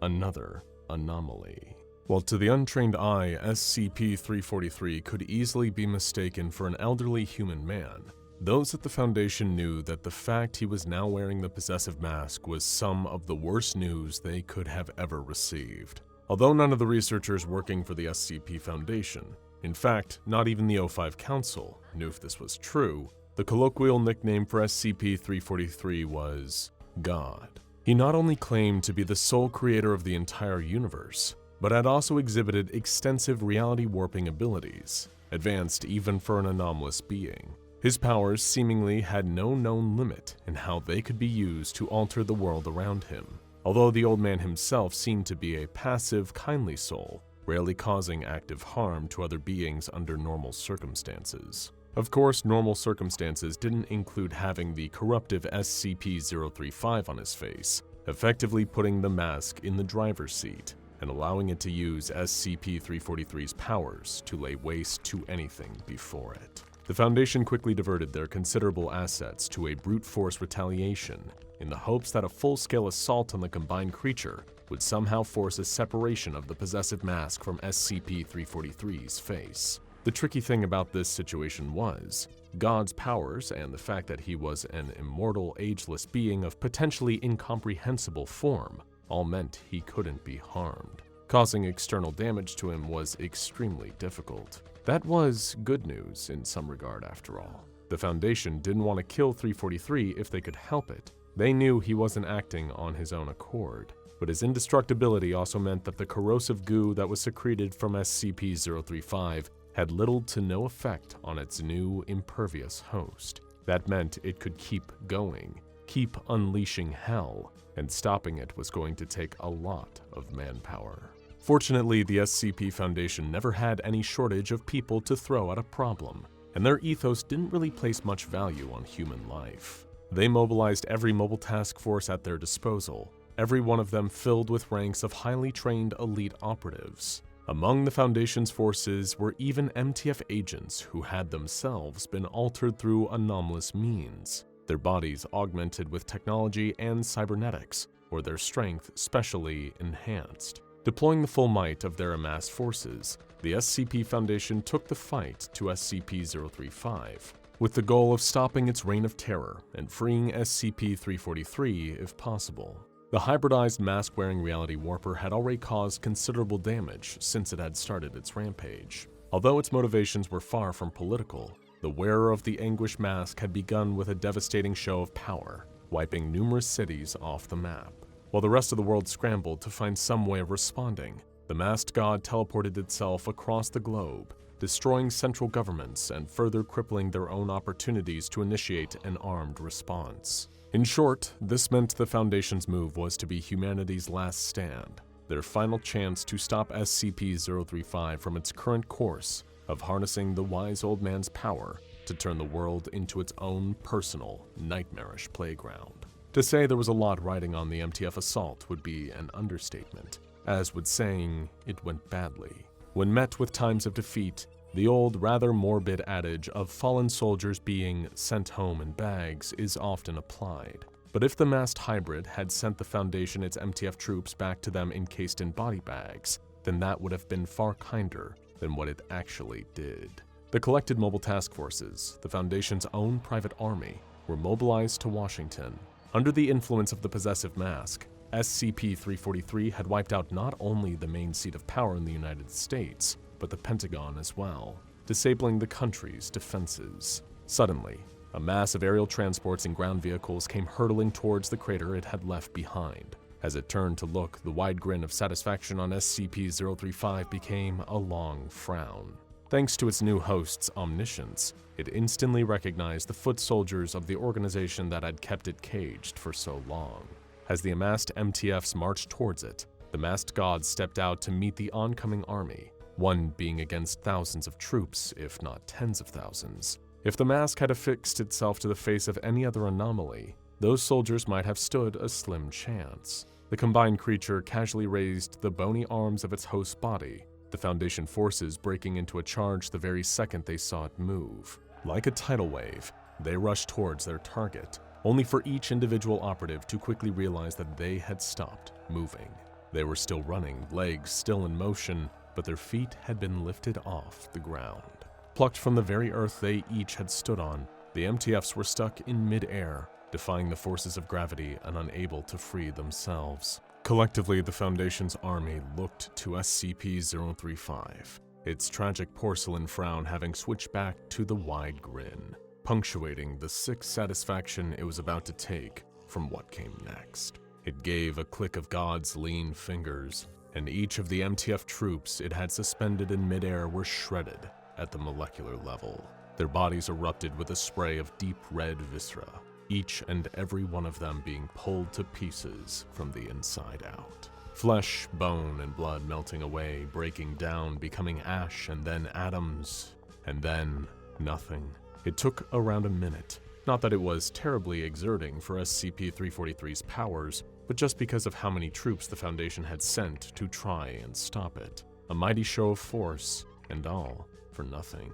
With their mobile task forces decimated like a row of helpless tin soldiers, the SCP Foundation had lost its primary method of fighting back. But they were far from safe from the masked god's reach. Thanks to its hosts, SCP-035 wasn't all-knowing, but all-seeing, and able to be anywhere and everywhere in the blink of an eye. It began hunting the surviving pockets of the Foundation personnel. Out of nowhere, it would teleport into wherever they were hiding and turn their bodies inside out, or rearranging the functions of every orifice on their faces, only to vanish like a ghost, leaving no trace and no survivors. The braver ones tried desperately to come up with some new plan, a revised way to stop a creature that could be anywhere and do anything. On the other hand, the Foundation leadership, the more highly ranked members like the Overwatch Council, went to the ground. Plenty of them had contingency plans in place for Armageddon, and they were prepared to wait out the apocalypse in their own secluded safe haven.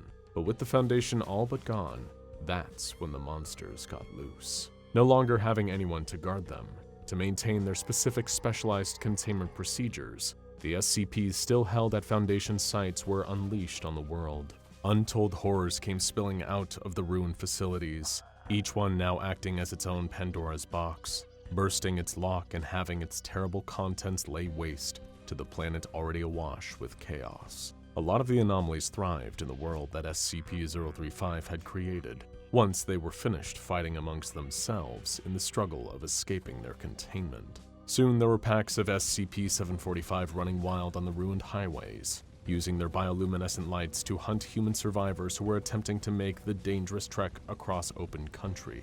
Meanwhile, a plague began spreading amongst other camps of these post-apocalyptic humans, a strange disease that seemed to cause people to rapidly grow extra teeth, overproducing them until SCP-4910, the Grinner, could catch up to them.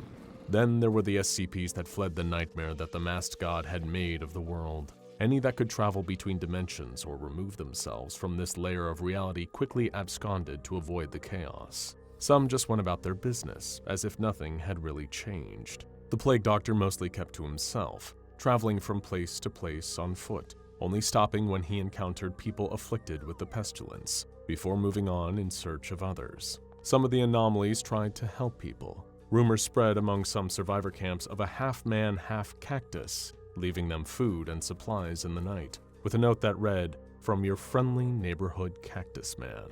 There weren't many who dared to oppose the creator of this dark new world, but some anomalies sought to challenge the rule of this combined creature. Perhaps they thought SCP-035 and SCP-343 couldn't possibly be all-powerful as the story said. that it would be easy to kill the king and assume control over his kingdom of chaos. There were plenty of other anomalies that had floated the idea, not just the other reality warpers, but those that had figured out that if they separated the mask from its host, then this world would become their hellish paradise to rule over, so long as SCP-343 didn't instantly undo all the damage. But there was one that didn't want control. It didn't even necessarily mind the whole world had been turned into a walking nightmare.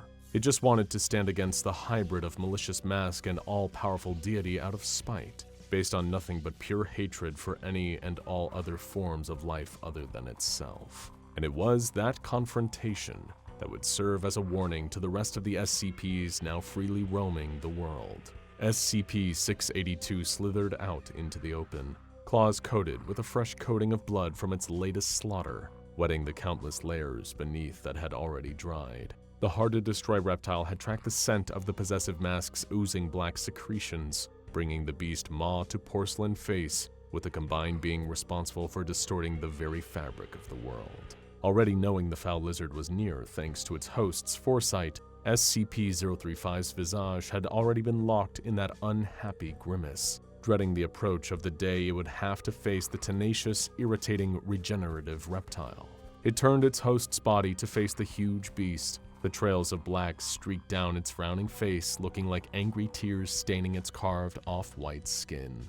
The two exchanged no words. SCP-682 had no doubt this pairing of corruptive mask and passive god already knew why it had come looking for it, and it was right. The possessive mask had long been looking into the mind of SCP-343 to prepare. It knew it wasn't one of the old man's children. In fact, God had completely denied ever being responsible for the creation of the unkillable monster. There was almost no strategy, even with the infinite power of its host's reality warping abilities, that SCP-035 could definitively kill SCP-682.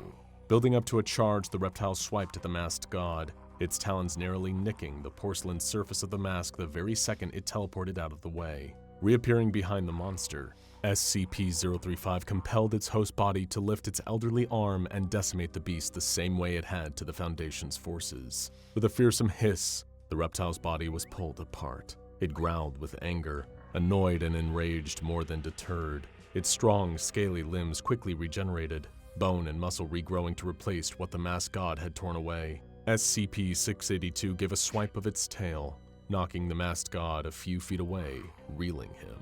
The anomalous hybrid teleported yet again, this time to inside the monstrous reptile. Shrinking down to almost infinitely small, the mask and god wrenched apart SCP-682's atoms, ripping up strand after strand of its very DNA, physically trying to unmake it on a cellular level. On the outside, the creature's body disintegrated as it roared, feeling its very genetic material breaking down, only for it to rapidly reform just as SCP-343, wearing SCP-035, reappeared in front of it. There was no way for the masked god to kill the monster, despite how much it tried. Sending it hurtling into the fire of the sun, punching it into other dimensions, moving it down the recursive stack of reality to make its existence little more than fiction. Eventually, the possessive mask had to reconsider the problem at hand. Even with infinite power, the unkillable still remained unkillable. Rather than ask whether that meant its own power was truly unlimited, it instead resolved to the only option it had left. With a snap of its host's fingers, the combined creature sent the hard-to-kill reptile away, far away. Universes upon multiverses of distances were put between the masked god and SCP-682, turning back towards the destruction it had wrought on this world. SCP-035 knew that the regenerating reptile would be back. But for now, it had more chaos to unfurl. Now go and check out What If SCP-096 Wore SCP-035 for another alternate anomalous outcome of another SCP wearing the infamous possessive mask. And if you haven't already, then why not watch the first installment of What If SCP-343 Wore SCP-035 to catch up on the story so far.